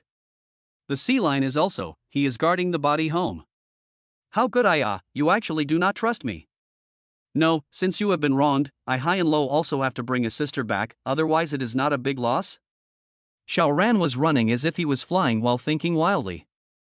Under the all-out running, his physical strength was extremely depleted. Just half an hour, he was as if he was burned by fire, all his clothes were finished again, and his tendons, bones, and flesh all seemed to be overloaded, aching and rising. He had to stop and rest. This was really consuming clothes. Chapter 436, Diviner. Xiao Ran rested for about 10 minutes, and his body finally cooled down. He could continue. He pulled out his legs and continued northward. The city of Tianjin was more than 800 kilometers away, and with Xiao Ran's full speed, he could arrive in less than an hour, but because he rested for 10 minutes, it took him almost an hour to arrive at this famous historical city. Xiao Ran stood on a high building and looked down at this large northern city that was plain white, and he could not help but feel some sighs in his heart. He had never been to the north. Naturally, he could not have been to the city of Tianjin or the imperial capital. In the past, he did not have the opportunity to do so, and the Zhang family was willing to let him spend this amount of money? Now he came, however, there was no longer anyone hawking dog buns. I should have brought the leopard here to see if the dog cares or not. He just told himself a joke. The dog is supposed to be Go Bully, the bun seller's last name is Go, not really, even the dog is ignored. Xiao Ran just lamented a little, but not too much reluctance, because once a certain food has become famous, it will usually become very difficult to eat. He didn't know about other places, but those specialty snacks in Sioux City, TSK, really bad. Xiao Ran was thinking about the problem. Although there was a big battle here yesterday, it might not have been the brats and the local exalts doing battle, or it might have been the two local gangs fighting for power and plundering each other's exalts. Find the living first and inquire about the situation. He was about to leap down from the tall building, but he slightly eked and looked up towards the sky. In the sky not far away, there was a bird flying over. The quotation marks naturally indicated that it was not a real bird, but a person. It was a human being, a beast transformation alien. Yo, what a beautiful bird! Not only does she have brightly colored feathers, but her tail is also like a rainbow, very magnificent. What kind of bird is this? Although a bird is a bird once its wings are long and its feathers are lifelong, there are so many varieties of birds. It wasn't like a crane, rather it was a bit like a peacock, but it was a bit different from a peacock's tail. Forget it, this is not very important. Xiao Ran focused on looking at this person. Since he used the word she was naturally a woman. She was very young, only 20 years old, and her looks were quite beautiful. The key was that after evolving into the state of animalization, her face had special patterns, like colorful tattoos, which added a kind of wild beauty to her. This birdman was flying, while also opening its mouth to the bottom as if it was emitting sound waves, but the frequency should be extremely high or extremely low. Anyway, Xiao Ran did not capture any sound. Birdman's flying speed is very fast. In a short while came to Xiao Ran's sky. Just in time, she looked down while Xiao Ran looked up, and the four eyes met. The female birdman clearly revealed a look of surprise, and with a fold of her wings, she descended from a high altitude, but only descended, not landing on the roof of the building, but maintaining a safe distance of about 100 meters from Xiao Ran. At least it seemed safe to her, and once Xiao Ran was about to make a move, she was perfectly capable of dealing with it calmly, whether it was a battle or a retreat. She had clearly overestimated herself and underestimated Xiao Ran. At this moment, she had already entered Xiao Ran's domain range. Xiao Ran could take her down with a single thought, and she had no chance of escaping at all. The district was only 300 copies of a sister. However, it was already 300 copies. How many times must this have rubbed off? Xiao Ran looked at the beautiful and demonic face of this female birdman and could not help but feel slightly sorry for her. My name is Lin Xiaoqiang, who are you? The female bird person lifted her wings to keep letting her body hover in the air. Xiao Ran thought about it. It's better not to use Sun Limin's name, in case he's called Xiao Sun or even Sun Zi again. Xiao Yan, burning as in burning. He said. Which of the three major gangs do you belong to? Lin Xiaoqiang asked. The three major gangs? What three major gangs? Xiao Ran asked rhetorically. You actually don't know the three great gangs? Lin Xiaoqiang frowned, looking incredulous. Could it be that you are not from Jin City? Xiao Ran spread his face and smiled. No, I came here from the provinces. I came here to track down a group of brats. Did you know that there are brats here? Lin Xiaoqiang could not help but shake her head. Rather, I have not heard of it. However, there is one of us in the Honghua gang whose psychic ability is divination, so we can ask him to help us with the calculations. Seeing as you're looking for little devils, I'll charge you half price. Huh, there's a divination type psychic? Is this considered peeking into the future? However, I don't damn well know what your original price is. How do I know that the half price you're talking about isn't first doubled 10 times and then discounted? Chinese people don't lie to Chinese people, so don't you dare hoodwink me. Xiao Ran laughed. No cheating. Lin Xiaoqiang had a straight face. Fine, Xiao Ran nodded. If he could know the whereabouts of these brats, he would not mind paying some supplies as payment. Let's go. He said. Keeping up with me? Lin Xiaoqiang, still not coming down in the air, asked Xiao Ran. Try, it should be fine. Xiao Ran was very pretentious. Lin Xiaoqiang did not doubt it. The city was full of tall buildings. There was still a big difference between being able to fly and running on the ground. Flying could truly ignore the terrain, but running on the ground had to go around the tall buildings. Then you stay close. She lifted her wings and flew. Flying hundreds of meters high, she twisted her head to look back. Huh, where was Xiao Ran? She didn't see anyone and couldn't help but be very contemptuous. Just now she said that she should be able to, but in the end, she only flew out a few hundred meters and she couldn't keep up? This is too weak. Hey, what are you thinking about? Hurry up. Unexpectedly, Xiao Ran's voice came over. Moreover, it was still ahead. Lin Xiaoqiang was shocked and looked ahead again, only to see Xiao Ran appearing on the roof of another tall building with a very leisurely look. Are you deliberately getting off on this? The corners of Lin Xiaoqiang's mouth twitched slightly, and this time, she no longer held back, but lifted her wings with all her might. The speed soared. Beast types were already similar to physical types, and beast types also possess special characteristics that physical types didn't have. Let's say, how can physical types not fly, right? Your left foot steps on your right foot, and your right foot steps on your left foot? Lin Xiaoqiang's fastest flying speed was comparable to a weak version of a fighter jet, close to the speed of sound, and now that she was mounted and infuriated by Xiao Ran, she unconsciously raised her speed up, close to full speed. This time Xiao Ran was going to be thrown out of shadow, right? She was a bit pleased with herself and went to capture Xiao Ran once again. Then, she was startled. Because Xiao Ran was not thrown off by her, but was jumping on the roofs of the tall buildings, jumping from one to the other, with this bouncing power and explosive power that could be called terrifying. This was a physical arts type alien. Lin Xiaoqiang immediately made a conclusion in her mind, and at the same time, she was also relieved. Judging from his speed, Xiao Ran was even stronger than herself, but only to a limited extent. She just wanted to earn some supplies, she didn't want to lead the wolves into the house. After only a few minutes of flying, the destination was already in sight. Chapter 437, The Whereabouts of the Little Devil. Honghua Gang. In fact, there was first a neighborhood called Honghua Home, and after the natural disaster, a group of aberrants established a colony here, so it was simply called the Honghua Gang. The boss of the Honghua Gang is Lin Jiahe, Lin Xiaoqiang's father. It was not uncommon for fathers and daughters to become psychics at the same time. Of course, in the past, with the golden snowflakes falling more and more, not to mention the father and daughter becoming psychics at the same time, it is not strange for a family to be full of psychics. Xiao Ran has summarized the rule. The golden snowflakes first fall in the middle of the sea, and then move towards the shore, and the more inland areas, the lower the chance of golden snowflakes appearing. In the future, I don't know if there will be a compensation mechanism, such as golden snowflakes raining wildly in inland areas. When Lin Xiaoqiang dropped her form, Xiao Ran also stopped next to her, while the woman briefly talked to Xiao Ran about the situation of the Honghua gang, and Xiao Ran realized that the boss here was called Lin Jia, who was also Lin Xiaoqiang's father. No wonder she had brought herself back, this was fertilizer flowing to outsiders. Eldest Miss. Good day, Eldest Miss.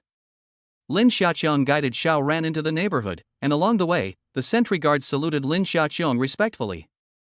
Bringing Xiao Ran to the lobby of a building, Lin Xiaoqiang then said, "I'm going to change my clothes, you wait here for a while." Xiao Ran nodded. Once the animalized type transforms, it is basically impossible to wear the original clothes after resuming the human form, because 99% of them will be destroyed, just a few pieces of cloth hanging on the body. Think it's a bikini, can you still continue to wear it? The building wasn't high, just 8 floors. While she went up to the top floor and entered a room, locking the door, she resumed her human form. TSK, TSK, TSK. Xiao Ran took a glance, really only a glance. The body was genuinely good, well, it was a bit modest, it should be said that it was very, very good. Xiao Ran withdrew his spatial perception. Do not look at it if it is not polite. Lin Xiaoqiang changed her clothes and came down, once again appearing in front of Xiao Ran. Wow! Previously, she was in bird form and her legs were a bit ridiculously long, but in fact, she also possessed a not bad height, estimated at 176, but was very slim, estimated to weigh no more than 100 pounds, but even so slim, she possessed a pair of Ds. She came in front of Xiao Ran and revealed a smile as she said, "Let's talk about the payment." Xiao Ran smiled back. After seeing all of her body, he didn't mind paying for some supplies. Alright, let's talk about it. Elder Wu's use of divination is very consuming of his supernatural ability, and it can only be used once a day, and it's also very difficult to use after each use. After all, prying into the heavens is hated by the heavens. Lin Xiaoqiang blah blah blah said. Anyway, she made the cost of divination very, very big, which made the meaning obvious. You have to pay more.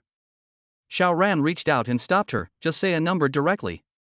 Only then did Lin Xiaoqiang say, 100 kilograms of rice, 10 kilograms of meat, preferably salted meat, or else bacon or ham will do, and 50 kilograms of vegetables.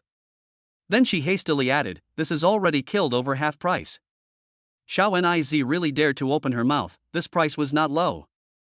However, Xiao Ran really didn't know how much it would cost to divine, he was too lazy to waste time on haggling, besides, he had just enjoyed a glimpse of the nosebleed-inducing beauty, it was already worth the price. Okay, I will go and prepare it for you later, and you let whoever that is start divining. Xiao Ran said, this is a group of brats that came out from the island country, may have come to China, but not sure. My request is to find out the whereabouts of this group of brats. Lin Xiaoqiang smiled faintly, no problem. Go prepare the supplies and bring them over, and I'll let Elder Wu tell you the answer. Xiao Ran did not say anything else and turned to leave. He could have actually taken out the supplies on the spot, but he had already gotten used to conserving his supernatural attributes, so he left the neighborhood first and wandered around for a while before taking out a few sacks and stuffing the corresponding supplies into them, placing all of them on a wooden board before dragging himself towards the neighborhood where the Honghua gang was located. When he arrived at the place, the sentry guards had already been notified and immediately released him. Xiao Ran used his spatial perception to look around. The arrangement here was loose on the outside and tight on the inside, seemingly allowing him to enter, but in reality, there were so many people staring at him in the shadows, and if he showed hostility, these people would rush out and attack him. However, if Xiao Ran really had to make a move, he could kill everyone here in 5 minutes, no, 3 minutes. The strongest person would only have a quantity of 2,000 copies. Xiao Ran even somewhat admired himself, obviously possessing a terrifying strength actually did not act as a bully or a king. He completely had such strength and qualifications. Being kingly is too tiring, and is it fun to enslave people? Xiao Ran shook his head, his personality made him uninterested in power and would only find it troublesome. Lin Xiaoqiang welcomed him out, and after Xiao Ran opened the sack and saw the supplies inside, she could not help but reveal a sweet smile. Big Brother Xiao is really a refreshing person. It's Big Brother when there are benefits. What about the results? Xiao Ran asked. Wu Lao said, a total of 2 groups of brats came out from the island. However, all the way brats have all died. The other group has landed in one of our northeastern provinces, but the specific location is not good to project. The information in hand is too little. After all, divination also requires some prerequisites. Lin Xiaoqiang said. Xiao Ran was originally skeptical, but when he heard Lin Xiaoqiang say that there were actually 2 waves of little devils, he could not help but be slightly moved. This was information that he had not released. But that old man Wu had actually divined it? Awesome, awesome, awesome. That Wu Lao said that the brats landed in a province in the northeast. It seems to be true, but there are 3 provinces in the northeast. Which province is it? In fact, even if you know which province it is, the range is ridiculously large. At least it must be narrowed down to the level of the city before Xiao Ran can use spatial perception to find out the brats. Then let Starfire City find them. Xiao Ran immediately called Starfire City. The one who answered the phone was still Zhu Qingxian. It seemed that this girl was appointed as Xiao Ran's operator. Xiao Ran didn't care. He talked about the matter that the brats might land in the 3 northeastern provinces, and asked Starfire City to focus on monitoring these 3 provinces. Anyway, let him know if there is any movement. Leaving home, Xiao Ran can take the cell phone out. You want to monitor me, just monitor me. Zhu Qingxian agreed. This sweeping up the brats is naturally incumbent on everyone. Xiao Ran hung up the phone and fell into thought. Next, would he go directly to the Liao province side to stay there and wait for news? I say, Brother Xiao, do you need to divine anything else? For the sake of being an acquaintance, I can give you another half price. Lin Xiaoqiang's voice came over. Chapter 438, Crazy People and Middle-Aged Diseases. Having money is being a grandpa. It was really true that it was true in all the seas. Xiao Ran looked at Lin Xiaoqiang with a smile, and this beautiful woman also looked at Xiao Ran with a smile, her eyes flashing with the symbol of money, just like the appearance of a financial fanatic. Is this treating me as an ingrate? Xiao Ran changed the topic and said, there was a massive fight here yesterday. Do you know who fought who? The lunatic gang and the Middle Two-Way Disease Association chanting. Lin Xiaoqiang said, with a look of contempt. Is that the other 2 big gangs? Xiao Ran was a little curious as to why they had such strange names. Lin Xiaoqiang nodded. A group of lunatics and a group of Middle Two Sickness patients formed. What is it if it is not the lunatic gang and the Middle Two Sickness Society? So that's what it was.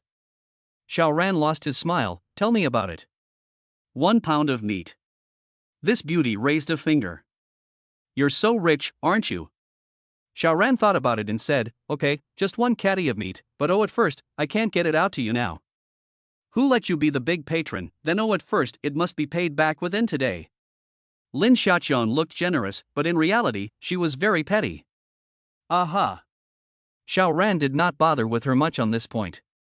Only then did Lin Xiaoqiang say with satisfaction, of the 3 major gangs in Jin City, only our Honghua gang is normal. My father doesn't know how many people he has saved, and now this neighborhood is about to be filled to capacity if it wasn't for that gang of lunatics and middle-aged idiots who keep coming to cause havoc. Xiao Ran nodded slightly, as there were indeed a lot of normal people in this neighborhood, both men and women, young and old, which was very rare. Whether a person was good or bad, don't look at what they say, but what they do. At least as of now, this colony did provide shelter to many ordinary people. Of course, there was no such thing as absolute fairness here. There was a lot of work for ordinary people to do. Absolute fairness was the real injustice. The lunatic gang is also known as the Deshang gang. The oldest is called Wang Su. He also has 2 cousins and 1 cousin, Wang Weiwei, Wang Guohao, and Qin Shuang. These 4 are the absolute backbone of the lunatic gang. Lin Xiaoqiang continued, it's said that Wang Su was in a mental hospital before, and spent all day saying that he had superpowers, either he could fly or breathe in water, and several times he jumped down from the upper floors and dived to the bottom of the swimming pool and refused to come up, but he didn't die. She had a look of regret. If this Wang Shui could have died earlier, then there wouldn't be so much going on now. After the end of the day, Wang Livid thought that the opportunity for metamorphosis had come, and rushed into the poisonous hail at the first opportunity, but the result still didn't die into it, and it really allowed him to complete his evolution. Lin Xiaoqiang sighed even more. This was really crooked. Xiao Ran was also surprised. He was able to evolve thanks to the blessings of his previous life, and only later guessed that the poisonous hail was the key to letting people evolve. But look at people, on the first day of the natural disaster, he was brave enough to rush into the poisonous hail, and it really let him evolve successfully. I would call this person the lucky emperor. After Wang Su's evolution is successful, let all the family members start evolving. Lin Xiaoqiang added, a Wang family village, in the end, they actually only survived a few people, you say, what are they if not crazy? I guess they were forced by Wang Su. An alien forced you, can you resist? And what about the middle-aged disease? Xiao Ran asked. The gang formed by those guys is called the Changshan Society, you say, to be able to come up with such a name, what are they if not middle-aged? Lin Xiaoqiang became even more disgusted. Their boss is called Zhang Pang, who nicknamed himself Laser Eye, and his second-in-command is called Chao Jiyang, nicknamed Fire Fist. In the whole of Jin City, only the gang of middle twos would give themselves nicknames. Xiao Ran was also quite speechless. It was indeed very middle-aged to nickname oneself. Yesterday, these two groups fought again, on a large scale, and a lot of people died. Lin Xiaoqiang said, the cause was to fight over the golden snowflake. Xiao Ran couldn't help but look at her, so golden snowflakes were raining all over the country, and everyone knew the utility of this thing? It was also true that it would be absorbed at the touch of a button, and the effect could be said to be immediate, so it was hard to hide it from people. Lin Xiaoqiang looked back over and said in an exaggerated tone, you don't think that we are some kind of nook or cranny here that we don't even know what the golden snowflake is good for, right? Xiao Ran could only respond with a smile. Brother Xiao, you really don't need divination services? This beauty said undeterred, with a look of not wanting to miss out on the wrongdoer. You are falling into the eyes of money. Xiao Ran smiled and shook his head, no need for now. He was about to leave when he heard noises coming from outside. De Chang Gang is calling. Lin Xiaoqiang immediately looked solemn and was about to run out, but he took 2 steps but then paused. Brother Xiao, do you want to earn some extra money? Oh, what extra money? Xiao Ran asked casually. Be a mercenary for a time and help us beat back that gang of lunatics. Lin Xiaoqiang said. This was called making full use of all the power that could be utilized. Xiao Ran did not mind helping out. After Wu Shanglong's sacrifice, he was actually still very touched, although it was not so much as to make him change his character, but he did not mind helping out with a small favor that was a matter of lifting his hand. Moreover, there were still alien powers to be absorbed. However, things couldn't be promised too easily, or people wouldn't be able to remember your goodness. Xiao Ran was not as noble as Wu Shanglong, just bending his head to do things without asking for anything in return. Oh, what about my reward? Lin Xiaoqiang was very generous and patted her chest, whatever you ask for. You roam the sky, I'll just sit on the ground and return the money. Think she was a generous person? That would be a big mistake. Xiao Ran suddenly smiled a wicked smile, I want Bao Pei.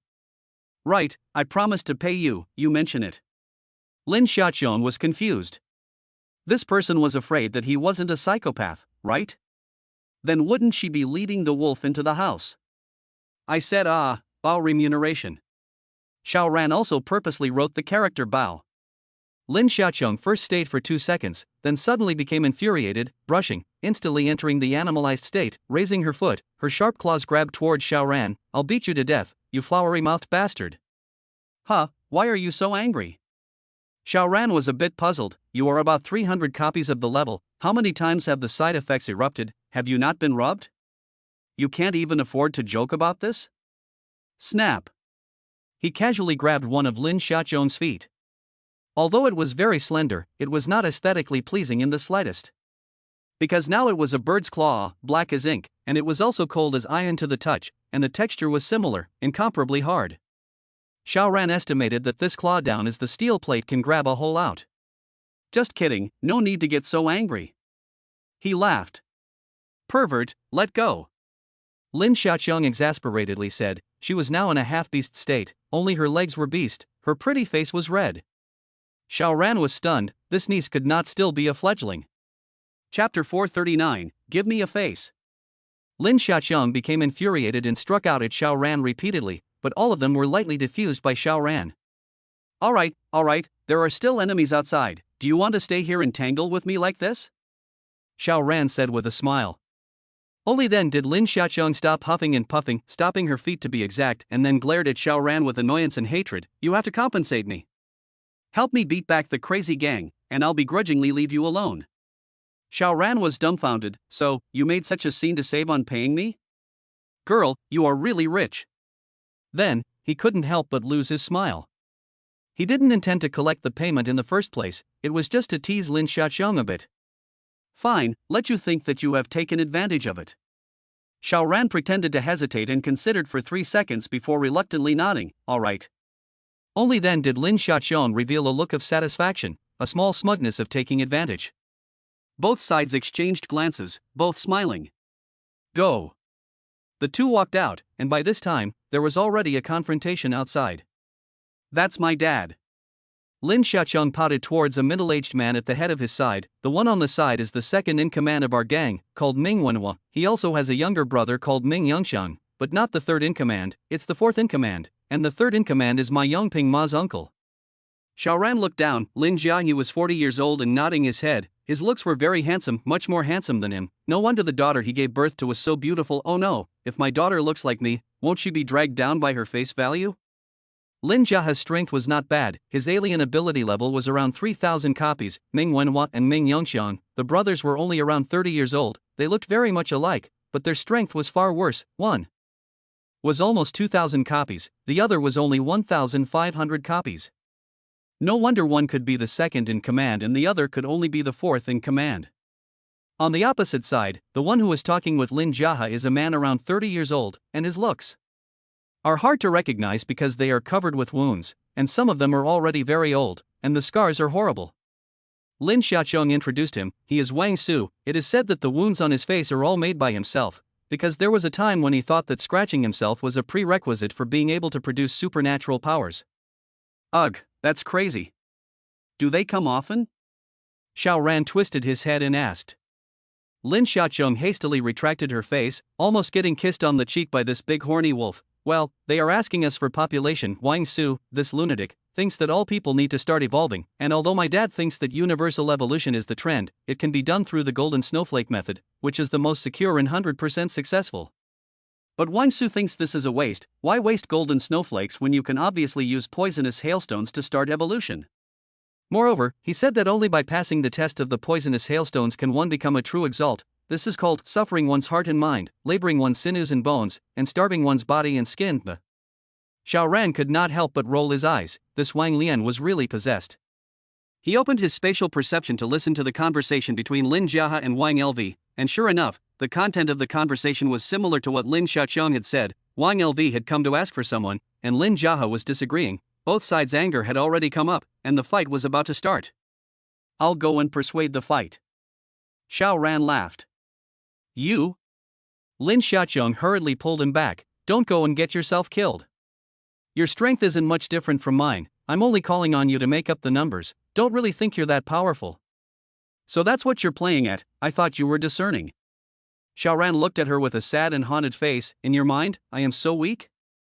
People have to be self-aware. Lin Xiaoqiang said with a straight face. Fine. Xiao Ran gently vibrated his arm, so Lin Xiaoqiang couldn't hold onto him, and he took a big stride towards the Lin family and walked over. This idiot.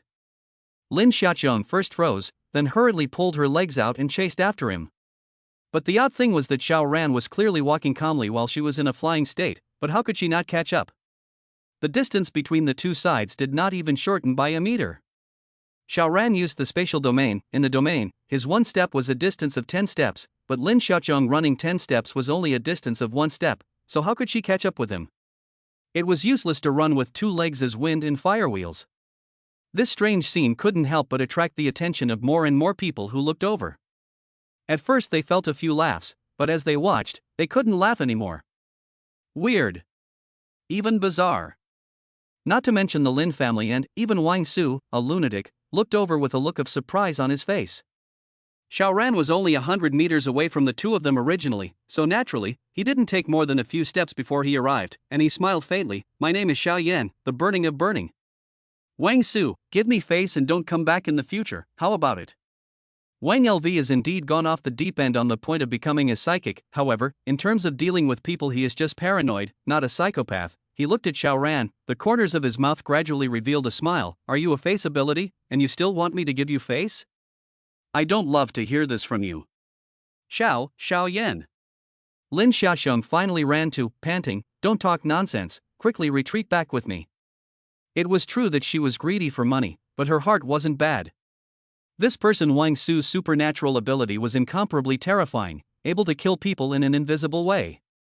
But Wang Su reached out to stop him, squeezing a smile on his face. Come all the way here, let's have a chat then.